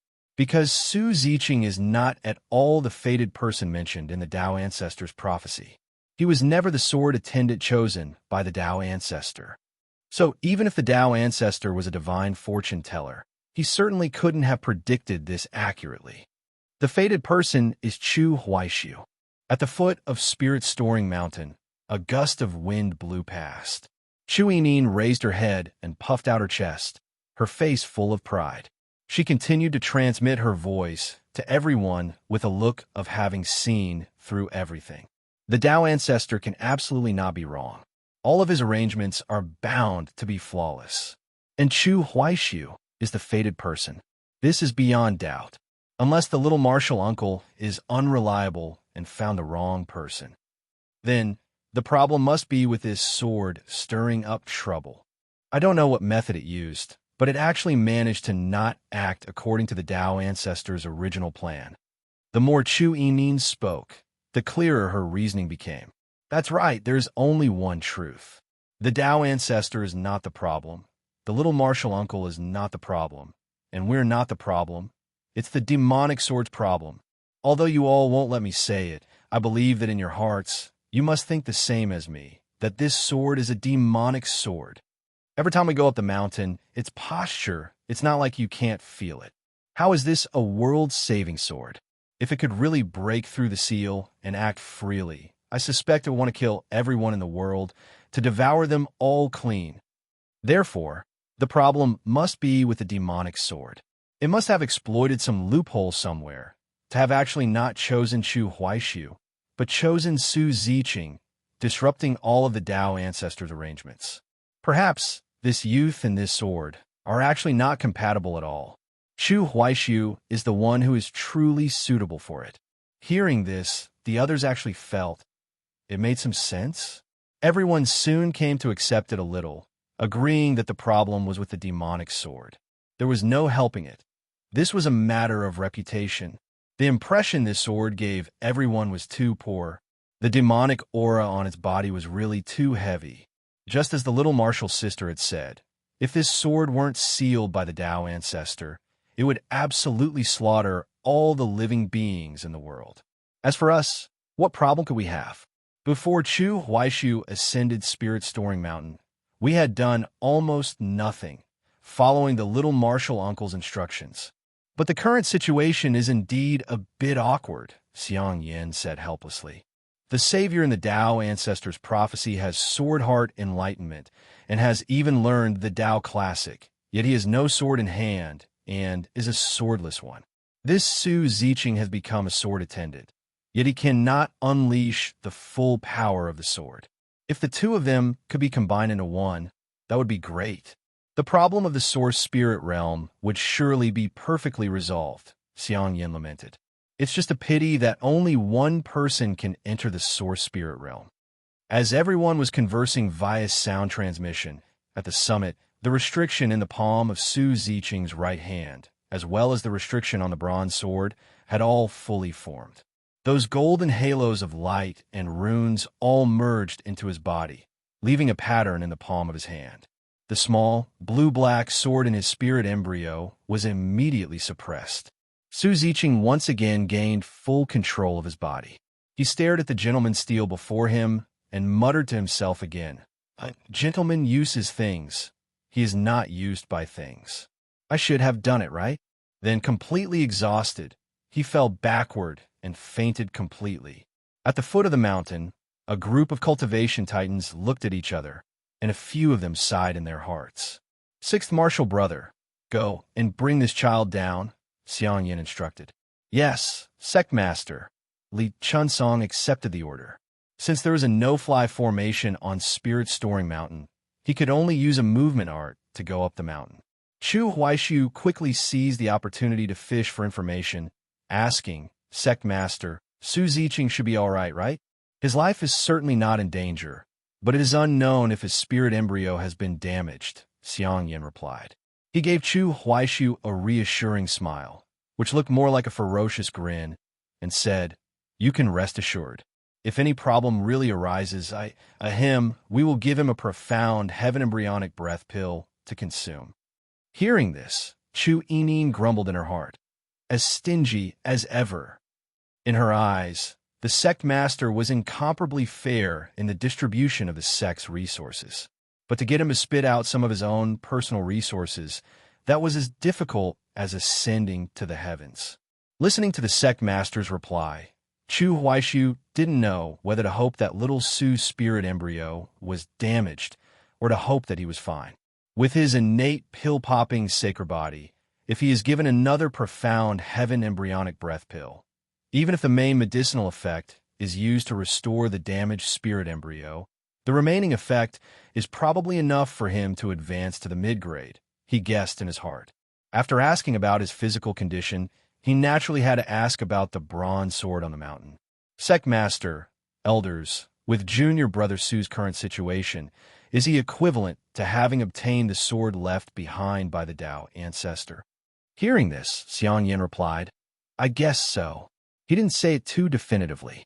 The development of the situation was completely different from everyone's expectations.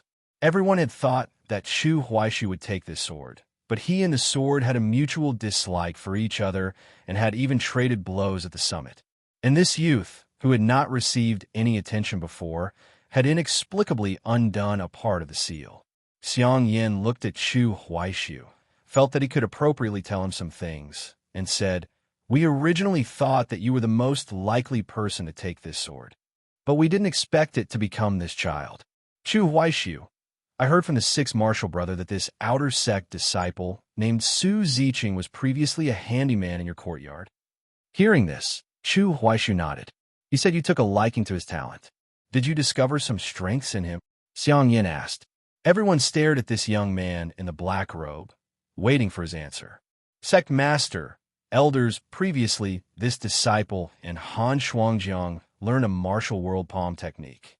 Junior brother Su only watched from the side a few times and completely comprehended it. He told me that he comes from a famous family of swordsmen in the martial world and has been able to learn any sword technique at a glance since he was a child. Recently, I have discovered that he has an extremely high talent in the way of arts, with extremely high comprehension. His speed of learning arts might even be faster than mine. Hearing this, the group was immediately startled. Faster than you? As far as they knew, Chu Huaishu had only spent a few days to cultivate 2 mystic grade arts to minor accomplishment. If he was even faster than him, what kind of monster would that be? It seems you found a lost pearl in the vast sea for our Tao gate. Xiang Yin clicked his tongue in wonder and lamented. Chu Huaishu immediately followed his words and began to act cute. Then, can this disciple obtain some sect contribution points?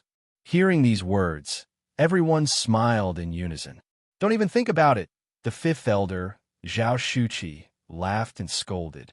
At this moment, Li Chunsong had already quickly brought Su Ziqing down the mountain. Chu Huaishu glanced over and saw that little Su was empty-handed. The bronze sword was still at the summit. Sixth elder, why wasn't the sword brought down? He asked. You kid really think highly of me. That sword, even we can't retrieve it. Only he can retrieve it himself after he wakes up, Li Chunsong said with a smile, waving his hand. Hearing these words, he silently digested this information he had baited out. I was even thinking of seeing if I could borrow the sword to play with someday, Chu Huaishu thought. He felt that if he were to wield this sword, wouldn't the bronze sword's sword spirit be angered to death? Although, because of the heart sword in his sea of consciousness, he seemed to be unable to hold a sword anymore. But if the object I'm holding is it, and the heart sword loathes it so much, it should be on the same side as me, and we can bully it together, right? He teased himself in his heart. Chu Huaishu was about to continue fishing for information, but the Tao Gate higher-ups began to shoo him away. We'll take good care of Su Ziqing. His situation is special now. We need to observe him for a bit. Little martial sister, you send Chu Huaishu back, the sect master Xiang Yin instructed. All right, Chu Yinin agreed at once. Her own disciple should be sent by herself. She didn't find it strange. Little did she know that her precious disciple was complaining in his heart. Second master, you have no status. It's one thing to chase me away, but to kick you out of the group chat along with me. A peak 6th realm is so lame. Why are you so disappointing? Before leaving, Chu Huaishu took a deep look at little Su. Has the trajectory of fate really returned to its original track? Is this really destiny? It doesn't seem to be entirely so, he thought. The lowly elder took to the air, taking her future precious disciple and flying towards Medicine Mountain. The group at the foot of Spirit Storing Mountain, after looking at their receding figures, only then began to discuss. Sect Master, this Su Ziqing, how should we handle him? Li Chunsong asked. Originally, everyone had already reached a tacit understanding to begin cultivating Chu Huaishu properly. That day when the deadbeat gambler had treated everyone to a drink, the group had acted for so long in front of the little martial sister, all for this purpose.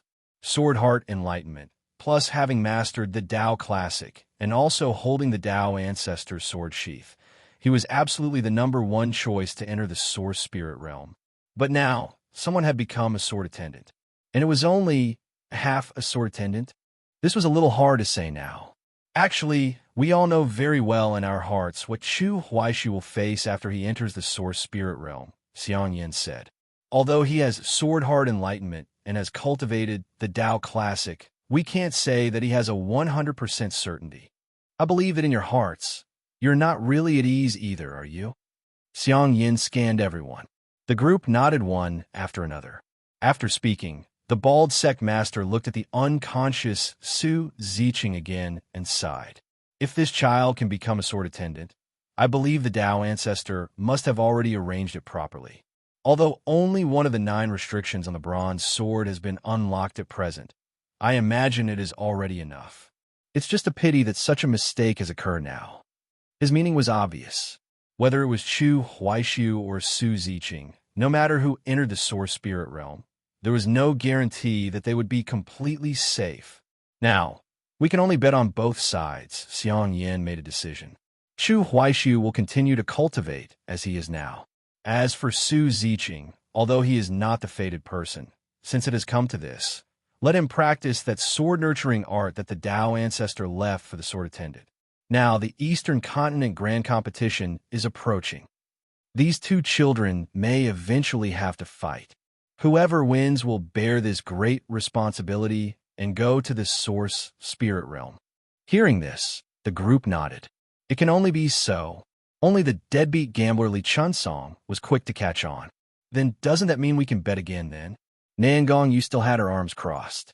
She looked at the group and, following the sect master's words, said, the Eastern Continent Grand Competition is about to begin. Little Marshal Uncle should be back before the competition, right? Naturally.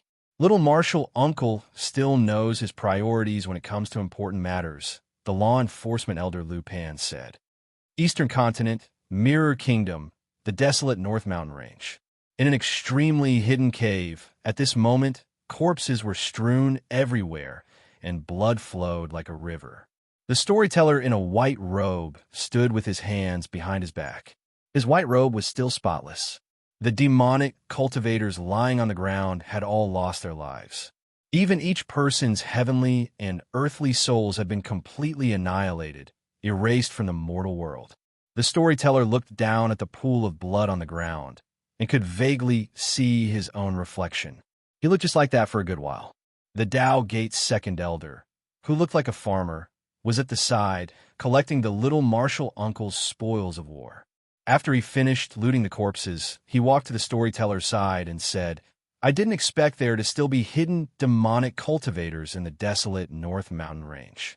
The Tao Gate's little martial uncle smiled and said, originally, they would have hidden even deeper. Now that the great calamity is approaching, they have all become quite active. The large man nodded and asked, Little martial uncle, then shall we continue back to the sect? They had already set off from the imperial capital of the Mirror Kingdom yesterday. Passing through the desolate North Mountain Range, the storyteller had sensed something. This killing machine who had come down the mountain to slay demons had rushed into this hidden cave and began to slaughter these demonic cultivators. Although he had fallen from the 9th realm, he was still one of the strongest in the mortal world. How could these demonic cultivators here be his opponent? It was just that the large man had a bad premonition. He felt that along the way, they would have to stop and go like today, delaying their time. The storyteller in the white robe glanced at him. The second elder of the Tao Gate immediately shrank his neck, not daring to urge him again. Calculating the days, Su Ziqing should be close to opening all 9 apertures by now, the white-robed middle-aged man said. But with his pseudo-spirit embryo aptitude, if he wants to cultivate to the first heaven of the first realm and then ascend Spirit's storing mountain, I'm afraid it will take many more days. But it's fine. It's safer to go back earlier, after all. Hearing these words, the large man couldn't help but rejoice in his heart.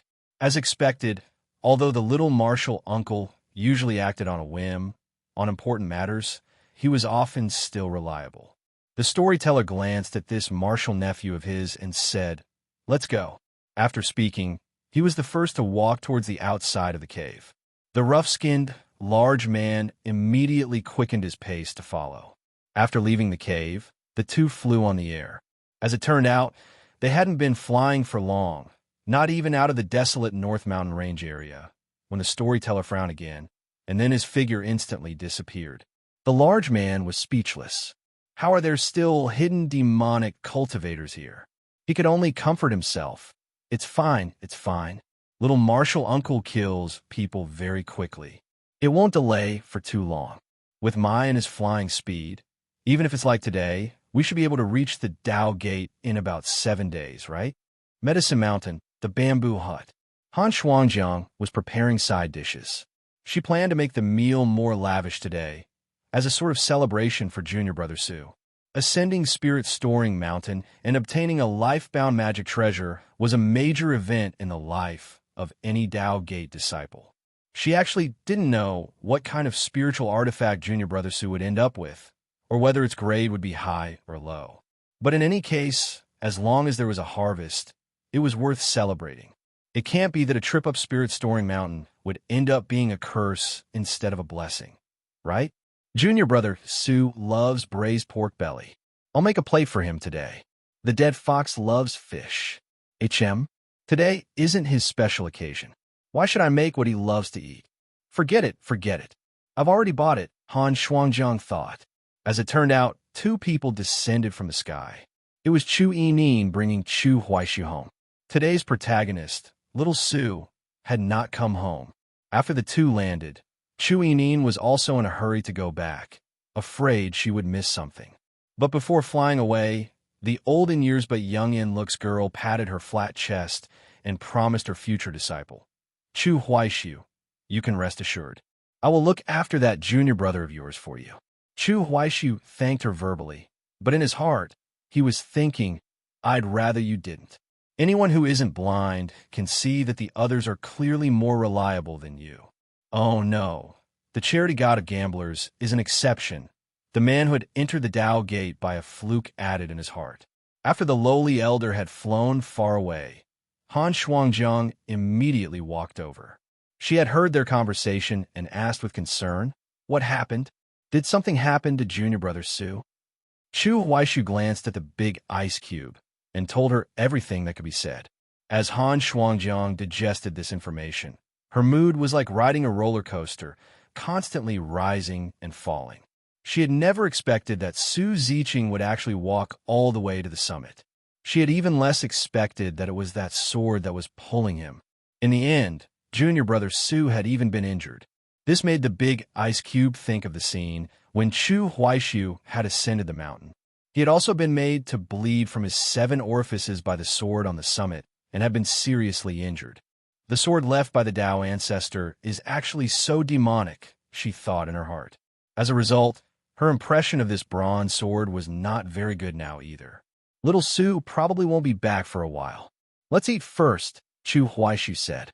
All right, Han Shuangjiang nodded. When all the dishes were on the table, he couldn't help but say, so lavish. I didn't expect junior brother Su not to come home for dinner, the big ice cube replied. Unconsciously, the 3 of them had already gotten used to using the word home. It's fine. I'm a big rice bucket. I can finish it, Chu Huaishu said with a proud smile. Han Shuangjiang, unlike the others' reincarnated starving ghost, eating style, the young woman ate her food in small bites. She raised her eyes, and only after swallowing the food in her mouth did she say, You don't seem worried at all? Her tone was very much like a wife complaining that her husband didn't care about their child. You see me as so heartless. Chu Huaishu continued to wolf down his food, appearing completely unconvincing. As he ate a large mouthful of braised pork belly, he said, The sect master and the elders are looking after him. There certainly won't be any major problems. If he's lucky, he might even get to eat another profound heaven embryonic breath pill. Little Su was now a grade 3 low-grade spirit embryo. The profound heaven embryonic breath pill could still have a final effect on him. Once he reached the mid-grade, he would no longer be able to advance with it. Han Shuangjiang nodded and said, Junior brother Su has taken that Tao ancestor's sword. Then in the future, won't he be able to become the #1 sword cultivator in the world? Hearing this, Chu Huaishu looked up, his right cheek bulging, and said with a displeased expression, Nonsense. Isn't there still me, a powerful competitor? After he forcefully swallowed the food, he said with a smug look, You can lend him some courage, and he still wouldn't dare to make a move on me. If in the future he fights all over the world and is unrivaled, then in theory, I am the #1 in the world. Han Shuangjiang was too lazy to bother with him. She knew he was talking nonsense again, telling bad jokes that he thought were very humorous. Chu Huaishu put down his bowl and chopsticks, returned to his serious self, and said, "On that bronze sword, there are restrictions left by the Dao ancestor. Its power is always sealed. The current little Su is naturally hard to find an opponent at the same realm and can even easily kill enemies across realms. However, he's still a long way from the so-called #1 sword cultivator in the world. It's not like whoever holds this sword is instantly invincible in the mortal world," he said. There was one sentence he did not say out loud. A sword cultivator, a sword cultivator. That should be a person using a sword. But if it's a sword using a person, can that really still be considered a sword cultivator? At this thought, Chu Huaishu suddenly realized, oh no. Little Su clearly saw the sentence I carved on the gentleman's steel and even roared it several times on the mountain. Then didn't he discover my ugly, chicken scratch-like handwriting? So speechless, so embarrassing. On the other side, the still unconscious Su Ziqing had already been brought to the intersex purple bamboo forest. The reason they came here was purely because after the little martial uncle had gone down the mountain, the thin Taoist priestess was the strongest in terms of sword path comprehension. She understood the sword best. This child spirit embryo has still suffered some minor damage, Nangongyu said to everyone after a careful investigation. Then go to the sex treasure vault and retrieve a profound heaven embryonic breath pill, Xiang Yin said. Nangongyu looked at the crowd and said, I also discovered something just now. This child's spirit embryo looks like it has consumed a profound heaven embryonic breath pill before. Its grade was probably forcefully raised. The group was a little surprised. Chu Yinin, who had returned, immediately remembered something and exclaimed, no way. The profound heaven embryonic breath pill I gave to Chu Huaishu. Don't tell me he gave it to this kid to eat. He's actually that generous? He's that good to him? The law enforcement elder Lu Pan's brow furrowed tightly. He suddenly said, in other words, if he had not consumed the spiritual pill, then when the sword's spirit invaded his spirit embryo, he would have been completely suppressed. There is this possibility, Nangongyu replied. This was something the group had not expected. The reason this child had not become a complete sword attendant was with a high probability because of a single pill. As a result, everyone's gaze instantly fell on Chu Yinin, the initiator of this. The old in years but young in looks girl immediately showed displeasure and said loudly, what are you all looking at me for? Clearly, you were all secretly observing with your spiritual sense at that time. Well, I gave the pill. It's not like you didn't know. I'm not taking the blame for this. Hearing this, the group looked at each other and had the courage to admit, that is indeed the case. Nangongyu looked at the unconscious, delicate-featured youth. With her gentle nature, her gaze was a little soft. But in any case, his life was saved because of this. Perhaps this is his fated opportunity. The group knew very well in their hearts that this demonic sword would definitely bring harm and burden to the sword attendant. This was a master-devouring sword. The artifact, refining grandmaster who had forged, it was the first person it had devoured. The price the sword attendant would have to pay in the future would be very, very great. It was for this reason that whether it was when Chu Huaishu, the fated person in their eyes, ascended the mountain, or when Su Ziqing had a chance to take the sword, they had not interfered, respecting their personal choices. It was still the sentence they had adhered to when Chu Huaishu was ascending the mountain. You can't say the lives of all the living beings in the world are lives, but his is not. In fact, even when he was in mortal danger, Lu Pan, the law enforcement elder, had stated that even if it meant breaking the rules, he would intervene to save him, and then go to the disciplinary court himself to receive his punishment. In fact, just the fact that they had never mentioned a word about the sword to Chu Huaishu and Su Ziqing, had not put pressure on them, had not mentioned the so-called salvation and the great calamity, had not forced them to make a choice by adding a burden to them, was already commendable. In this world, this type of leader was actually a minority. The vast majority of people would push those below them out. The Tao Gate was the lineage of the Tao ancestor, the leader of the righteous path, a prestigious and orthodox sect. Xiang Yin and the others had always believed that even if the sky were to fall, it should be them, the tall ones, who held it up first. Because the problem of the source spirit realm had plagued the Xianwang realm for so many years, and the high-level members of the Tao Gate of every generation had all done so. The Tao Gate's heritage was deep. Why was there not even a single ninth realm expert now? Was it that there had never been one? Was their talent too poor? Were they unable to cultivate one? A joke. It was because the source spirit realm still had a fifth layer, and this layer, unlike the first four, could only be entered by one person. It had no limit on the number of people. If they had a choice, they would not let a child who had just entered the sect not long ago go and take risks in the first few layers. If Chu Huaishu or Su Ziqing were to spontaneously embark on the path of salvation, even if they were newborn calves, but also had the courage to sacrifice like them, then they would also respect the children's decision. They would trust them and share a part of the heavy burden on their shoulders. Now, the matter of taking the sword had gone through several twists and turns. The moods of these cultivation titans would also fluctuate, because seeing them ascend the summit, and then in the end, accidents happening one after another, to have such fluctuations was only human nature. But since it had come to this, they could only take the long view. When a young man, Chu Huaishu, had carved that sentence on the gentleman's steel, had they not also been questioning their own hearts? Xiang Yin, as the sect master, had even expressed his attitude on the spot. It's just that when little martial uncle returns, I don't know how we should explain it to him, Zhao Shuqi said. This little martial uncle of the Tao Gate, although he did not have the title of the Gentleman Temple's temple master, he had the substance of one. The group knew that the little martial uncle's personality was a little different from theirs. This was a peerless killing machine who achieved the Tao through killing. If sacrificing one person could save all living beings, he would unhesitatingly push this person out. Of course, if this person were himself, he would also not hesitate. Therefore, they actually couldn't be completely sure what the little martial uncle would do to Su Ziqing and Chu Huaishu. Human nature was ultimately complex.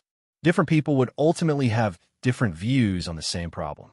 And for some problems, it was impossible to completely argue out right and wrong. That the Tao Gate could achieve this was ultimately because the Tao Gate emphasized fated opportunities.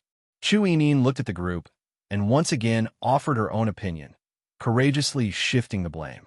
I think little martial uncle also has no right to throw any temper at us. Who told him to insist on roaming down the mountain and not come back earlier? Clearly, both Chu Huaishu and Han Shuangjiang were found by him. He has an understanding of them. He should have been able to accurately calculate their cultivation progress. He's being a hands-off manager. He can't come back and complain about us, can he? Shen Man, don't you think I'm right? She even questioned the little martial uncle's only true disciple. The thin Taoist priestess sat on the giant rock, a hint of a smile appearing on her face, and actually nodded slightly. Seeing this, the group immediately formed a united front and said one after another, Exactly, exactly. It's fine if the little martial uncle comes back. The little martial sister will speak for us. Although originally she, a mere sixth realm, had no right to know about this matter. The group chatted for a good while more. Only then did Xiang Yin remember that today, when he had come to the purple bamboo forest, besides having the seventh martial sister properly examine the little sword in Su Ziqing's spirit embryo, there was another matter he had to ask. Seventh martial sister, how is your special training for Chu Huaishu progressing? The sect master asked. For this Taoist priestess to unleash a sword domain towards the outer sect, how could they not have sensed it? Unexpectedly, her reply made everyone stunned. Almost has sword intent, Shen Man replied, stumbling over her words. Sword intent represents a sword cultivator's comprehension of the way of the sword, having reached a certain level. For these cultivation giants, for a disciple within the sect to comprehend sword intent was not such a rare thing. To produce sword intent in the first realm was indeed a world-class rarity. But the Tao Gate had a long history of 1,000 years. Prodigies with heaven-defying talent were as common as crucian carp crossing a river. There were still precedents. Didn't Han Shuangjiang, for example, comprehend the powerful reincarnation sword intent by relying on a secret realm? But the problem was Chu Huaishu already had sword heart enlightenment. The sword heart was an advanced product of sword intent. Xiang Yin asked, "Seventh martial sister, are you sure? You mean to say that Chu Huaishu now has sword heart enlightenment, but can still comprehend a new sword intent?" Shou should be. The thin Taoist priestess was still cherishing her words like gold. Chu Yinin's eyes couldn't help but light up, and she laughed out loud. Then in the future, won't he have two sword hearts?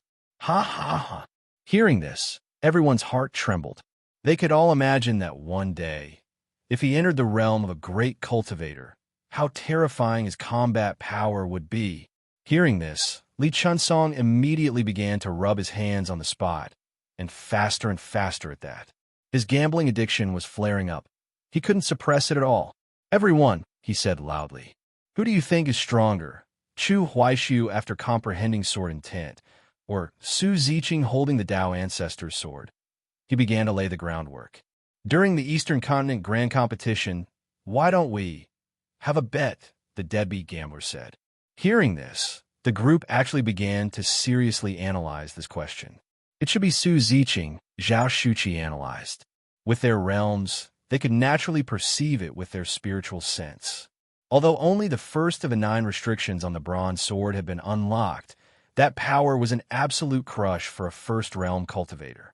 Even if Chu Huaishu had comprehended sword intent, he still couldn't make up for the gap. He could probably fight back and forth, but he would likely be defeated. There was no helping it. The rank of this sword was simply too high. "What about the rest of you?" Li Chunsong's face was flushed, his breathing a little ragged. The law enforcement elder Lu Pan snorted coldly. "Sixth martial brother, isn't it a little too early for that?" "Oh, first martial brother, it's precisely by placing bets early like this that there are variables, that it's interesting," the charity god of gamblers said with a fawning smile. Under his urging, the group placed their bets one after another. Apart from Li Chunsong, only Chu Yinin had a brainless trust in Chu Huaishu. She didn't care about the facts. In any case, it was pure support. The Taoist priestess sitting on the giant rock never participated in such things. The charity god of gamblers thought for a moment, and still chose to go against the majority. "After so many times, Chu Huaishu has never let me lose. I'm still betting on him," he said loudly. Night grew deeper. Su Ziqing did not return to the bamboo hut. Chu Huaishu hung his dirty clothes outside little Su's door, then returned to his own bedroom. Although the black gold robe didn't need to be washed, he wasn't so sexy as to only wear an outer robe. Little Su's function had only been partially optimized. The work that needed to be done still had to be done. After sitting down on the meditation cushion, Chu Huaishu first took out a batch of pills from the medicine cauldron. He began to infuse the spiritual power from his body into the Tao gives birth to one, feeding it. The artifact spirit was still shouting that it was hungry. He directly ignored it. "I feed it several times a day and still can't fill it up. What can I do?" He was quite helpless. After putting the 10 chi-gathering pills into a medicine bottle, Chu Huaishu opened his character panel. His proficiency in low-level pill refining was almost maxed out. Although it was all refined by the medicine cauldron itself, the proficiency would also rise accordingly. This was equivalent to another cheat. Of course, because the Tao gives birth to one was sufficiently heaven-defying, it didn't really matter much if the proficiency was maxed out. Chu Huaishu wouldn't be doing it himself anyway.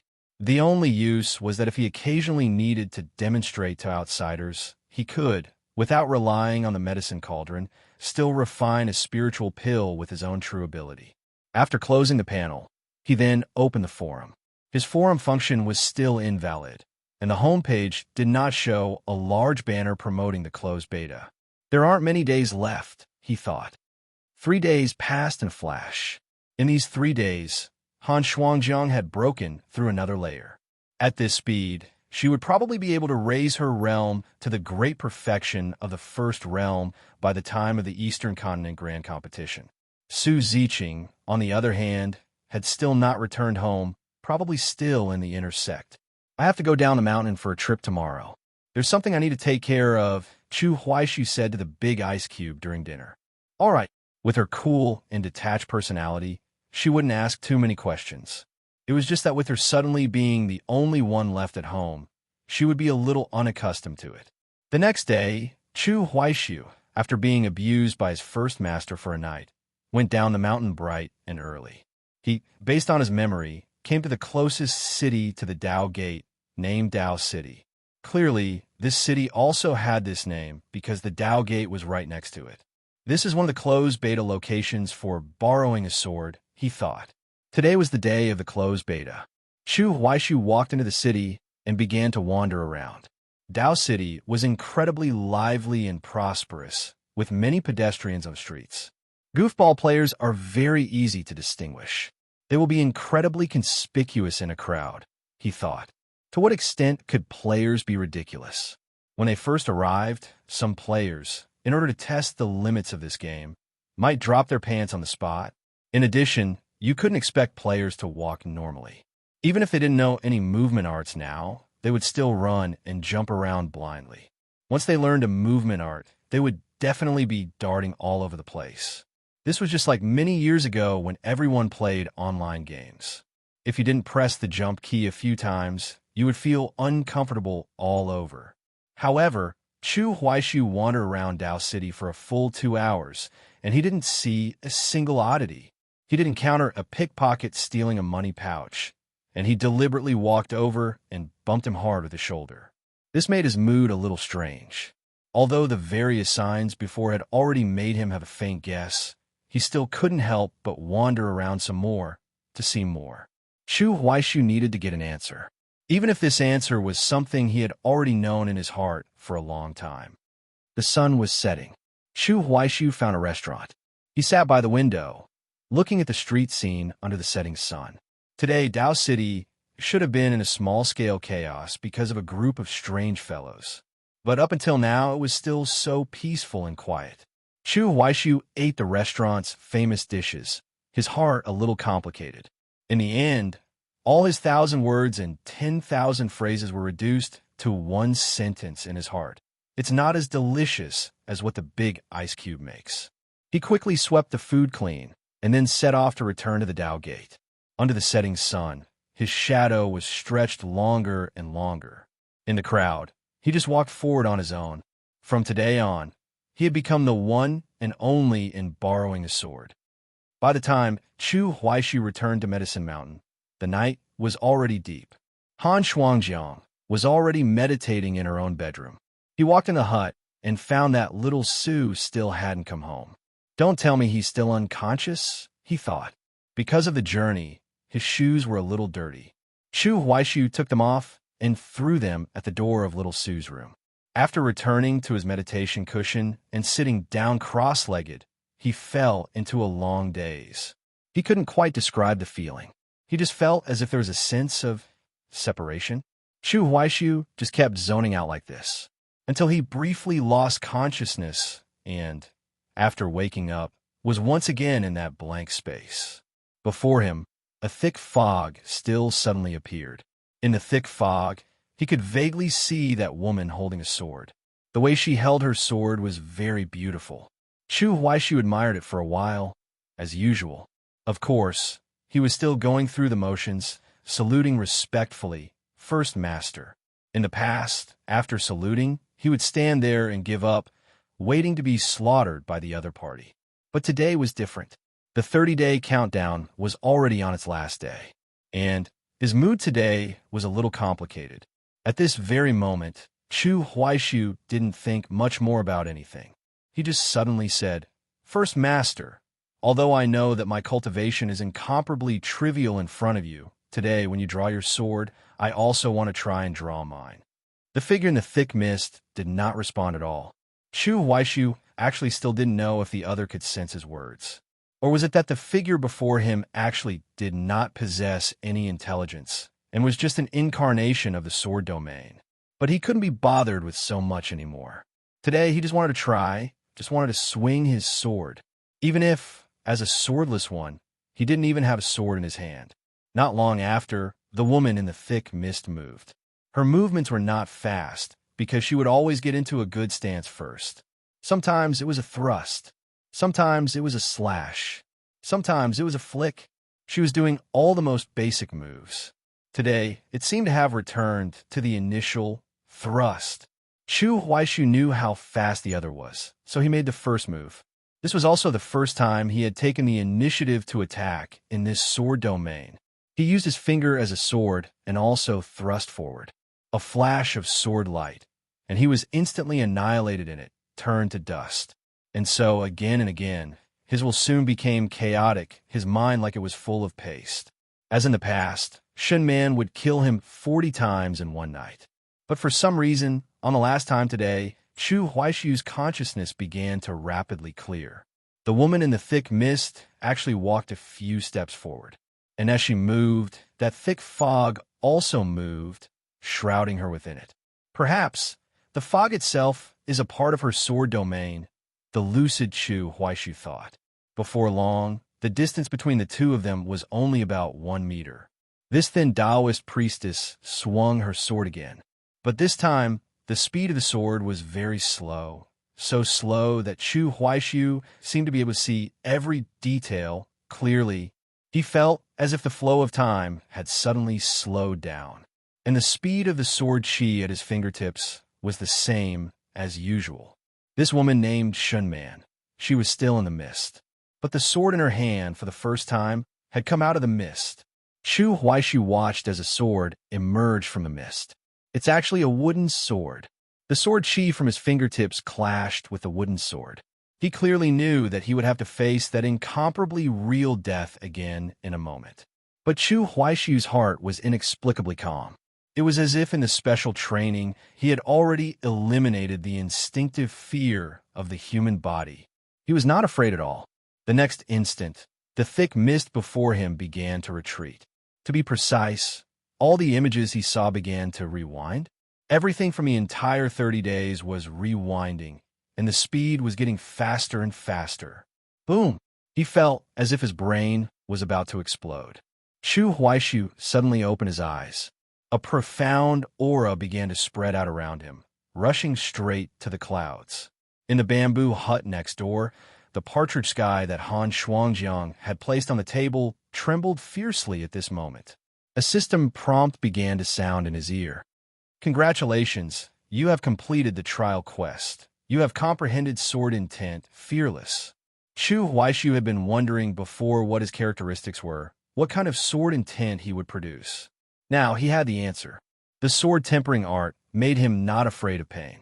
The Tao Classic made him not afraid of injury. The 30-day long sword domain trial made him not afraid of death. But today was special after all. Chu Huaishu looked at the roof of the hut with a blank expression. Not afraid of pain, not afraid of injury, and not afraid of death. Then isn't this? He paused for a moment and said 2 words in his heart. A player. The next day, registration for the Eastern Continent Grand Competition officially began. Chu Huaishu and Han Shuangjiang went out together to the disciples' courtyard to sign up. The registration period would last for 3 days and would close thereafter. Under normal circumstances, a grand competition involving the entire continent would be hosted by the 4 great sections. On one hand, it was because the 4 great sects were the strongest. On the other hand, it was because they were the richest. An event of this scale was simply beyond the means of an ordinary sect. If one wanted to be in the limelight, one had to see how many coins were in one's own pocket. Today, the disciples' courtyard was exceptionally lively.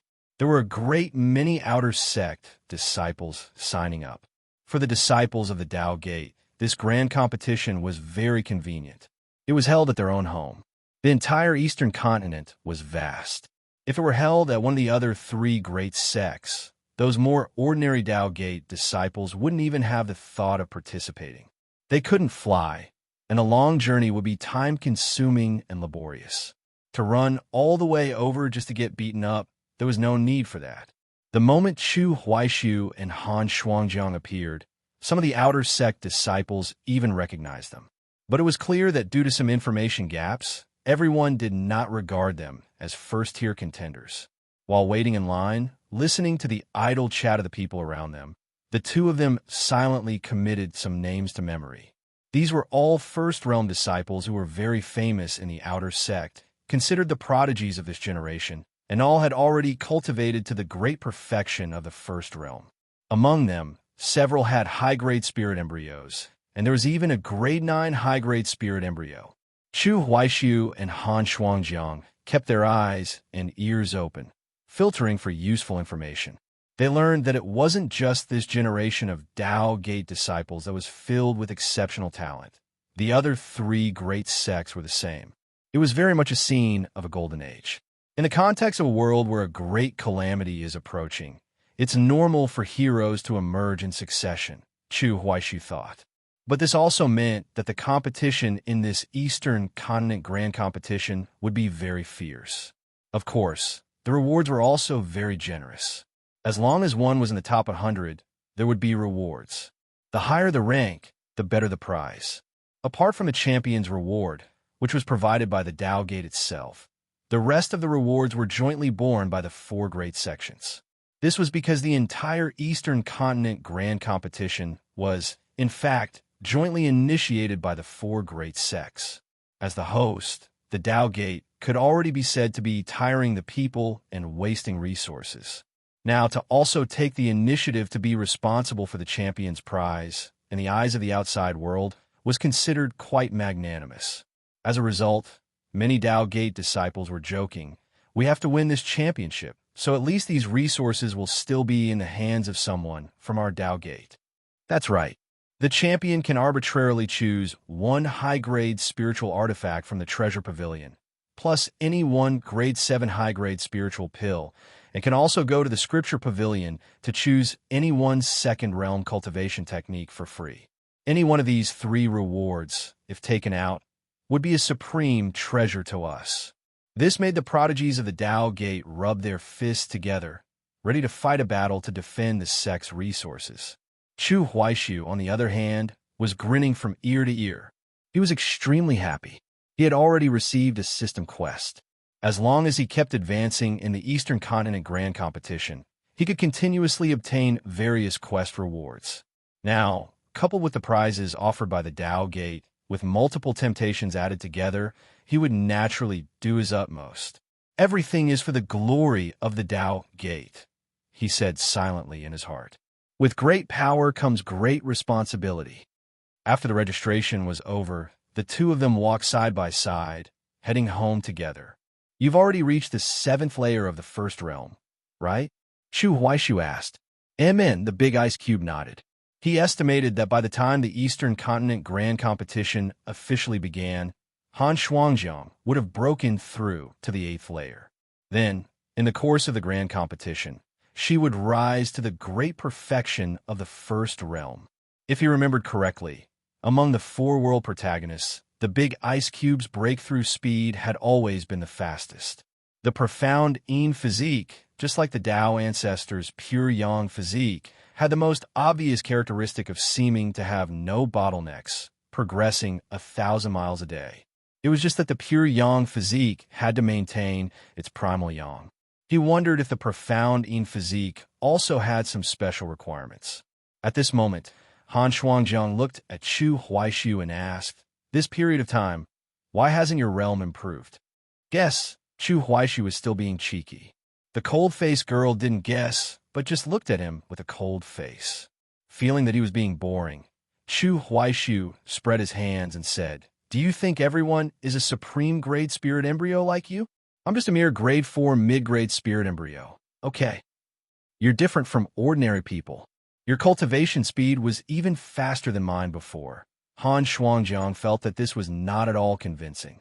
Hearing this, the cheeky smile on the dead fox's face instantly vanished. His tone sank, and he said slowly, "All right, since you've asked, then I'll tell you. Soon." He gave an answer that made the young woman's heart tremble. "I've comprehended sword intent." An autumn wind blew past, and the aura on Chu Huaishu's body immediately changed. Han Shuangjiang looked at him and felt that what was standing before her was not a person, but an unsheathed sword. Its edge was exposed, its killing intent manifest.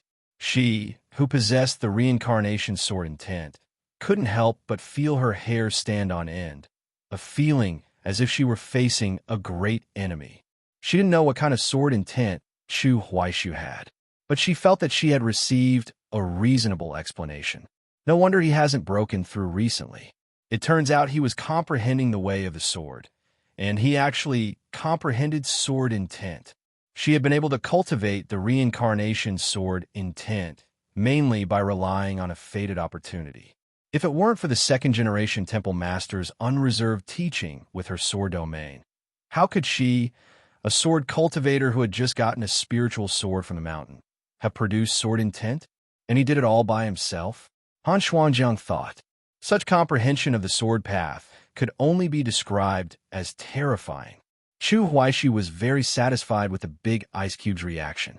After completing Shun Man's trial, he had gained another 1 point of comprehension. He was now at comprehension 4, on par with his physique. But right now, he was actually using his comprehension 4 to act like he had comprehension 10. Although the name of the fearless sword intent sounds ordinary, I can feel that its rank is probably not low. It's just that many things can only be known in actual combat. Chu Huaishu was looking forward to the arrival of the Eastern Continent Grand Competition more and more. At this thought, he looked at Han Shuangjiang and said, "The Eastern Continent Grand Competition, for you and me, is actually a very good trial. Our actual combat experience is too little. Especially you. Up to now, you could be said to have only sparred with me. But sparring and actual combat are different. Cultivation is not about working in isolation. It's not enough to just have a high cultivation level." Han Shuangjiang nodded and said, "This point I understand." The two of them talked as they walked. On the way home, they even ran into an old acquaintance. Outer Sect Deacon Yo Yuanshan had been really going crazy with work recently. This willing ox was responsible for the most tedious work, and he was so diligent and hardworking, never complaining. During this period in the outer sect, his busy figure could often be seen. Chu Huaishu and Han Shuangjiang looked at him and just felt that he exuded a sense of fatigue. What a serious and responsible deacon, the Big Ice Cube thought. One extremely dedicated spy, the Dead Fox thought. Who could find any fault with him? It's simply impossible. The two immediately saluted Nyo Yuanshan. Disciple pays his respects to Deacon Nyo. The moment old Nyo saw that it was them, the fatigue on his face seemed to dissipate a little. He was the same as always, his smile warm. With his thick brows and large eyes, and a square face, he looked like an upright and responsible elder. "Huaishu, Shuangjiang, this Eastern Continent Grand Competition, have you two signed up?" he asked with a smile. "We just came back from the disciples' courtyard. That place is about to be packed," Chu Huaishi replied. Neo Yuanshan nodded and said, "Then it seems Deacon and Mo will be busy." Since they hadn't seen each other for a long time, and the two juniors before him had signed up for the Eastern Continent Grand Competition, old Neo used his spiritual sense to check their cultivation. 4th layer of the first realm, 7th heaven of the first realm? Good, both are very good. Deacon Neo said, his tone full of surprise. He knew that Chu Huaishu's spirit embryo grade was extremely poor, but he hadn't expected his progress to be so fast, much faster than he had expected. As for Han Shuangjiang, she could only be described as terrifying. Hearing this, the dead fox immediately showed his greedy nature.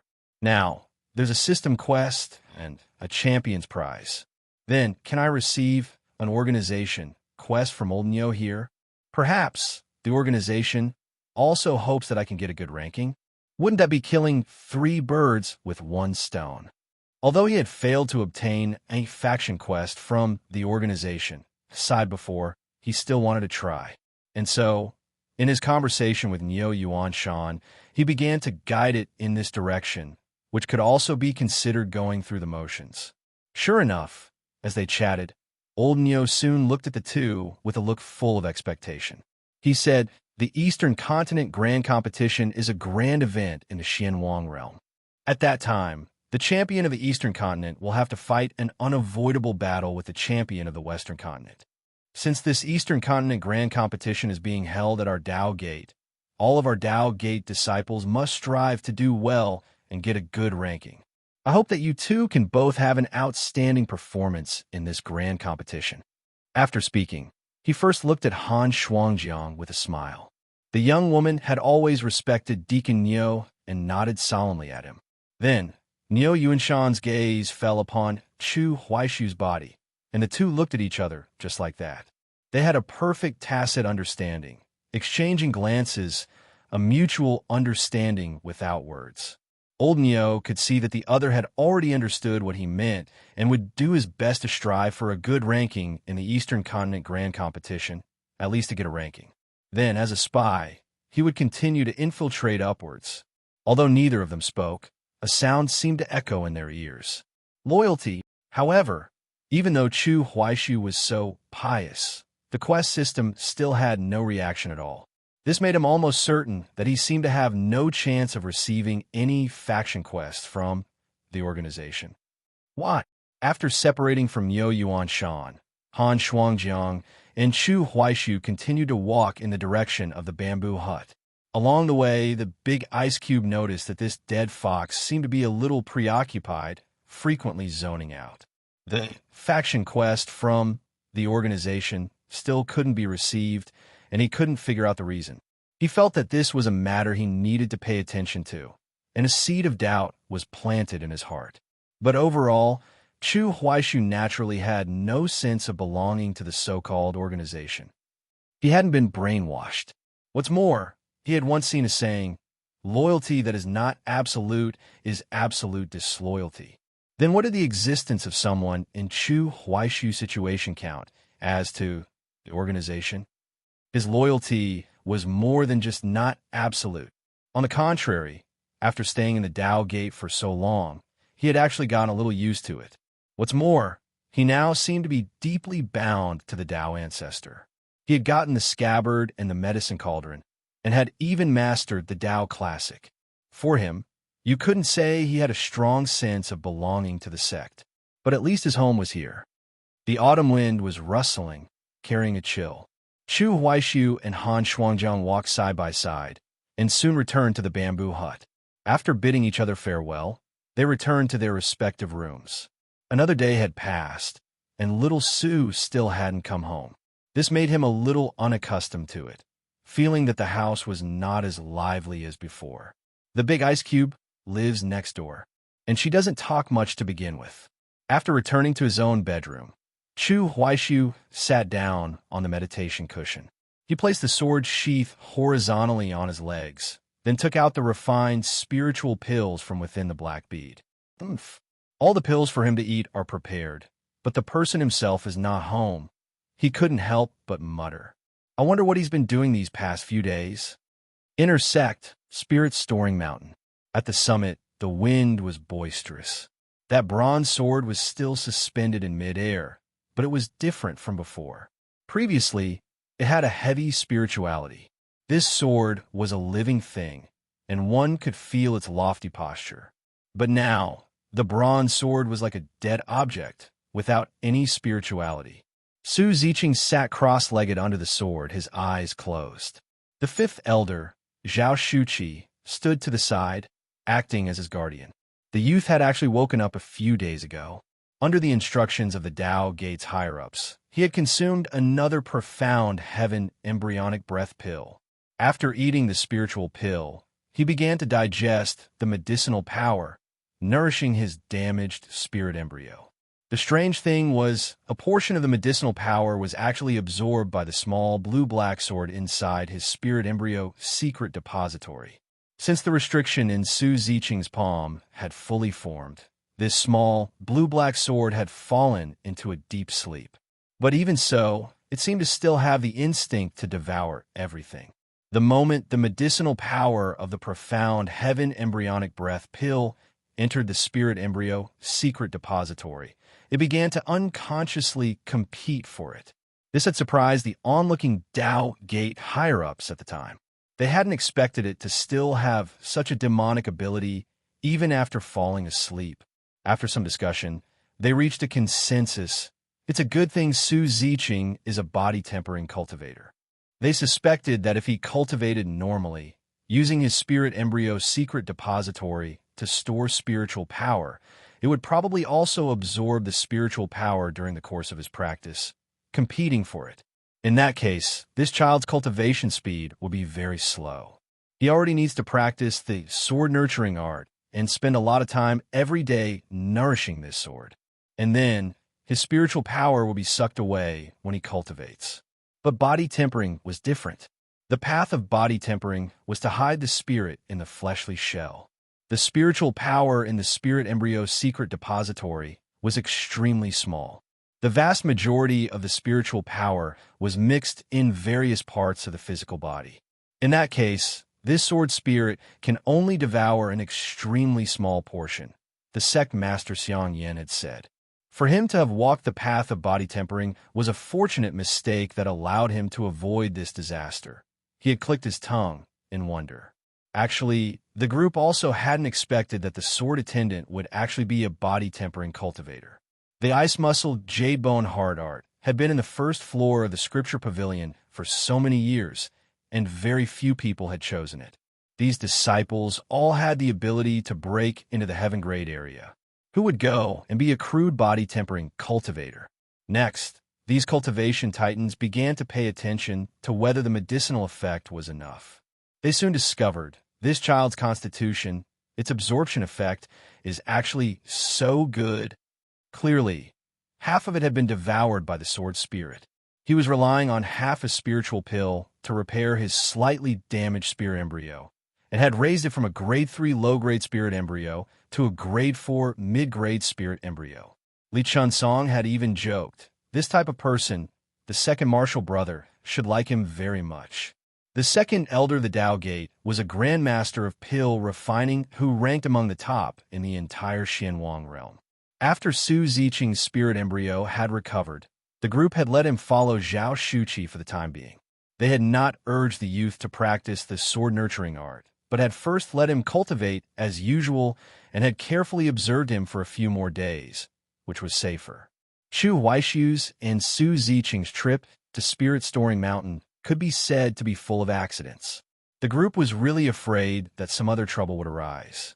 This squinty-eyed fifth elder, in the process of getting along with the youth, had even asked out of curiosity, Su Ziqing, why did you, among so many techniques, choose the ice muscle jade bone hard art? The youth had answered honestly, because senior brother hoped that I would have a chance to ascend Spirit Storing Mountain. After I looked through them all, I found that if I cultivated other techniques, even if I consumed pills, it would be impossible to meet the requirements in a short time. In order not to let senior brother's expectations fall short, it was my only choice, he had said. This had surprised Zhao Shuqi a little.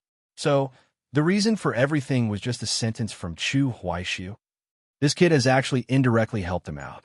After observing him for a few days like this, it was only yesterday that Zhao Shuqi had imparted this sword-nurturing art to Su Ziqing and had instructed, don't be in a hurry to practice it yet. First, comprehend. The difficulty of the sword-nurturing art was extremely high. Although its function was only to nourish that sword, it was extremely difficult to get started. They had looked at it and felt that its difficulty was comparable to some earth-grade arts. For a disciple who was only in the first realm, it was not something that could be mastered in a short period of time. Even with their careful guidance, it would still take a period of time. They had also only been able to get the hang of earth-grade arts much faster after entering the realm of a great cultivator. Today, Zhao Shuqi had brought him to Spirit Storing Mountain just to have him try practicing the sword-nurturing art once, and then he would correct him. This sword was temporarily still placed on the mountain. For various reasons, they had not let the youth retrieve it. The fifth elder the Tao Gate stood guard at the side, and his squinty eyes began to slowly widen. He actually had a pair of dark golden eyes. In his eyes, the entire cultivation process of Su Ziqing was completely exposed. He could see every detail clearly, without even needing to use his spiritual sense to investigate. This pair of eyes of Zhao Shuqi's could directly see spiritual power. This was also one of the reasons why everyone had let Su Ziqing temporarily follow him. Ah, the fifth elder soon let out a cry of surprise. Then, the surprise on his face began to grow stronger and stronger. I didn't expect another little monster. Don't tell me he really learned the sword-nurturing art in just one day. This comprehension is a little too heaven-defying. Up until now, he had not found any mistakes. After the spiritual power had circulated in his body, the youth slowly raised his right hand. The restriction in the palm of his hand began to emit a faint glow. Then, a stream of power went towards the bronze sword. The sleeping sword was instantly awakened.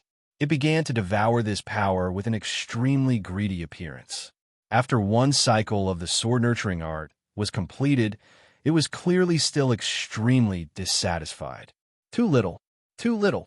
But the restriction on the sword and the restriction in the youth's palm took effect again, and the sword's spirit immediately fell into a deep sleep again.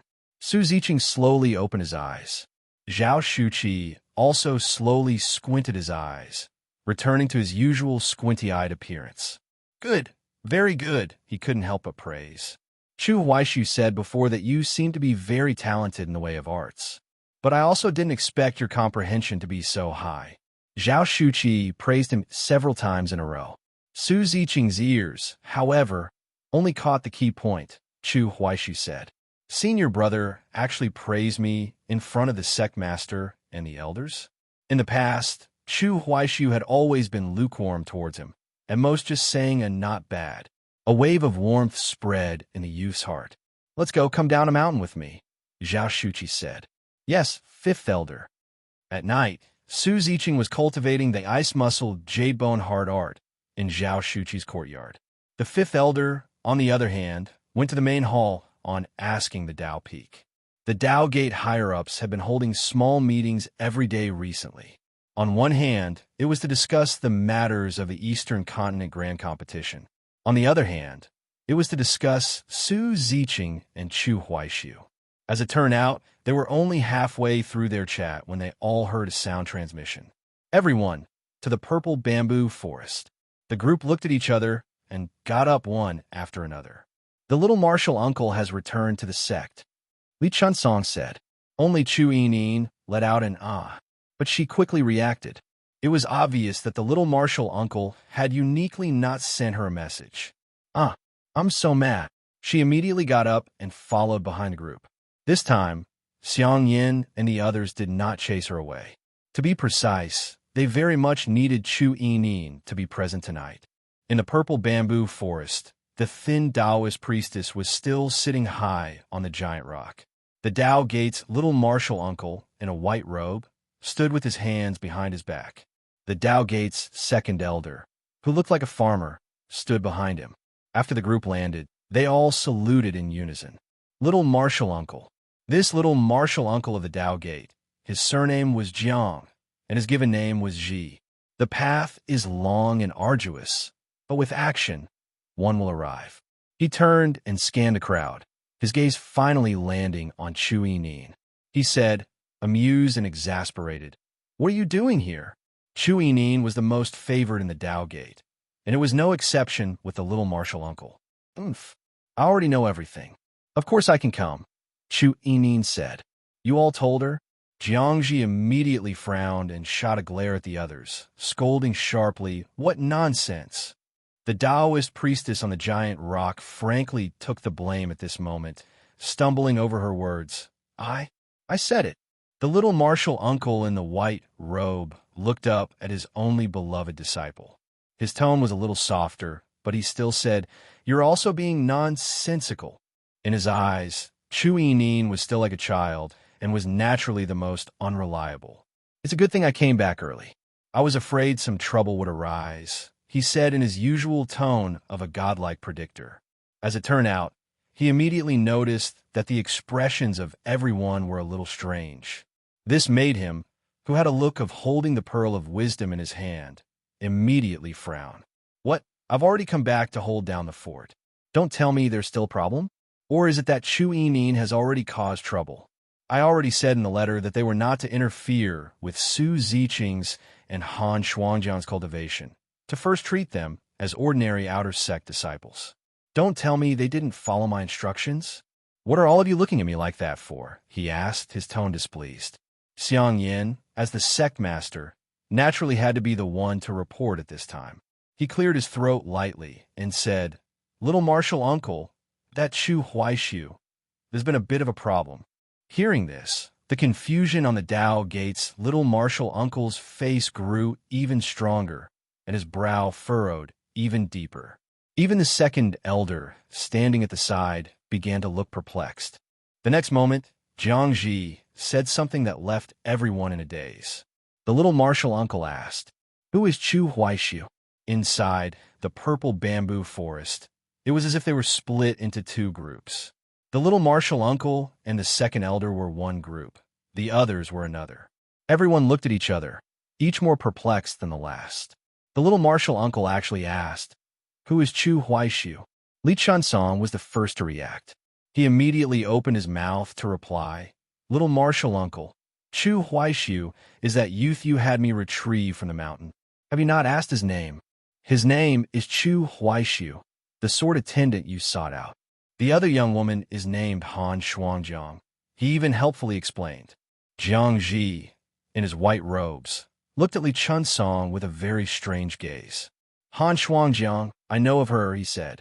"But the Chu Huaishu you speak of, is he a short youth, only this tall?" He even gestured with his hand, and a bit androgynous, looking like a little girl disguised as a boy. How strange. Isn't his name Su Ziqing? Why did he make up a fake name for himself after coming up the mountain? Jiang Ji also began to analyze. But the more he spoke, the stranger the expressions on Xiang Yin and the others' faces became. Chu Yinin even gasped out loud, "What? Su Ziqing? That's right, little Marshall's sister. His real name is Su Ziqing," the second elder who had accompanied the little Marshall uncle down the mountain said. Chu Yinin's large eyes opened wide and round. She said loudly, "You've got it wrong. It's not that Su Ziqing made up a fake name. Chu Huaishu is Chu Huaishu, and Su Ziqing is Su Ziqing. They're two different people." Xiang Yin and the others' faces were extremely ugly. They felt as if a clap of thunder had exploded in their minds. So, Su Ziqing was the one the little martial uncle was looking for down the mountain? This truth was simply too unexpected. But thinking about it carefully, the many strange things that had happened on the mountain recently could all be explained in an instant. No wonder Su Ziqing could take that sword, because he was the sword attendant to begin with. No wonder Chu Huaishu had missed out on the sword, because he was never the chosen one. Then the question was, why was the person brought up the mountain Chu Huaishu? This thought arose in the minds of Xiang Yin and the others in unison. Then, everyone's gaze began to fixate on Li Chunsong. The face of this deadbeat gambler instantly turned a little pale. He suddenly felt his throat go a little dry and couldn't help but swallow. The aura of the little martial uncle in the white robes immediately changed. This peerless killing machine stared at Li Chunsong. He didn't even call this sixth elder by his name, but said, "Old Sixth, I think you need to give me an explanation." The deadbeat gambler couldn't help but swallow again. He opened his mouth, wanted to say something, but didn't know where to start. "Little martial uncle, I think I brought back the wrong person," Li Chunsong said carefully. "What?" Jiang Ji's tone immediately rose a few octaves. "You can't even handle such a small matter." This little martial uncle of the Dao Gate was instantly furious. Don't be fooled by his usual cultivated appearance. That was all an act because he was old. A person who achieved the Dao through killing had a more explosive temper than anyone when he was young. Then what about Su Ziqing? Jiang Ji immediately pressed. Knowing that he had messed up big time, Li Chunsong immediately stated his position. "Little martial uncle, rest assured, Su Ziqing is also on the mountain and has also entered the Dao Gate." He hurriedly tried to cover for himself. "Actually, I didn't miss anyone. I didn't miss a single one. Instead, there's one extra." Yes, there's just one extra." Thinking about it from another angle, you asked me to go and get two geniuses to return to the sect. By a stroke of luck, it became 3. We've profited. But Li Chunsong also knew that he was in the wrong. He hurriedly added, but I will still go to the disciplinary court to receive my punishment. First, Marshal Brother, please be sure to punish me severely. Don't show any mercy. He immediately shot a pleading look at the law enforcement elder, Lu Pan. He would rather go to the disciplinary court and be whipped by the lightning whip than be dragged away by the little martial uncle for special training. A single, "Let me see if you've made any progress these years," would begin a nightmare that lasted for several days. You've handled this matter poorly. I will naturally punish you severely. Lu Pan immediately got the message and snorted coldly. Jiang Ji had lived to this age. How could he not see through such a small trick? But he didn't say much more, because now was not the time to settle accounts. He immediately asked, "Then tell me, you brought Han Shuangjiang and this whatever Chu Huaishi up the mountain. Then how did Su Ziqing enter the Dao gate?" One must know, he was just a mere pseudo-spirit embryo. Hearing this, Li Chunsong immediately lowered his head slightly, his face a little red. He was a little afraid to answer, and a little embarrassed to answer. That ahem. He entered the Dao gate as a handyman. He wanted to find a crack in the ground and crawl into it. He had been sent to retrieve the savior in the Dao ancestors' prophecy. As a result, not only had he gotten the wrong person, but he had also let him become a handyman. Who's handyman? Which deacons? Chu Huaishu's. His voice grew softer and softer. How is it him again? Jiang Ji's tone was cold. He took a deep breath, feeling that all his arrangements had been thrown into chaos. And how could an ordinary disciple have a handyman right after entering the sect? But now is clearly not the time to ask about these minor details. So, Su Ziqing is still a handyman and hasn't even started cultivating? No, that's not right. If he's just a handyman, why would you all know his name? Why would you pay attention to a little handyman? Li Chunsong hurriedly replied, He's cultivating. He only entered the Dao gate as a handyman at first, but he very quickly became an in-name disciple. A handyman? How did he suddenly become an in-name disciple? The little martial uncle frowned again, feeling that everything was very strange. Chu Huaishu recommended him to me. Li Chunsong answered in a second. He breathed a sigh of relief in his heart, feeling that this kid Chu Huaishu had saved half his life. If the fated person were still doing chores right now, then he would really be dead. The little martial uncle would really give him a ruthless lesson. How is it him again? Jiang Ji muttered in his heart. Why did he recommend him to you? Because he discovered Su Ziqing's talent, saying that his comprehension was extremely high, the deadbeat gambler said. Jiang Ji's brow relaxed a little. This reason was barely plausible. It was just that he still felt it was a little strange. Forget it. Since he still entered our Dao gate and has started cultivating normally, I won't pursue the matter with you for now. Li Chunsong's heart relaxed. The little martial uncle immediately asked again. With Su Ziqing's cultivation speed, he should be close to opening all 9 apertures by now, right? At this point, he was a little proud again, and his godlike predictor, pearl of wisdom in hand, appearance returned. He said, I deliberately left a copy of the sword tempering art. Although this aperture opening stage technique is a bit demonic for a pseudo-spirit embryo like Su Ziqing, it is highly compatible and can make up for some of the slowness in his cultivation speed. Although he definitely can't catch up to Han Shuangjiang, he also won't be too much slower than an ordinary Dao Gate disciple.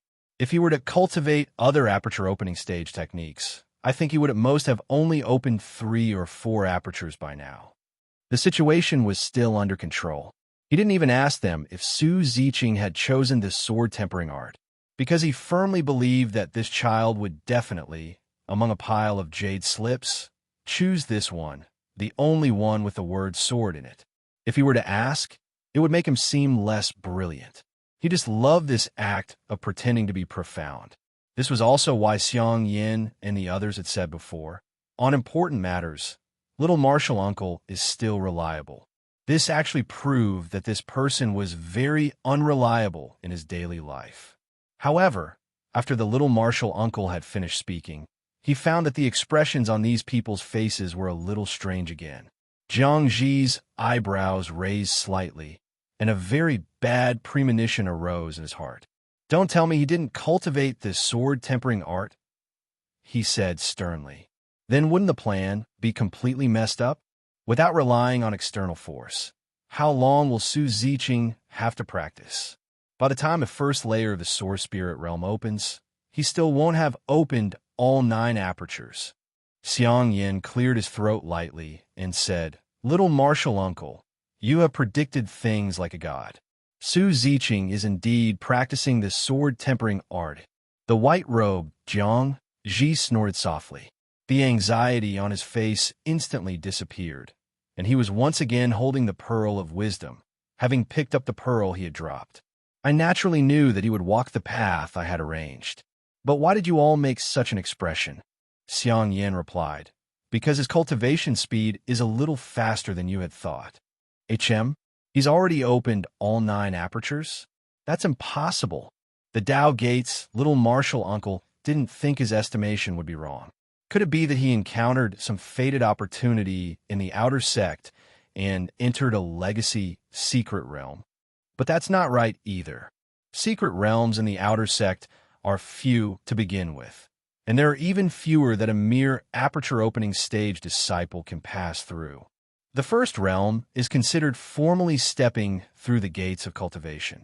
There are almost no secret realms prepared for the aperture opening stage, he said.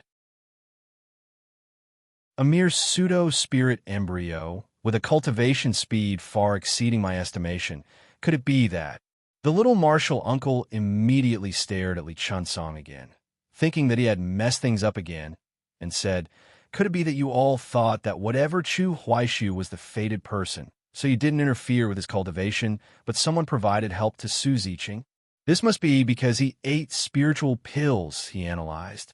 "We did not," Li Chunsong immediately said. "From what you're saying, he did indeed eat spiritual pills. Who gave them to him?" Jiangji questioned. "According to Su Ziqing, it was Chu Huaishu," Li Chunsong replied. The Tao Gates' little martial uncle's expression instantly changed again. "How is it Chu Huaishu again? What pills did he give him?" he pressed. "There is soaking in body-tempering liquid, and also consuming various grade 1 spiritual pills, and he also ate a profound heaven embryonic breath pill." Li Chunsong gritted his teeth and confessed everything, not daring to hide it. Hearing this, Jiangji was instantly furious again. He said word by word, gritting his teeth, "Profound, heaven, embryonic, breath, pill." So he even changed his fate against the heavens, forcefully raising his spirit embryo quality. How dare he? And an outer sect disciple. Where did he get a profound heaven embryonic breath pill, and to be so generous as to gift such a supreme treasure to others? His tone rose a few octaves again. Chu Yini knew it was her turn. "I'll take the blame for my own mistakes," she immediately replied. "Little martial uncle, it was my apprenticeship meeting gift to him." The second elder of the Tao Gate, who had been standing at the side in a state of shock, was suddenly stunned. "How am I involved in this too?" he said in his heart.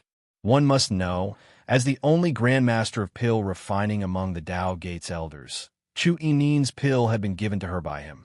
How is everyone inexplicably involved? I'm not even on the mountain. One link after another, one link after another. How strange. The man who looked like a storyteller immediately turned his head and glared at the second elder of the Tao Gate. Because when they were chatting in Red Sleeve's beacon, they had talked about the profound heaven embryonic breath pill, and he also knew that he had given it to Chu Yinin. Apprenticeship meeting gift? Jiangji first caught the keywords. An outer sect disciple. How can he be your apprentice? And how can he enter the gentleman temple? All you do all day is break the rules. Hearing this, Chu Yinin felt greatly wronged and immediately argued loudly. What? It's not like I said, I'm taking him as a disciple now. I didn't even let him call me second master. As soon as these words were spoken, the thin Taoist priestess on the giant rock sighed slightly. She knew very well in her heart that now it was her turn. Sure enough, Jiangji immediately asked again, "Future second master? How can there be a second master? Then who is his future first master?" The moment his voice fell, he heard a voice float over from behind him. It's me, Man said, stumbling over her words. But her tone was as calm as ever. Hearing this, Ji laughed out of anger. Good. All of you are very good. Excellent. So this inexplicably popped up Chu Huaishu has also become my future grand disciple. Good, very good. I'm also involved. Li Chunsong was as clear as a mirror in his heart. He already felt that the conversation had completely broken down. Originally, everyone had been counting on using Chu Yining to attract the firepower. But the development of the situation, how was it completely contrary to what they had thought before? It was simply too ridiculous. It was wrong from the very root. It was just that for some reason, although they had been making mistakes all along, by some stroke of luck, there had been some remedy, but this misunderstanding was too big. He personally guessed that just going to the disciplinary court to receive punishment would probably not be enough. Sure enough, the little martial uncle used him as the first punching bag. He heard Jiang Ji question loudly, Li Chunsong, oh Li Chunsong, how could you not even get the right person? Did you not even ask that whatever Chu Huaishu if he had ever seen me? Hearing this, something suddenly exploded in the deadbeat gambler's mind. He just felt his head buzz. At this moment, a flash of lightning seemed to go through his mind. He suddenly recalled a scene from before, recalled one of the moments of that day. On that rainy night, he had gone to Bo Terrace on Wuming Mountain and had retrieved Chu Huaishu and Han Shuangjiang. After the three had landed on Medicine Mountain, he had warned Chu Huaishu and Han Shuangjiang to take the matter of meeting a storyteller at the foot of the mountain to their graves and not to mention it to anyone. Han Shuangjiang's reply was, yes, this disciple accepts the order. And Chu Huaishu's reply at the time had even made him feel that this child had a silver tongue and was very interesting. What he had said was, this disciple has never seen any storyteller. That night, the charity god of gamblers first met Chu Huaishu. I told you not to mention the storyteller, and you told me you had never seen him. The sixth elder had been very satisfied with this answer, very satisfied with this attitude. He never thought that the other party was actually telling the truth. He really fucking never saw him. This sixth elder of the Tao Gate rarely swore in his heart. Recalling the various events, Li Chunsong felt his scalp tingle. His impression of Chu Huaishu had always been very good. Among all the higher-ups, he and Chu Yining were the closest to him. I was wondering why my luck has been so good recently. Since he came up the mountain, because of him, I've basically won every bet I've made. So this is where the trap was. Everyone stared at him, clearly seeing the change in Li Chunsong's expression. At this moment, he was as if he had been struck by 5 thunders. His expression was too ugly to behold. Because this matter was of great importance, involving the Tao ancestors' prophecy and the great calamity, Li Chunsong did not dare to hide anything, appearing exceptionally honest. Facing the little martial uncle's questioning, his face flushed red with unprecedented embarrassment, and he said, I warned Chu Huaishu and Han Shuangjiang not to mention meeting a storyteller at the foot of the mountain. Hearing this, a trace of hostility flashed in Jiang Ji's eyes. Killing intent began to rise. He told them not to mention it, and then this fellow named Chu Huaishu played dumb? Logically, he should have been completely bewildered, right? There was nothing unusual at all. He glanced coldly at Li Chunsong. There must be a problem with this child. Everyone understood the little martial uncle's personality and could also hear the meaning in his words. But they had also been with Chu Huaishu for a period of time and all quite admired this child. They actually began to take sides one after another, speaking up for him. The well-endowed Nangong Yu was the first to say, Little martial uncle, Chu Huaishu is still a youth, after all. To be suddenly brought into the Tao Gate by a great cultivator can be said to be a life-changing encounter. It's normal for him to be in a daze. That's right, little martial uncle. We've been observing this kid. His character isn't bad. Even the sect master Xiang Yan stated. The law enforcement elder Lu Pan was the most impartial in the sect. He even said directly, Little martial uncle, I also quite admire this child. Jiang Ji ignored the others, only glancing at Lu Pan. Even you say so? This surprised him a little. But in his heart, A seed of suspicion was still planted. Seeing this, Li Chunsong took a deep breath. He knew very well that if Chu Huaishi were to be targeted by the little martial uncle, he would definitely not have a good time. What's more, this was his future grandmaster. He knew it was his turn to go all out. The sixth elder of the Dao Gate said that everyone, the crowd, all looked at him. Li Chunsong's old face was so red it seemed blood would drip from it. It was too shameful. Actually, after I warned them, Chu Huaishu directly said to me, "This disciple has never seen any storyteller." But I misunderstood what he meant. I even thought this kid had a silver tongue and was expressing his position to me in this way. This matter is of great importance. Chunsong dares not hide anything. The moment his voice fell, the purple bamboo forest fell into a dead silence.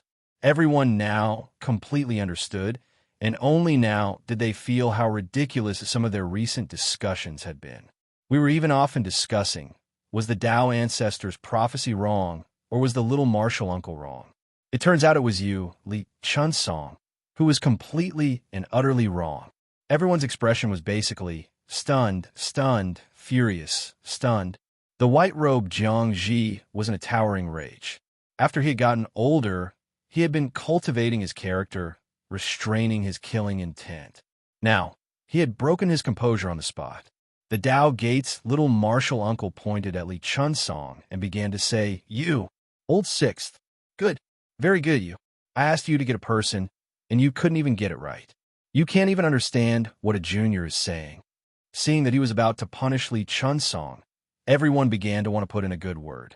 Unexpectedly, the little martial uncle immediately scanned everyone and began an area of effect attack. "You, and you. Every single one of you had a part in this." Jiang Ji was not wrong.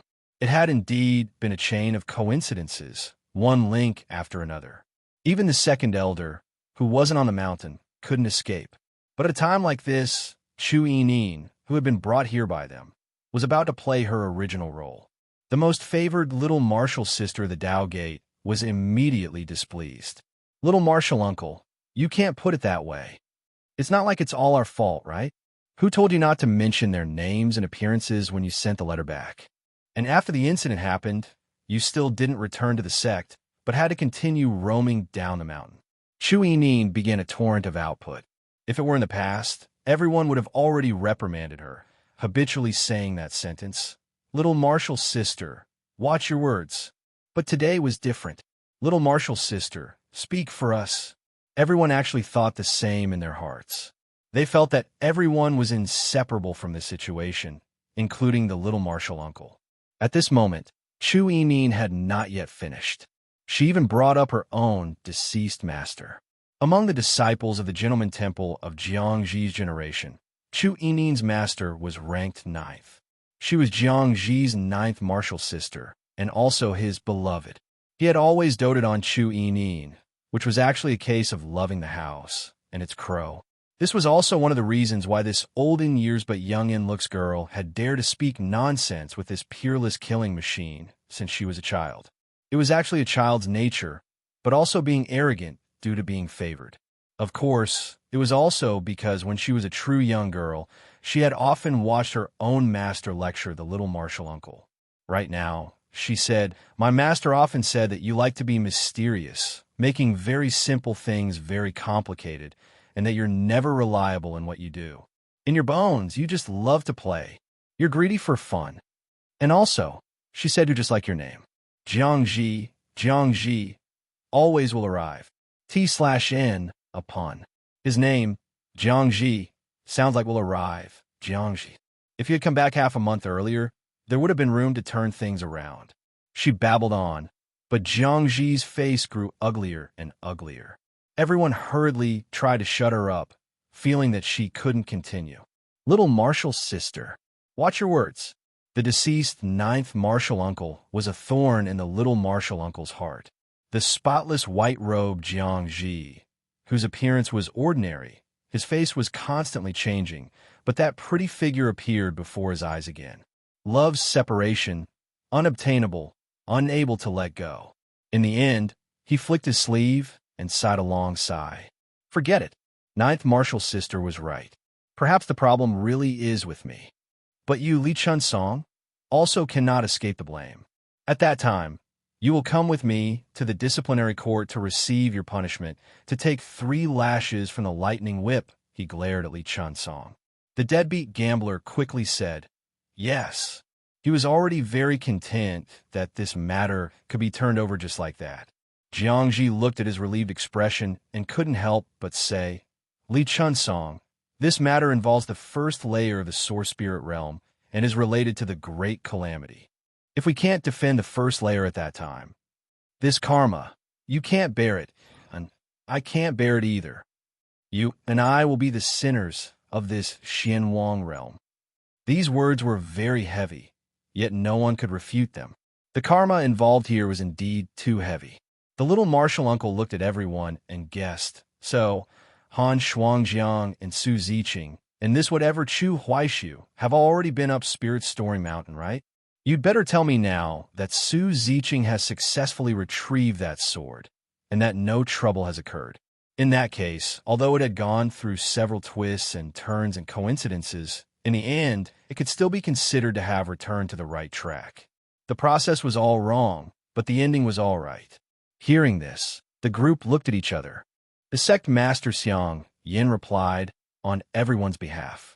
Little martial uncle, the sword has indeed been taken by Su Ziqing. That's good. Jiangji also breathed a sigh of relief in his heart. The Tao ancestor's prophecy is not wrong. I certainly didn't find the wrong person down the mountain. He, who had always thought he held the pearl of wisdom in his hand, this pearl of wisdom had been dropped and picked up and dropped again today. Chu Yining had even brought up what her master had said. He actually also wanted to turn this page quickly. However, Xiang Yin immediately added, but it seems there's still a bit of a problem. What? Clatter. The pearl of wisdom dropped again. This matter is not going to be turned over, is it? In the purple bamboo forest, Jiangji listened to everyone's words and finally got a clear picture of Su Ziqing's current situation. So, that special approval quota of your charred black wooden token, you didn't give it to him? He pointed at Xiang Yin. Xiang Yin nodded embarrassedly. And then, this kid, because of the expectations of that whatever his name is senior brother, actually chose a body tempering technique and then relied on eating pills and his own constitution to get the qualification to ascend the mountain. The fated person, the sword attendant who is supposed to practice the sword nurturing art, because of this Chu Huaishu, has become a thorough body tempering cultivator.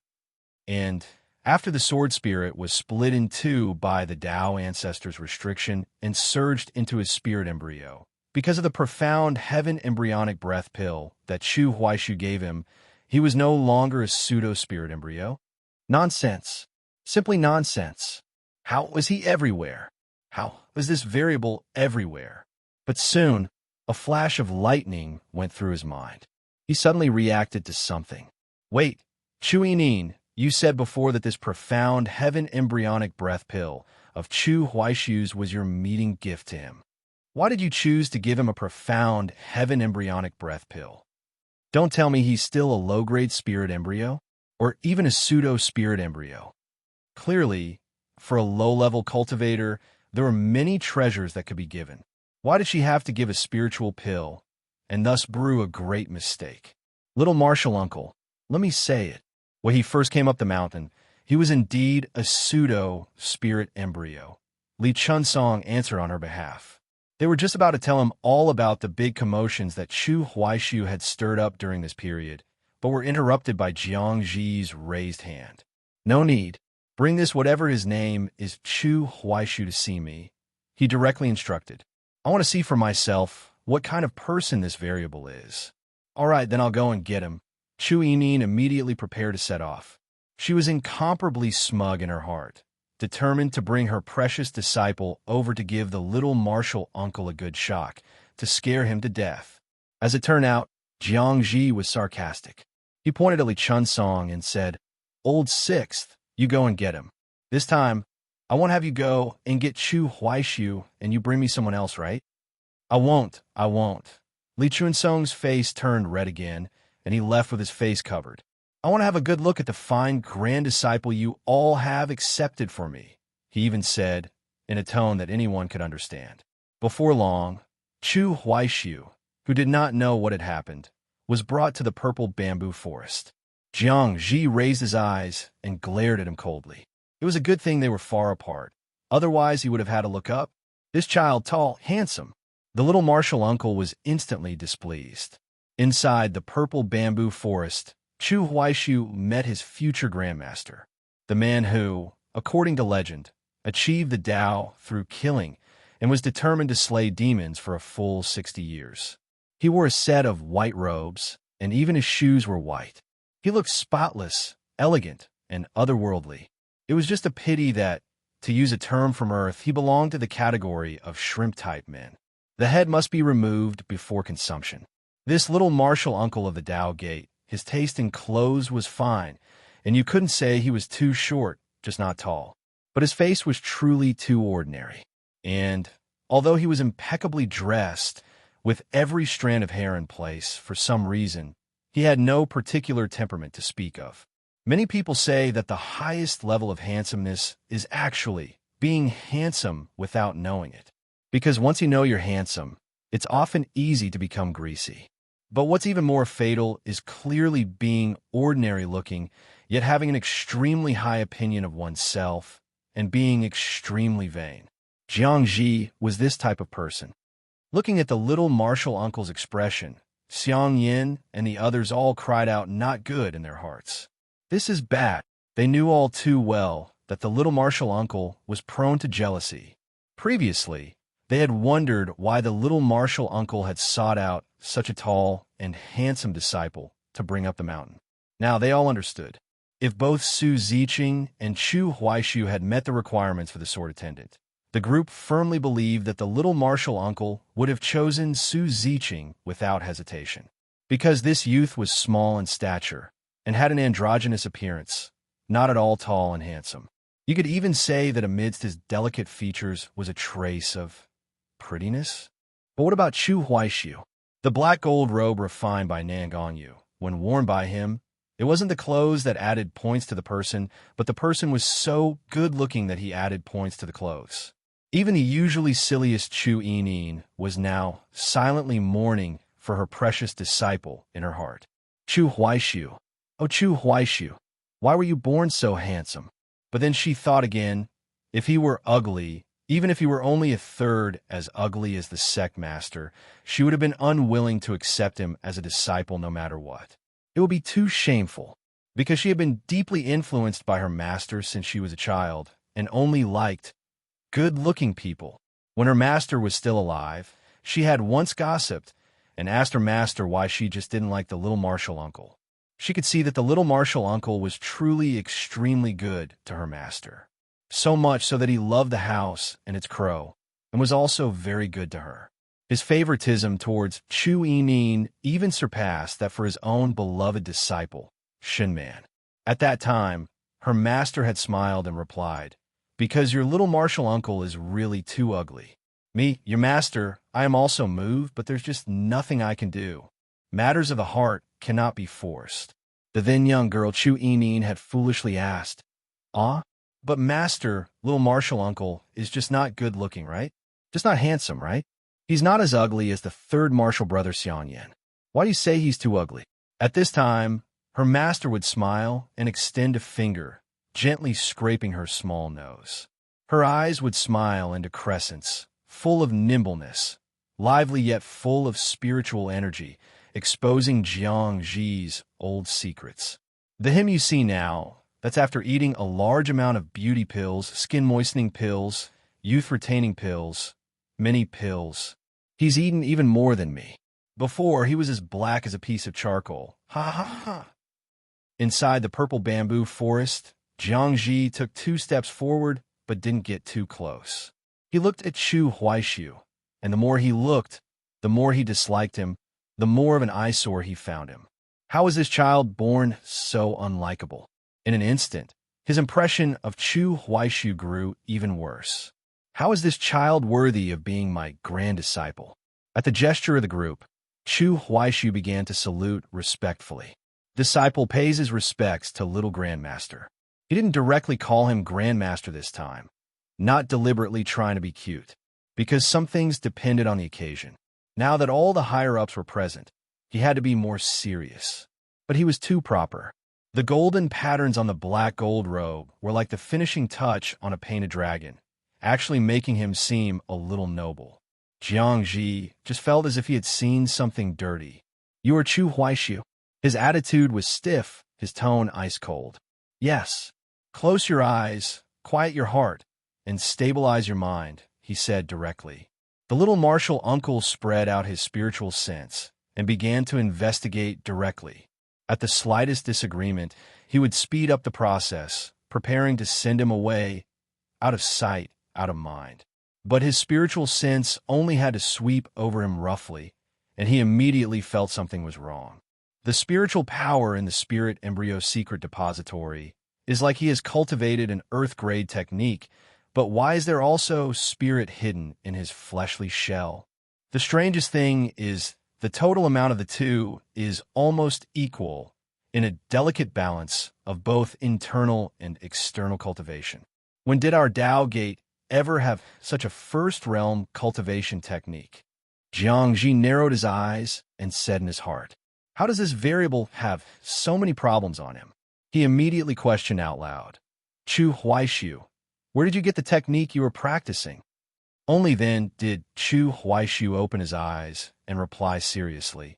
Reporting to Little Grandmaster, this disciple's technique was obtained from the first floor of the scripture pavilion. Jiang Ji snorted coldly and said, "Tell me the name." The next moment, he heard an unexpected answer. What this disciple practices is the Tao Classic. The Tao Gate's little martial uncle's brow instantly furrowed. The Tao Classic. It's actually the Tao Classic. He didn't even say a word this time, but directly entered his body with his spiritual sense again. And the spiritual sense he spread out was stronger than before, determined to completely see through this young man. One must know the Tao Classic could be considered the 1,000-year-old unsolved mystery of the Tao Gate. The sudden invasion of spiritual sense caught Chu Huaishu a little off guard. When a situation suddenly arises, a person will instinctively resist. This is human nature. Even if he had tried to conceal it after realizing, how could he possibly escape Jiang Ji's eyes? Sword Intent, the Tao Gate's little martial uncle couldn't help but say. A mere fourth layer of the first realm had actually comprehended sword intent. What a strange sword intent. Sharp, fierce, pressing ever forward, fearless. No, that's not right. It's not just sword intent. He spoke again. Close your eyes again. Open your sea of consciousness. Restrain your spiritual sense. And do not resist. The sea of consciousness was different from the physical body. No matter how unreliable he was, he still had his limits in this aspect. Otherwise, he would injure the other party. Chu Huaishu was like a model student with excellent character and grades. He was not at all afraid of you checking his results. Hearing this, Chu Yinin had already started to laugh secretly in her heart, and her expression had also begun to grow smug. That invisible little tail of hers had already started to wag up to the sky, and she was even a little impatient. Sure enough, with the Tao Gate's little martial uncle's vast experience at this moment, he couldn't help but exclaim in surprise. A sword hidden in the sea of consciousness, sword heart enlightenment. This child is demonic. The wind blew past, and the bamboo leaves in the purple bamboo forest swayed. Jiang Ji's heart was in a mess. How can there be a sword spirit in a person's body? Of course, the second elder of the Tao Gate was no exception. This was his first time seeing Chu Huaishu. His level of shock was far greater than that of the little martial uncle, who was a little more experienced. No wonder the sixth martial brother said that not a single one was missed, just that there was one extra. I didn't expect that he would, by a fluke, actually bring back a monster. The situation on Chu Huaishu's body was beyond everyone's cognition. But Jiang Ji quickly saw through it completely and said, "Your spirit embryo is very special. This is actually your spirit embryo divine ability. The spirit embryo divine ability is sword heart enlightenment." And then he comprehended a new sword intent on his own. He narrowed his eyes, surprised in his heart. Then in the future, is it possible for him to produce a second sword heart? How could such a strange thing exist in the world? Seeing this, Li Chunsong felt that his opportunity had come. He hurriedly tried to cover for his mistake and said, "Little martial uncle, what Chu Huaishu practices is indeed the Tao classic. We have all verified this point.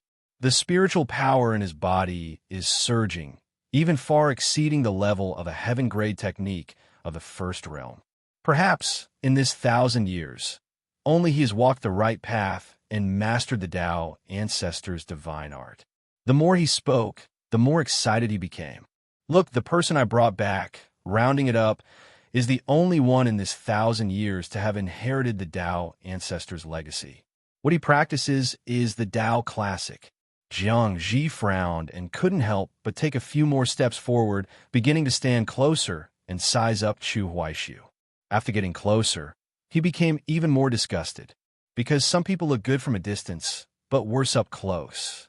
This type of person is only good-looking at first glance, but they are not enduringly good-looking. The fellow who ranked second on the must-try companion list was naturally not in this category. Chu Yining began to make mischief on the side. "Little martial uncle, why don't you ask him what he took from Spirit Storing Mountain, besides learning the Tao ancestors' Tao classic?" Jiang Ji could tell at a glance that she was about to play a trick. If it were someone else, he would have already started cursing. But since it was Chu Yining, he just stared at Chu Huaishu without a word. Being watched by him made Chu Huaishu's hair stand on end. He felt that this little grandmaster had an indescribable hostility towards him. The way he looked at him, he had seen it before in the eyes of many of his companion colleagues who died upon seeing the light. The Tao ancestors' sword sheath was now in his storage token. As mentioned before, the life-bound items of some cultivators were like Pikachu, who didn't like to go into their pokeballs. They had to be carried by the cultivator at all times, otherwise the artifact spirit would throw a little tantrum. Partridge Sky was like that, but the black bead was fine, because it would only shout that it was hungry. Chu Huaishu was not afraid of him seeing through the black bead, because the bead had been on the mountain for so long, he should have seen it before. In the past, he should have been unaware of it. If he really did see through it, then he would just generously admit it and give up resisting. A good mentality determines a good man's life. Since he had comprehended the fearless sword intent, some aspects of him had also undergone a subtle change. Chu Huaishu generously took out the Tao ancestors' sword sheath from his storage token. Jiang Ji looked at the sheath made of black wood. His pupils couldn't help but shrink slightly, and his emotions fluctuated greatly. The second elder of the Tao Gate was even more stunned. The Tao ancestors' sword sheath. The Tao Gate's little martial uncle began to question again. "This item was sealed on the stone platform. How did you retrieve it?" "This disciple does not know. It seemed to be pulling the spiritual power in my body. After I touched it, I retrieved it." He was lying with the truth again. He was telling the truth, but he had left out a small, crucial piece of information. Then why does the sword sheath only have spirituality, and its life-bound artifact spirit has not yet been nurtured? He pressed. "This disciple does not know," Chu Huaishu replied.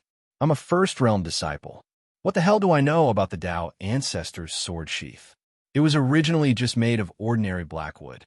After staying by the Tao ancestors' side for a long time, it gradually became a supreme-grade spiritual artifact.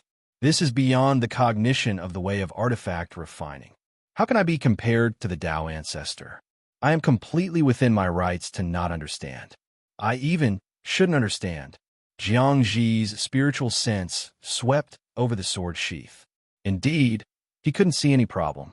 The sword sheath had been nourished by the Tao ancestor to begin with, and Chu Huaishu had the same power in his body. So, there was a faint pull between the two, extremely similar to a life-bound item.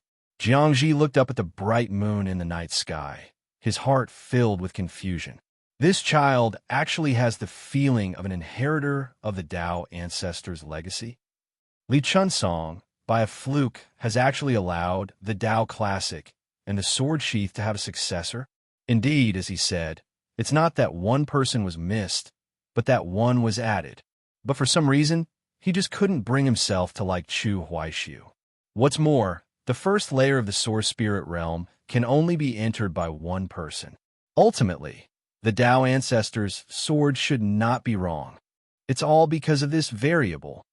At this thought, he spread out his spiritual sense to check the summit of Spirit Storing Mountain. He was not just investigating that sword. He was also investigating all the details on the summit, such as the formation restrictions. A powerful spiritual sense enveloped the entire summit. All the things were taken in at a glance, in an instant, without a single omission. On the bronze sword, the restriction had already taken effect. It had already fallen into a deep sleep. The restriction is split in two, and the sword spirit is also split in two. It is a foregone conclusion. Because of the many variables, the arrangement is completely messed up. This sword and the sword attendant should not be like this. The Xianwang realm needs the existence of the sword attendant. Everything is for the bigger picture. But Jiang Ji soon noticed the extra line of words on the gentleman's steel. The handwriting was crooked and extremely ugly, yet it echoed what the Tao Gate's little martial uncle was thinking in his heart, questioning his inner heart, and even his Tao heart. A gentleman uses things. He is not used by things. Inside the purple bamboo forest, Jiang Ji ruminated on this sentence. It was as if it were a response to the thoughts in his own heart. He felt a connection, yet it was as if two wills were clashing. An aura spread out from his body. Even the wooden hairpin of the thin Taoist priestess trembled almost imperceptibly. Chu Huaishu felt the little black sword in his sea of consciousness jolt, feeling the excitement of meeting a worthy opponent. But all of this happened in just an instant. The Tao Gate's little martial uncle, in his white robe, returned to normal. He scanned the crowd and asked, "Who carved those ugly characters on the gentleman's steel?" The gazes of everyone fell, in unison, on Chu Huaishu. "Was it you?" Jiang Ji asked. Chu Huaishu nodded slightly, but said nothing. At that time, he had felt an inspiration and, influenced by the heart sword in his sea of consciousness, had indignantly carved this sentence from the Guanzi on the gentleman's steel. But he knew in his heart that regarding the bronze sword, there were definitely hidden details he did not understand. After all, the game was called Borrowing a Sword. Therefore, he couldn't be 100% sure of the stance and attitude of the Tao Gate's higher-ups. He personally guessed that it might be contrary to the words he had carved. So the dead fox felt that it was best to remain silent at this time. But Chu Yinin wanted to flex with second-hand info. She wanted to show off on behalf of her disciple. And so, she gave a vivid retelling of everything that had happened that day to the little martial uncle. After Jiang Ji had listened, he took a deep look at Chu Huaishu, but ultimately did not say much more. But he roughly understood why this young man before him would comprehend such a special sword intent, fearing neither heaven nor earth, and with a bit of a rebellious streak. This was actually a little like him, but not completely like him. Some people, because of this child resembles me, would feel admiration. And some people, because of this child resembles me, would feel disgust. A person who is a bit like me, but is taller, more handsome, and younger. The Tao Gate's little martial uncle was famous for being prone to jealousy in this regard. Ninth martial sister would probably like him very much, right? Such a voice even appeared in his heart, thinking of that woman with the overwhelming spiritual energy. Chu Huaishu raised his head and met the eyes of this man before him, who might become his grandmaster in the future. The other's gaze was still ice-cold, filled with a thick scrutiny. Jiang Ji spoke up and suddenly asked, "Chu Huaishu, the Eastern Continent Grand Competition, have you signed up?" "Little Grandmaster, this disciple has signed up," he replied. "Do you have a goal in mind?" Jiang Ji asked again. "I do. I want to get a good ranking," he replied again.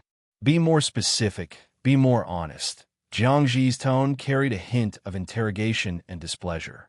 Hearing this, Chu Huaishu nodded slightly, and then said directly, "Champion." After speaking, he felt that it was still not specific enough, so he, according to his meaning, added a few more words. "Champion of the East and West continents."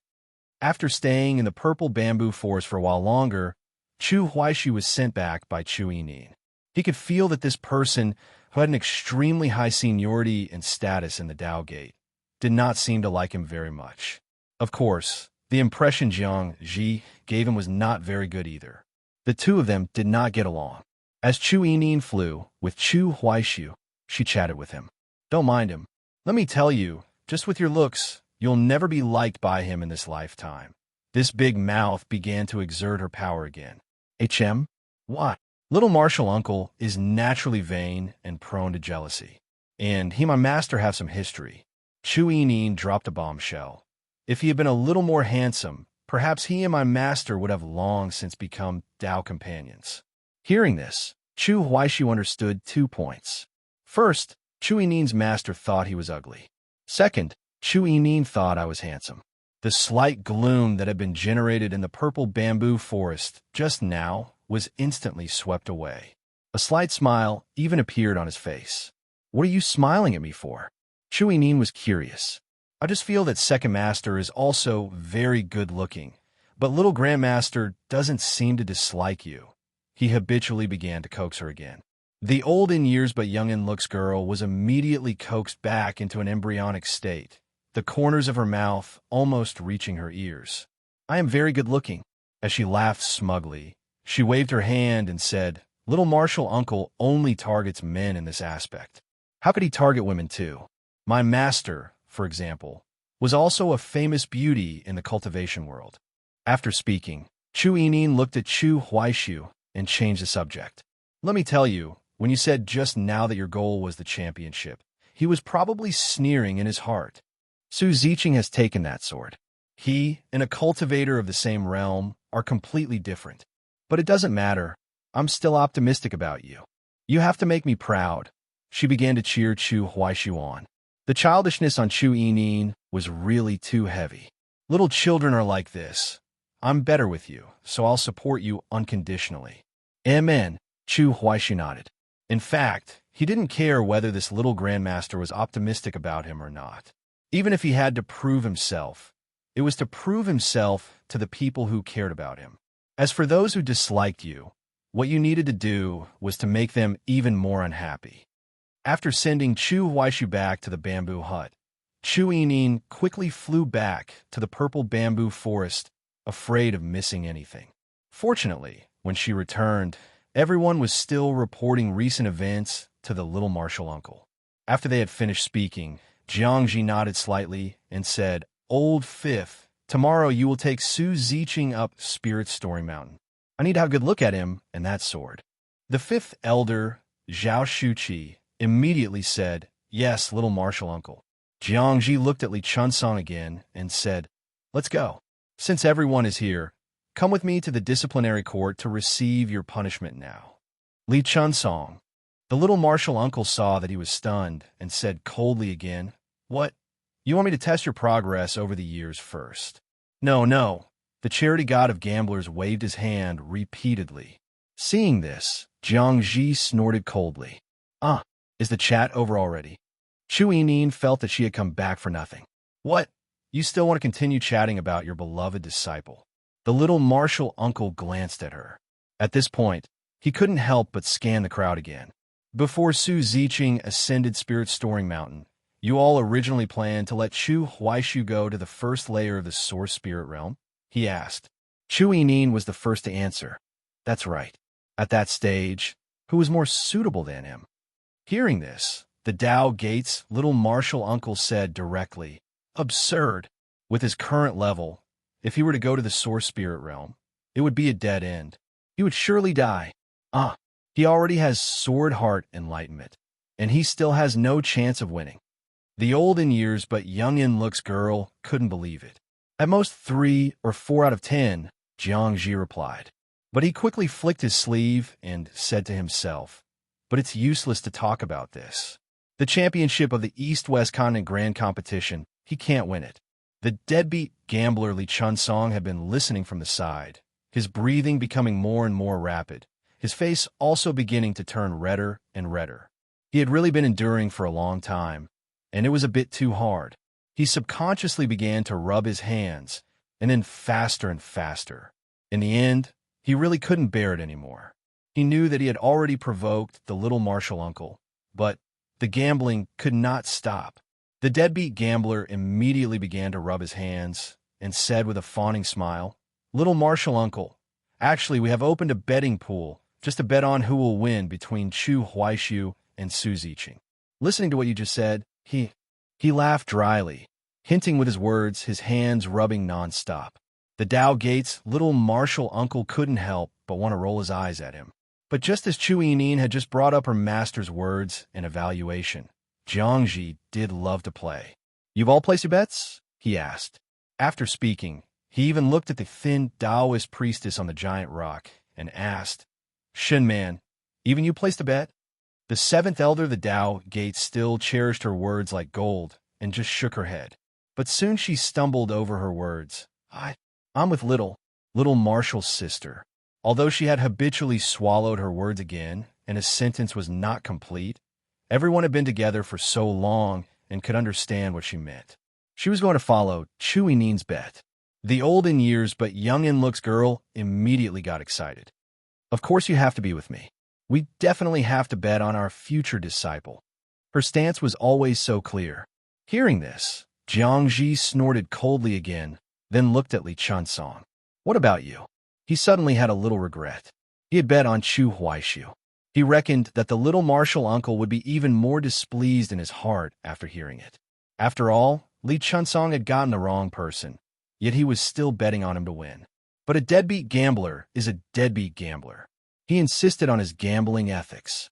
Li Chunsong went all out and said, "Little martial uncle, I bet on Chu Huaishu." Jiangji snorted coldly again. Good. If that's the case, then I will join you all for some fun." "I bet on Su Ziqing," he said faintly, once again returning to his appearance of holding the pearl of wisdom in his hand. The next day, Zhao Shuqi, as instructed by the little martial uncle, brought Su Ziqing to the summit of Spirit Storing Mountain. On the way there, he didn't forget to remind him a few times, telling him who wanted to see him. The moment Su Ziqing heard it was such a figure, he immediately nodded his head, not daring to ask any more questions or pry. He just followed Zhao Shuqi up the mountain like this, a little familiar with the path. For now, it was safest to leave the sword on the mountain. So, little Su had to go up the mountain at least once every day. When they reached the summit, Jiangji was already there, his back to the two of them, looking up and carefully observing the sleeping bronze sword. Su Ziqing secretly sized up this little grandmaster's back. With just one glance, he felt a bit of familiarity. This white robe and the feeling he gives off. A sense of familiarity welled up in his heart. His whole heart trembled. "You're here," Jiangji said, then put his hands behind his back and slowly turned around. After Su Ziqing saw his face, saw that unremarkable face, his whole person was as if struck by lightning. "How is it him? How could it be him? How can it be him?" As expected, the other was indeed that storyteller he had met at the foot of the mountain, the person who had played with him for no reason, causing him to travel a long distance, and then be drenched in the rain for a whole night at the foot of Wuming Mountain.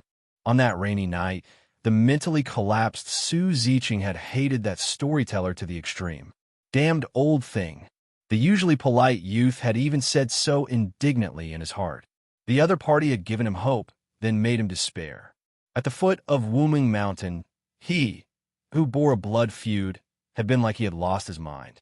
Expectation is a slow-acting poison. The moment it is completely dashed, it has a fatal effect. Fortunately, his senior brother had appeared like a savior and had pulled him up. Little Su never would have thought that the little grandmaster he was to meet today would be him. Before this, he had hated this person to the extreme.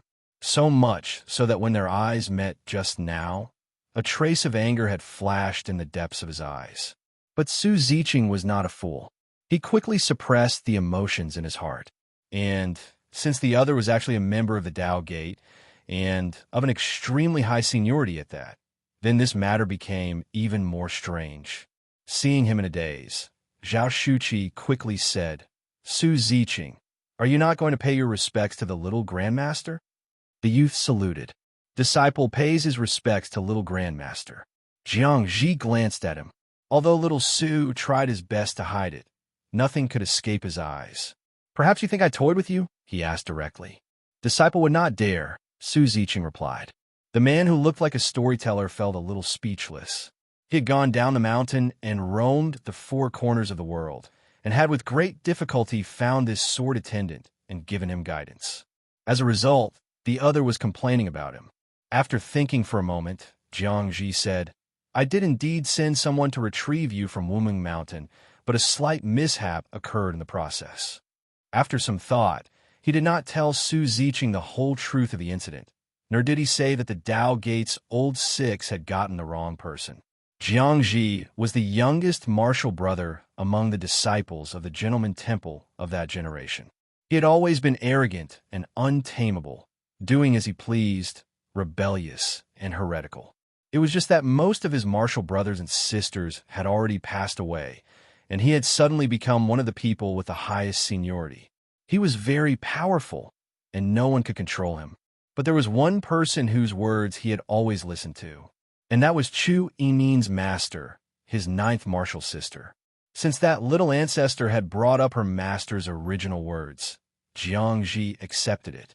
Li Chunsong certainly had a problem, so then he must have one too. To say this to a junior like Su Ziqing, he would also feel ashamed. Forget it, forget it. At this moment, the delicate-featured youth, listening to the little grandmaster's words, was stunned in his heart. So, this little grandmaster, who looks like he's just roaming the mortal world for fun, wasn't actually toying with me, he thought. He felt that a master of this level had no need to deceive him again now. Su Ziqing was a sincere youth with a pure heart. The knot in his heart was thus simply untied. From this, one could see that the simple little Su was actually the type who could be repeatedly scammed by a con artist. Jiang Ji looked at him and, not wanting to waste time, said directly, "Zhao Shuqi told me that you have already learned this sword-nurturing art. Perform it once for me to see." "Yes, little grandmaster." Su Ziqing sat down beneath the bronze sword and began to quietly circulate the sword-nurturing art. Jiang Ji observed from the side, nodding frequently. This child's comprehension is indeed remarkable. When the spiritual power surged into his palm, the sleeping sword was awakened. The restriction in his palm and the restriction on the sword seemed to form a channel. The bronze sword began to greedily devour the spiritual power transmitted by Su Ziqing. It was so unrestrained, looking as if it wanted to suck the youth dry, with no intention of stopping. Fortunately, after one cycle of the sword-nurturing art, the restriction would take effect again. But Jiang Ji suddenly spoke at this moment. "Use your right hand to touch it. Let me see." Su Ziqing was immediately reminded of the torment and pain of that day. But the little grandmaster had said so, and the fifth elder was also watching silently from the side. He naturally had to do as he was told. Same as before, because little Su was too short, he could only stand on his tiptoes and reach out to touch this floating sword. But when his palm was placed on the sword's body, the sword spirit instantly became active and began to try to control his body. "Do not activate the restriction," Jiang Ji said sternly. "Open your mind. Do not resist," he said again. Hearing these words, Su Ziqing's eyes widened, fear rising in his heart. There was no helping it. His trust in this storyteller was not high to begin with. Now, the other was even asking him to proactively become a puppet of the sword. In an instant, just like on the mountain that day, little Su's body began to strike some very strange poses. He couldn't control himself, and the sword couldn't control him either. Jiang Ji looked at this scene, his brow furrowing deeper and deeper. In the end, he snorted coldly and said, "Activate the restriction. Stop." The sword spirit began to gradually become enraged, but it was still suppressed tightly by the seal left by the Dao ancestor. This little martial uncle of the Dao Gate and Zhao Shuqi looked at each other. Zhao Shuqi could only give a dry laugh and say, "Little martial uncle, this is the situation now. If this were an actual combat, just how much of the bronze sword's power could be unleashed, they were also a little unsure. We could use some auxiliary means," Jiang Ji thought. But the problem now is that when that half of the sword spirit entered Su Ziqing's spirit embryo, the degree of transformation of the spirit embryo did not reach 100%. It cannot be perfectly compatible. Because his spirit embryo had already been changed in advance by the profound heaven embryonic breath pill, he frowned in thought. Even if, with some secret arts, the sword can completely control him, making him a sword attendant in the true sense, he could probably only unleash 70 to 80% of its power. The little martial uncle pondered for a moment. Whether a sword with 70 to 80% of its power could solve the problem of the first layer of the source spirit realm, everyone was also uncertain. But since it had come to this, they could only do their best and leave it to fate. On the contrary, this body-tempering path of his, we can think of ways to develop it further. Jiangji opened up a new line of thought. After all, after Su Ziqing's body was taken over by the sword, the stronger his physique, the more formidable his combat power would certainly be. And so, he spoke, from today until the official end of the East-West Continent Grand Competition, you will cultivate by my side. The fifth elder, Zhao Shuqi, listening from the side, knew that the little martial uncle was going to give this youth a private lesson. He couldn't help but think, then aren't Chu Huaishu's odds of winning even lower? He was no match for the sword to begin with. Now, with the little martial uncle interfering, Chu Huaishu would surely be defeated. Su Ziqing, his spiritual power depleted, now appeared extremely tired. After hearing the storyteller's words, he showed a look of surprise. He actually felt a little homesick in his heart. Little Su missed his senior brother, and he also missed senior sister Han. These few days, living in the fifth elder's courtyard, he had always felt uneasy, unable to sleep soundly. But Su Ziqing also knew that this was an opportunity that countless people dreamed of. He bore a blood feud. He needed to become stronger. What's more, how could a mere outer sect disciple go against a high-level member of the Tao Gate? Jiangji looked at him, a little dissatisfied, and said, "You've consumed too many pills recently, and of too many different kinds. You've been too rash. For the next few days, I will have you solidify your foundation. Regarding breaking through realms, you must not be anxious. Otherwise, in the long run, there will be no benefit. One step ahead doesn't mean every step ahead. Do you understand?" he asked. Hearing this, Su Ziqing immediately said, "Disciple understands. Senior brother once told me, flowing water does not contend to be first. Its struggle is to be endless and unceasing." Hearing these words, Jiangji found a little interesting. But he naturally knew who the senior brother the youth was talking about was. After the image of that loathsome face appeared in his mind, his mood soured a little. Zhao Shuqi, watching from the side, was secretly laughing. He had been with Su Ziqing for a few days already and knew how much this fellow worshipped Chu Huaishu, treating his senior brother's words as golden rules, often hanging them on his lips. The little martial uncle is in for a headache now. Zhao Shuqi smiled knowingly, his eyes disappearing even more.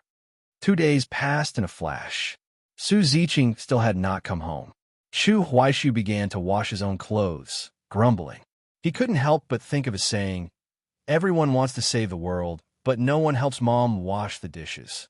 The world protagonist ultimately still had to embark on the path of saving the world. Therefore, he made a grand wish. In the future, when I'm developed, I'll definitely wear magic treasures from head to toe. In that case, just like the black gold robe, he wouldn't have to wash them, directly optimizing away little Su's function completely. Registration for the Eastern Continent Grand Competition had closed yesterday. In these few days, there would also be a preliminary screening. The Xianwang realm was too large, and there were too many First Realm cultivators. Under the joint promotion of the 4 great sects, there were many registration points in the Eastern Continent. If there wasn't a preliminary screening, with so many people competing round after round, who knows when it would end? And the content of the screening was very simple. The 4 great sects had a unified standard and had introduced a training dummy. Its nature was a bit like the scarecrow used to test damage in games. This kind of training dummy was made of spiritual wood and was incomparably hard. Registrants could only attack once. If they could not leave a mark on the wooden dummy, they would lose their qualification to participate. The Tao Gate, as the host, also had its disciples go through a round of screening. On the way there, Chu Huaishu and Han Shuangjiang met many people who had already finished the assessment. Listening to their conversation, it seemed that some exceptionally talented Tao Gate disciples had left a very deep mark on the wooden dummy with a single move. There was even someone who, with a single strike of his sword, had almost cut the wooden dummy in two, splitting it in half. Hearing these words, the dead fox said softly to the big ice cube, "In a grand competition like this, you have to learn to hide your skill. Whether it's this kind of preliminary screening or when you encounter some ordinary opponents later on, there's actually no need to excessively expose your strength. The sooner your overall strength is known by others, the sooner your trump cards are seen through, the more troublesome it will be later on." Han Shuangjiang nodded slightly. I know. The two, who wanted to hide their skill, thus arrived at the testing ground and lined up. When it was their turn, many people stretched their necks to watch. After all, in the outer sect, they were also quite famous. In fact, the Tao Gate disciples still maintained their old habit of loving to watch the fun. Many second and even third realm outer sect disciples were also here to join the fun. Han Shuangjiang was the first to take a step forward and swung her sword casually towards the wooden dummy. Shing! The sword chi instantly cut into the wooden dummy, leaving a deep gash, cutting about 2/3 of the way in. The cold-faced girl was instantly shocked and cried out not good in her heart. How was this wooden dummy so fragile? The surroundings immediately erupted in gasps of surprise. Many people were amazed by this young woman's strength. They could tell that this woman had definitely not used her full strength. Chu Huaishu, on the other hand, frowned and looked at her, his eyes full of blame. So clueless. I told you to hide your skill, and you're still showing off in front of everyone, he grumbled in his heart. The two looked at each other. The big ice cube wanted to speak, but hesitated. She really wanted to explain that it was really this wooden dummy that was unexpectedly fragile. Just then, Chu Huaishu took a few steps forward. Under the watchful eyes of the crowd, in the anticipation of the masses, he circulated the spiritual power in his body. In fact, he had also used information probe. This scarecrow's defense value is so low. Spiritual power gathered at his fingertips. Chu Huaishu made a very, very shallow scratch on the wooden dummy, passing the test right at the passing line, a perfect control of his score. Han Shuangjiang was completely dumbfounded and couldn't help but grumble in her heart. Hide your skill, but you're hiding a little too much. Unexpectedly, after a brief shock, several people in the spectating crowd actually began to cheer loudly. Junior Brother Chu, such strong spiritual power control. I see he has already reached the subtle realm. I didn't expect Junior Brother Chu to have such a move. Marvelous. Marvelous. Junior Brother, you're hiding a little too much. Junior Brother Chu is already famous, and he's even practicing a heaven-grade technique. It seems he doesn't want to show off to everyone. Chu Huaishu. Damn it, are there so few fools in the Tao Gate? He turned his head to look at the big ice cube with some embarrassment. He saw that at this moment, the ice and snow on the young woman's face had melted, and her smile was like a blooming flower. Chu Huaishu and Han Shuangjiang passed the preliminary screening with ease and walked home together. The dead fox suddenly thought of something and said, "Actually, we don't have to go back in a hurry. I want to go somewhere first." "Where?" the big ice cube wondered. "The outer sect casino," Chu Huaishu replied. As mentioned before, the outer sect area of the Tao Gate was a world unto itself, much like a small town. There were restaurants, tea houses, and all sorts of shops. Naturally, there was also a casino. Within the sect rules, private gambling was forbidden. The official casino was an exception. Whether in the Mirror Kingdom or the Moon Kingdom, casinos were considered a legal business, just like pleasure districts. There were places that could be operated formally. But in any case, the Tao Gate was, after all, a prestigious and orthodox sect. Therefore, the official casino was not open all the time, and there was an upper limit on how much one could bet. Simply put, it was a place for the disciples of the sect to have some fun on lively days, a place for everyone to have a small bet for fun. Now, the Eastern Continent Grand Competition is about to begin. The Outer Sect Casino must be open. I've looked into it before. The betting limit for Outer Sect disciples is 200 sect contribution points, which is indeed not high, Chu Huaishu said to Han Shuangjiang. We have to hurry, he began to urge. Why? Hasn't the grand competition even started yet? She wondered. Are you stupid? If we go now, our strength hasn't been exposed yet. The odds will definitely be higher. Han Shuangjiang, the little housekeeper, had a bit of a money-grubbing attribute on her. When she heard this sentence, her eyes immediately lit up slightly. Although they could only bet 200 sec contribution points, if the odds were right, they could still earn quite a bit. The two money grubbers excitedly arrived at the casino and began to check the odds. As it turned out, they couldn't find their own names at all.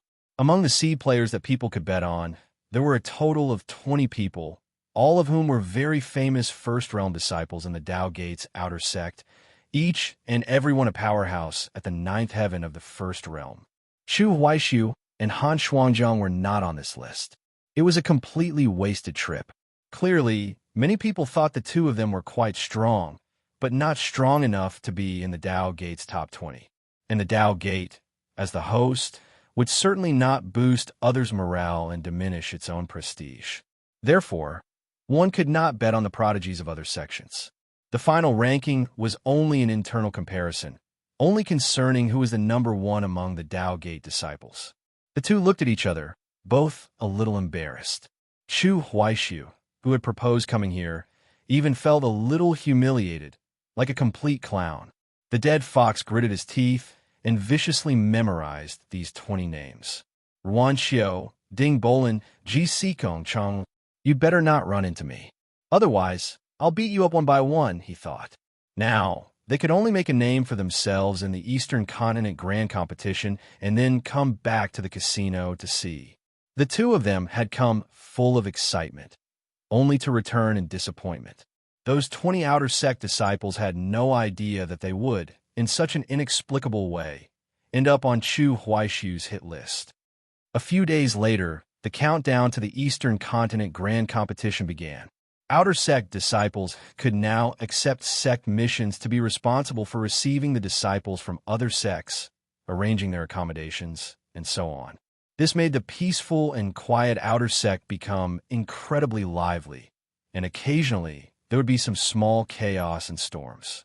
From time to time, everyone would also see a great cultivator arriving on the air, heading toward the inner sect of the Tao Gate. These were all high-level figures from other major sects, coming as delegation leaders, now going to the inner sect to catch up with old friends. The appearance of every major figure would cause a flurry of discussion in the outer sect. What was even more frightening was that the other three sects among the four great sects had all sent elder-level figures. The leader of the Sword Sect's delegation was none other than the dignified Situ Chung, one of the four great divine swords. This person's cultivation was as high as the 8th realm, and he had been taught by the same master as the Sword Sect's Sword Venerable. The position of the Sword Venerable in the Sword Sect was actually similar to that of the Gentleman Temple's Temple Master in the Tao Gate. It wasn't that the sect master of the Sword Sect was called the Sword Venerable. As the name suggested, the Sword Venerable was the strongest in the way of the sword in the Sword Sect. He was also the head of the current four great divine swords. And the sect master of the Sword Sect had not even entered the list of the four great divine swords of the Eastern Continent. From this, one could see that this Situ Cheng's strength was actually the second in the Sword Sect.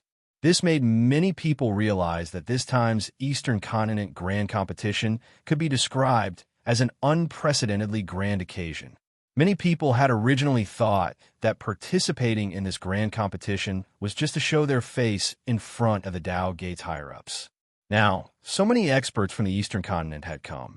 With so many cultivation titans gathered in one place, when they were seated in the audience, the entire standard of the Eastern Continent Grand Competition would be raised by several notches. But it was also for this reason that some people would have some doubts in their hearts. This is just a first realm competition. Why is it being taken so seriously? The level of grandeur is even a little abnormal. Normally, This Eastern Continent Grand Competition was jointly promoted by the four great sections. It would be reasonable for the other three great sects to send an ordinary high-level member over. But for an existence of Situ Cheng's level to make a special trip was a little thought-provoking. The Sword Sect, Spring, and Autumn Mountain, and Luo Tian Valley had all sent 8th Realm great cultivators. However, for the participants, that was another matter. This meant that if they could achieve a good ranking, they would absolutely become famous throughout the Eastern Continent overnight. Chu Huaishu was basically certain in his heart. There must be some hidden story behind this East-West Continent Grand Competition. The matter will surely not be that simple. I even feel that the four great sects have organized such a grand event to select the strongest first realm in the Xianwang realm. There must be some secret purpose. It's just a pity that in borrowing a sword, it was Little Su who won the championship, but the specific follow-up hidden plot was not dug up. He had some regrets. The day before the preliminary round of the Eastern Continent Grand Competition, everyone began to draw lots. Because the number of people who had signed up was indeed a bit large. Even after the preliminary screening, there were still many people. As a result, the first round of the preliminary matches had to be held over 5 days. Since it was the preliminary round, it would certainly not be one match at a time, but there would be a full 20 large arenas, all proceeding at the same time. A first realm spar would not be too earth-shattering, so a large arena was enough. If it were a great cultivator who could fly through the sky and burrow into the earth with frequent use of their methods, then the competition area could not be too limited. Chu Huaishu's first round match was drawn to be held on the first day. Han Shuangjiang was on the second day. Both were relatively early. The next day, the two of them went to the competition area together. Chu Huaishu was not nervous at all. The big ice cube was equivalent to being there to watch the fun. The one drawn to fight against Chu Huaishu was a young man named Lang Yu. This person was not from the Dao Gate, but from a sect called the Sunset Cloud Sect. This sect couldn't even be considered a famous or major sect, only a mid-tier one. And in the course of the competition, at each arena, there would be 2 4th Realm inner sect disciples presiding. After all, swords and sabers have no eyes, and accidents are easy to happen. Having a master at the side to protect was to ensure that no lives were lost. In this kind of competition, it was inevitable that some people would be injured, but everything had to have a limit. As for the cultivation titans from the 4 great sects, they would certainly not come to watch the preliminary round. They would only appear to watch a few rounds later. Chu Huaishu's idea now was simple. I still have to hide my skill, but I can't hide it too deeply. I have to show a little bit of strength so that my name can appear in the casino early, and then I can go and place a bet at the first opportunity. The arena he was going to was number 18. Along the way, he and Han Shuangjiang found that many intersect disciples had also come today. There was no helping it. The people of the Dao Gate just loved to watch the fun. It was said that the Dao ancestor was also like this back in the day. Wherever there was fun to be had, he would go. Often, when great cultivators were dueling, he would be in the crowd and then get caught in the crossfire. The final result would be that both great cultivators would be suppressed by this Taoist priest from the Gentleman Temple. After verifying his identity, Chu Huaishu ascended the arena. His opponent, Lang Yu, was a bit old for his age and even had a full beard. He held a large saber and really did have the feel of a Jianghu swordsman. He saw that Chu Huaishu was not holding any spiritual artifact or magic treasure in his hands and was a little puzzled. But Lang Yu quickly realized that the clothes this tall and handsome young man was wearing was a mid-grade spiritual artifact. This person's life-bound spiritual artifact is actually an outer robe. He was a little surprised. Before formally starting, Lang Yu even laughed heartily. This junior brother looks young. I'll take the liberty of calling you junior brother. You must not show any mercy. I come from a Sunset Cloud sect, not some high and mighty major sect. I've come to the Eastern Continent Grand Competition this time just to see the gap between myself and the disciples of the major sections. If junior brother can beat me to a pulp, that would, on the contrary, solidify my Dao heart. Hearing his words, Chu Huaishu was a little astonished. There's actually such an unreasonable request. Then what could he do? He could only satisfy him. The two intersex senior brothers who were presiding here asked, "Are you ready? If you're ready, then you can begin." Chu Huaishu and Lang Yu looked at each other, nodded, and then clasped their hands towards each other. "Junior brother, be careful." Lang Yu drew his spiritual artifact, which looked a bit like a Tang-style saber, and let out a long cry. He seemed to follow a wide-open and sweeping style. His saber strikes were fierce and powerful, a bit like him as a person. This saber was also just a mid-grade spiritual artifact. Lang Yu is clearly the type of person who didn't pay much attention to details. Otherwise, at this moment, he should have already realized that since Chu Huaishu had ascended the arena, the number of outer sect disciples watching by the side had begun to increase. This showed that this person was at least a little famous in the Dao Gate. Many people were a little curious, because up until now, not many people had seen Chu Huaishu make a move. Han Shuangjiang, on the other hand, looked at his saber form and knew that the other was not a match for the dead fox in a single exchange. Lang Yu had already brought his saber before him, but Chu Huaishu did not move. The saber chi assaulted him. He directly sidestepped and dodged. The corner of his black gold robe fluttered in the air, perfectly avoiding this saber chi. Immediately after, he casually struck out with his palm. Lang Yu instantly felt a huge force on his body. The shock in his heart came even earlier than the pain. A first-realm cultivator, how can their physical body have such terrifying strength? Unless he's... Lang Yu let out a cry of pain, and his whole person was sent flying backward. Chu Huaishu slowly retracted his palm. What he had just used was the gibberish 8 trigrams palm, which he hadn't used for a long time. I still forgot the full name. The first form, 8 Desolate's roaming dragon. In a flash, the winner was decided. Below the stage, some sharp-eyed people immediately let out cries of surprise, one after another. A body temperer, and he's using a mundane martial art. Hello, everyone. As we wrap up this video, I want to share a quick note. I have a Patreon account. If you'd like to support me and enjoy on-demand audiobooks, you can become a Patreon member. Alternatively, you can check out my Google Drive link, which has 500-plus novel audiobooks available through my Ko-fi or Patreon shop. I appreciate your support.